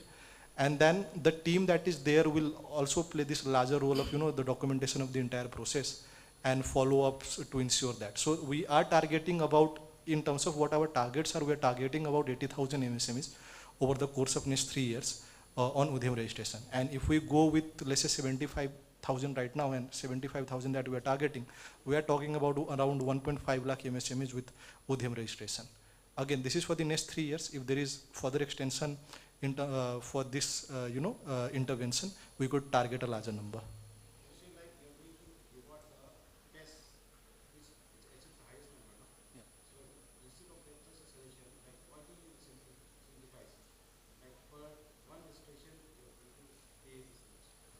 So, because budget becomes a major constraint in those cases. So within the project only, if you look at RAMP manual, you see that there is a fixed budget for RAMP. And RAMP is pan-India. Every single state, every single union territory, everything. Right? So there are specific budgets that will be allocated, same like Unnati, there are specific budgets that will be allocated per state. For us, as I mentioned, we have submitted the proposal. Right, now when we submit the proposal, there are multiple rounds of meeting that happens. Even there, what finances have you proposed becomes a major, in fact, that is the most important point of discussion.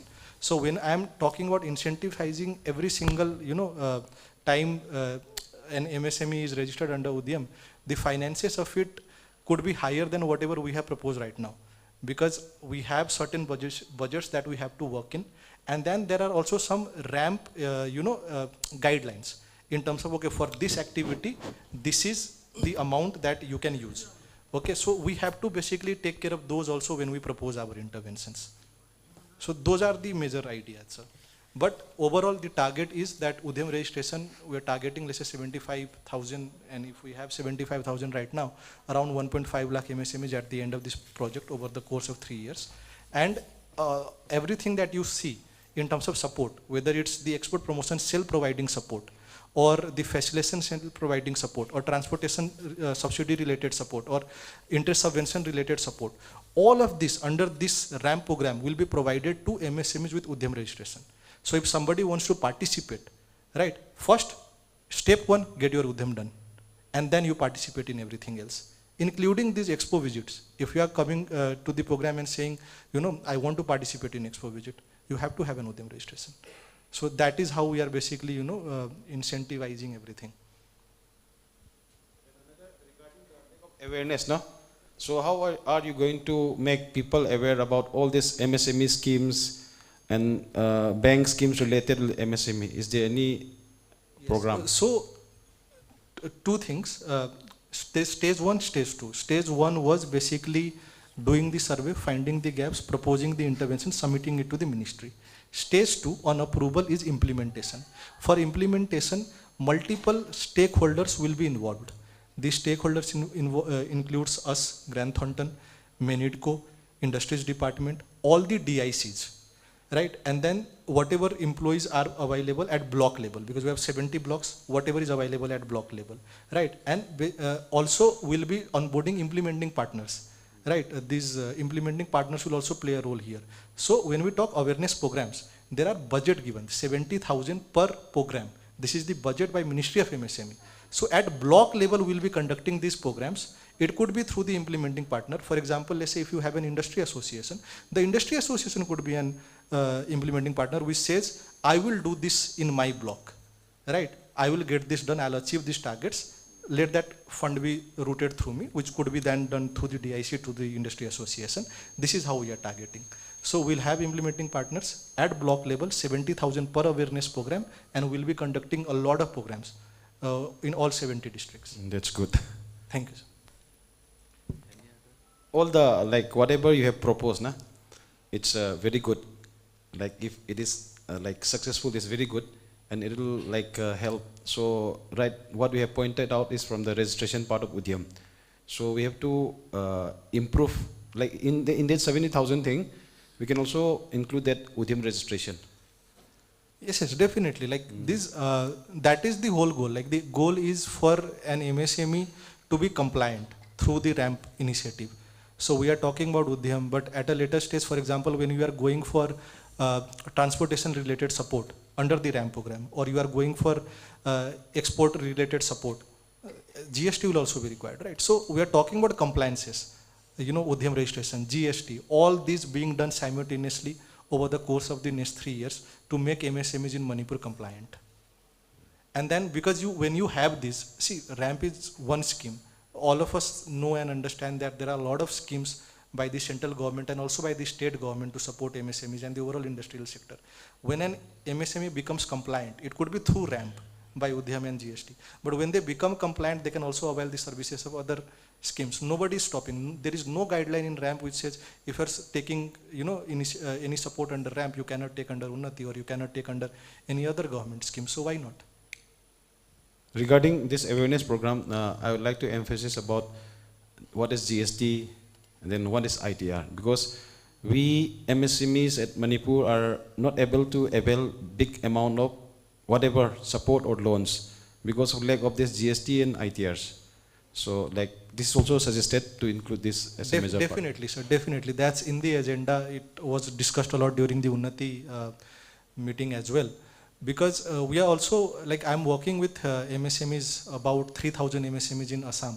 And one of the challenges that we face while working with them is compliances as per the Companies Act of India, right? So the GST has to be filed every quarter, 4 times.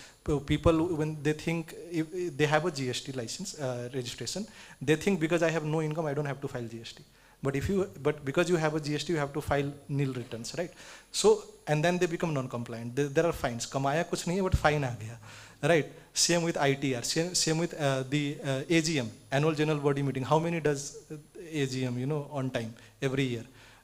So all these things, these are part, even bookkeeping, like we haven't talked about bookkeeping, but cash book, sales register, purchase register, stock register, how many MSMEs maintain it and how well do they maintain it? When they go to Unnati, they'll be asked, show us your details, show us your sales, show us your cash registered. What do they have? So all these will definitely be part of the larger awareness and training program that we are proposing. So we have about 70,000 per program for awareness and 1,25,000 per program for trainings. So that will be covered across 70 blocks. Thank you, sir. Any other question? Sir. Hello. My name is Ailan. I actually run an IT firm, so it can also be considered like MSME, but we sometimes fall in a different kind of a compartment. Okay? Thanks for that wonderful presentation that you have. But I wanted to share some of my perspective on what's happening in Manipur, staying in Manipur, doing business in Manipur, right? So, the first thing that I wanted to one perspective that I had after seeing a slide was that many of the things I feel like we are kind of solving the symptoms, right? We are not actually solving the real issue, what is happening here, right? Because all the symptoms, all the data that we collect about only a few number of MSME getting registered is also a symptom, right? That symptoms comes from the confidence building that we have. So we have to build a confidence building kind of a thing. It's just not awareness, but a confidence building that someone can approach a government officials and get work done. Because that confidence is completely lacking. If you ask any MSME, they will think that, okay, I will not go there because there's a whole system of bribery and money and all those things, so better not go there, right? So that confidence building is something that you have to do that besides the awareness, right? So awareness is one thing. Awareness is just like one way, right? But confidence building takes time. You have to build that confidence. Otherwise, people will not come. That's the first thing that I want to emphasize. The second thing is also make the government accountable for things that is being implemented here. So definitely, I would like to see some KPIs, and those KPIs should be tracked by the MSME organizations. So the government should be answerable about what KPIs have been fulfilled in the last quarter. All those numbers has to be tracked through the MSME organizations, right? Because that 360 feedback is completely missing in Manipur. That has to happen. Without that, whatever you guys are proposing, even though it's good in paper, nothing will happen. Then that's the second thing that I have. The third thing that I have is the all the things that we fix is mostly because of the inflation we have in Manipur, because inflation is very, very high, right? If you go to the vegetable market, I'm not sure whether you have bought any vegetables. I buy on a daily basis, it's very, very costly, right? So you cannot get any vegetables below, let's say, 200 rupees, right? So minimum when you go out to a vegetable market, you have to spend 200 rupees. That's the minimum they have to spend, right?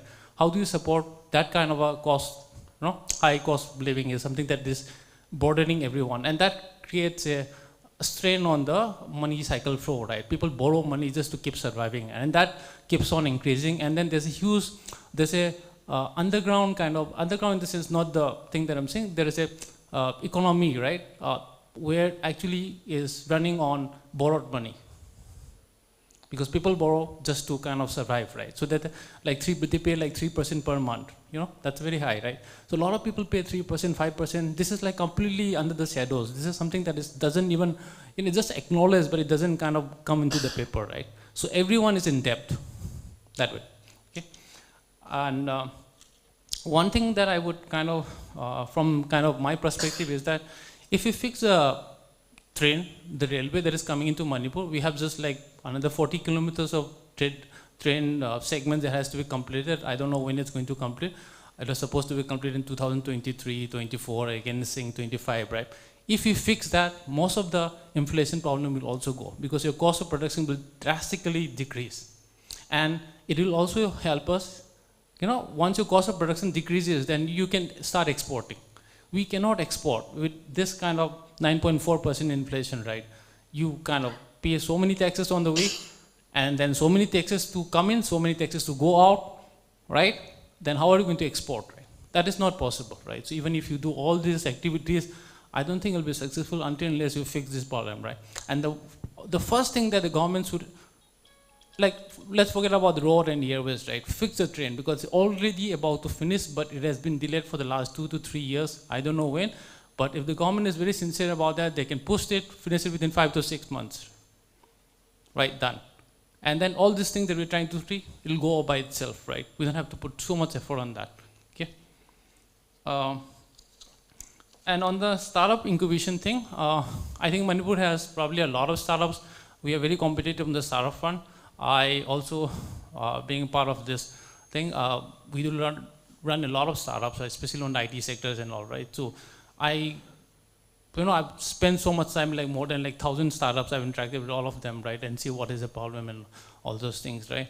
There are a lot of incubation, but the problem is that after running all this startup problem, the minimum time that you can get funds is 6 months or more. So let's say you win some startup, right? Some function or some program, you will not get the money at all, even if it's like 4 to 5 lakhs, right? Just to give an example, the Manipur government runs a startup Manipur, right? You can just ask around how many people have got that money. Those like 2 to 3 kind of lakhs, those are peanuts, right? That you can just simply give out without all those paperwork, right? You can ask anyone, nobody has got money till now, after the first initial plans of that, right? So that kind of destroys the whole confidence on the people, right? That where should I approach, right? So that is one thing. You can definitely help us at this. So it all kind of circles back into how much the government is performing on their KPIs, right? And one last thing, just kind of at is the TREDS, right? I wanted to ask you, if you build the government, right, can you apply this TREDS? Because the government itself delays a lot of the payment, because this whole economy that is running in Manipur is run by government, okay, the funds, right? So there's a lot of delay that's happening here. So if so I'll answer some of this. Thank you. So in terms of what is focused on ramp, right? The first one we talked about symptoms. The idea is, the whole idea of ramp came from COVID, right? That this something that was unexpected came out of nowhere. It harmed a lot of businesses. And they have suffered. So what support can be provided? The whole idea of a ramp is based on, something that occurred, which is a symptom in terms of how we can support, remove whatever issues was faced because of it. In the context of Manipur, the conflict also happened. So you have had those, which I discussed, you have had those 5 years of, issues that have come up. Now, those issues were the ones that were basically discussed and identified when we discussed this with over 1,000 MSMEs across 16 districts. It wasn't just, let's say, in the hills or just the valley, but the entire state. And then the solutions that have been proposed are accordingly. And if you also see in my discussion with sir, we talked about compliances. We talked about, ensuring all the necessary things that needs to be ensured for a company to properly function. And so we are not just talking about, okay, this is a symptom, let's do this to tackle that, but we are also looking at a larger long-term goal in terms of, the MSME being compliant, having, tackled all the previous issues and starting afresh after this duration that has been the last 5 years is over. So that was what, in terms of whatever our thought process was with Industries Department and everything in coming up with the solution. The second thing was on accountability of the project. So here we have under RAMP proposed a portal which is MSME 1 portal. It is dedicatedly for Manipur, and you can track the progress of the entire project on that portal. It will be designed as such that the entire project progress over the course of next 3 to 5 years can be tracked, and we'll have KPIs. We have KPIs under RAMP, okay, right? So you can track the overall progress versus the KPI versus whatever the interventions are, whatever the budgets are, whatever the MSME to be benefited targets are on the portal. So complete accountability, MSME 1 portal for Manipur, that is going to be developed, and then the progress can be tracked over there. So it is an MIS system where the progress of the entire project can be tracked, right? So those are two of the major things that we talked about. The other, in terms of support, another thing that I remember is startup support. So as I mentioned, I also mentioned that, right now it is 3 lakh. Now again, see, startup hackathon is just one thing to basically promote the idea of startup in the state. It's because even if somebody wins, only 3 people are going to win, right? There is only 1 first, 1 second, and 1 third. But other than that, the idea was that there are a lot of government schemes, central and state, through which a person can take the benefit when they are starting their own business or they want to expand upon what their business is. Unnati being one of them, right? And for that we have a MSME facilitation cell.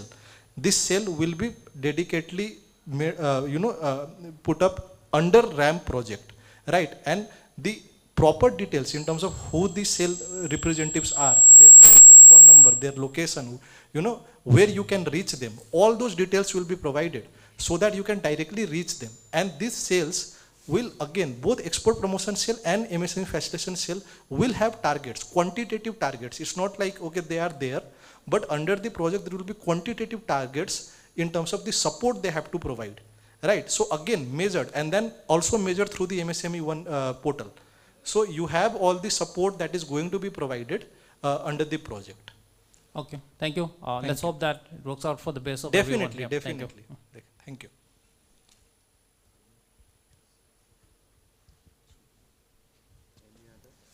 Any other? I'm Dr. Sinam Yurentomba, Deputy Director, MSME Technology Center in Pal. So as on that, Manipur is having 86,523 Udam registered MSMEs. Out of this, maximum are micro, as we all know, and then with a medium of 39 in number. Yeah. Then other than this, we instead also have 39,000 plus Udam Assist portal registered MSMEs. So while finalizing this SIP for RAM, which will definitely boost up the morale of MSMEs over here. So whether, while finalizing this SIP, whether this 39,000 plus Udam Assist portal registered MSMEs, whether this has also been included, or this is particularly for those Udam registered 86,000 only or not? No. So it is all inclusive, irrespective of whether it is Udam registered or not. Because if you saw our primary goal in terms of step 1 that we will do before we do the next 9 steps is Udam registration, right? So even if it's not an Udam registered MSME, the first action plan is to get them Udam registered, so that every other support under the assignment can be provided. So it is an all inclusive. The 83,000 number is because when we were doing this survey, it was about 73,000 back in August. It keeps increasing, and it is a good thing. If you look at from August till January, 10,000 more MSMEs got Udam registered. Great number. As on that, it is 86,523 to be exactly. Yeah, definitely. Yeah, this is the as on that. Exactly. But since morning, I've been listening 74,000 only. So we should So we prepared it in August and September. Yeah. So at that time, we looked at the live number. If you look at the survey also, it is not 73,000, 73,000 something, right? So we looked at the live number as on that date, which was then put on the SIP report that we prepared. Yeah. So again, these are things that is like, आज मैंने prepare किया, कल नया number रहेगा. But the good thing is it has increased significantly in such a less period of time. So the target of 1.5 lakh then doesn't look, very difficult, which is a good thing. Maybe we can achieve larger than that as well. Yes. So definitely, sir. So our RAM should be implemented at the earliest to boost the morale of the MSMEs over here, who is again called as a backbone of the economy or economic drivers of the Definitely. We are expecting approval hopefully by next week. I had inquired on Monday as well, and sir has also inquired.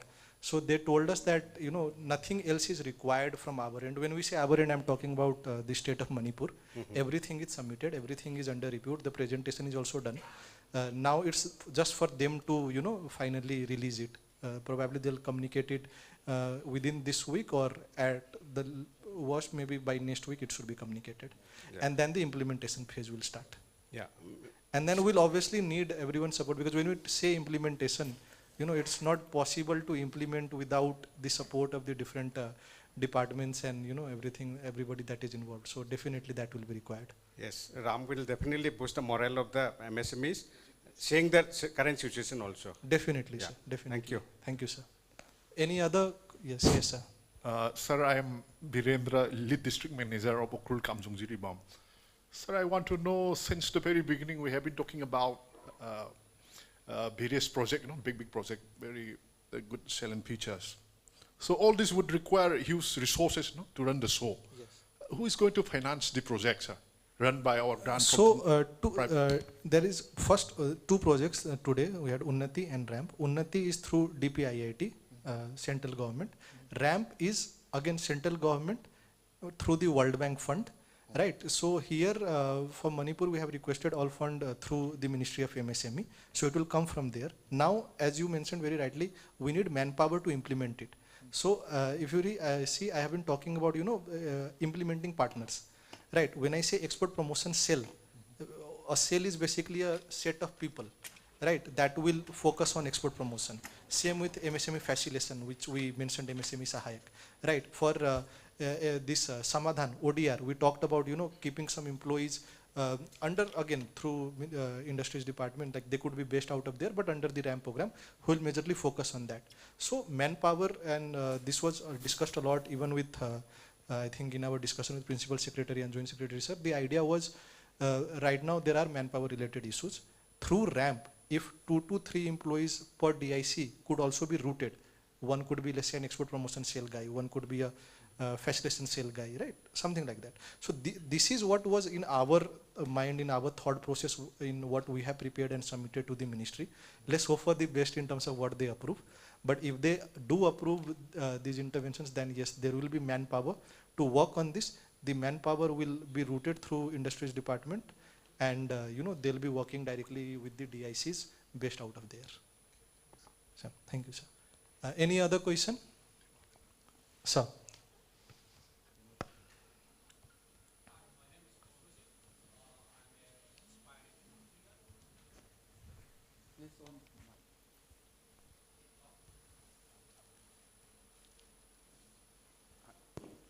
So my question is, first of all, I would like to thank you for an excellent presentation.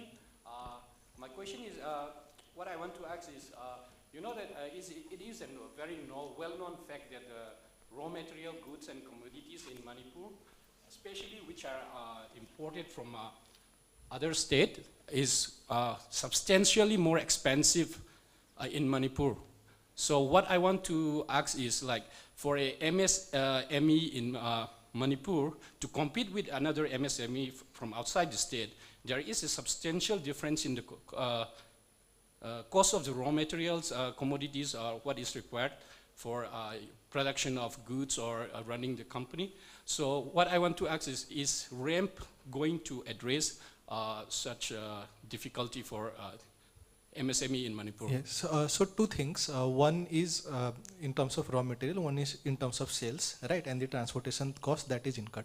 So in terms of raw material, again, we are expecting the raw material cost to go down with improvement in the overall transportation sector of the state, with the railways coming as well.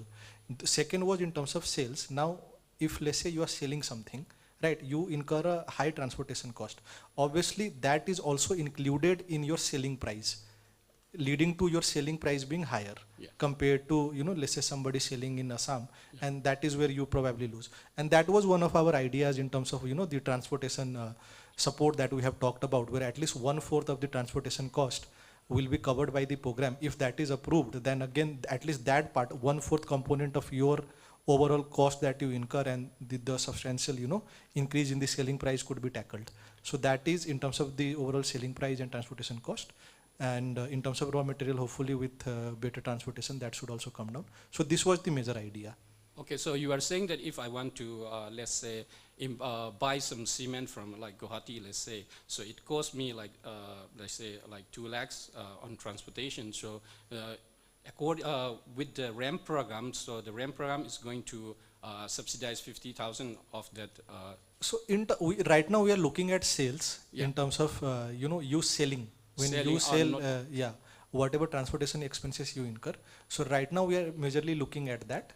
But at a later stage, post-approval, if the intervention is approved and looking at what our budget is, and in discussion with industries department and all these stakeholders, we can see if we are planning to only cover what is sold, or also cover what is brought in terms of raw material. So that could be a discussion post-approval, right? Okay. So maybe, accordingly we'll let you know.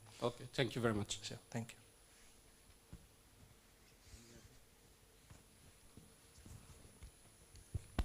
Any other questions or suggestion? If there are no further question or suggestion, we can conclude this session. Now, I would like to invite Mr. Sri Niloy Varman, Director, Grant Thornton, Bharat, to give his closing remark for today's workshop.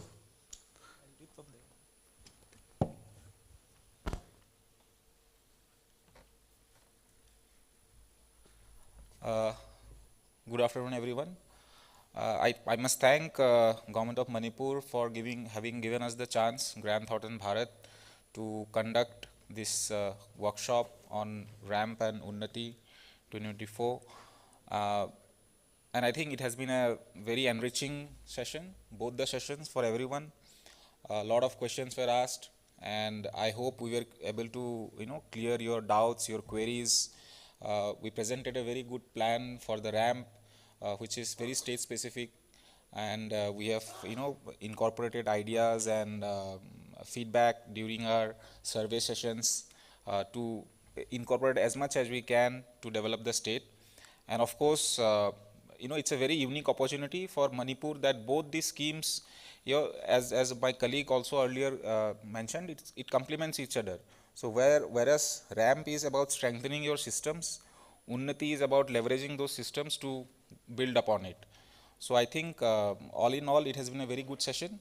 And once again, I thank Principal Secretary Sir for having given us the opportunity, Manitco, and the departmental heads, everyone.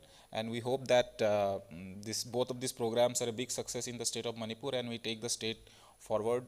And I love coming to this state actually. Before all the few things happened, I came here so many times, and I was very happy with the kind of environment that we had, and I hope that we see it soon again. Thank you so much. Thank you.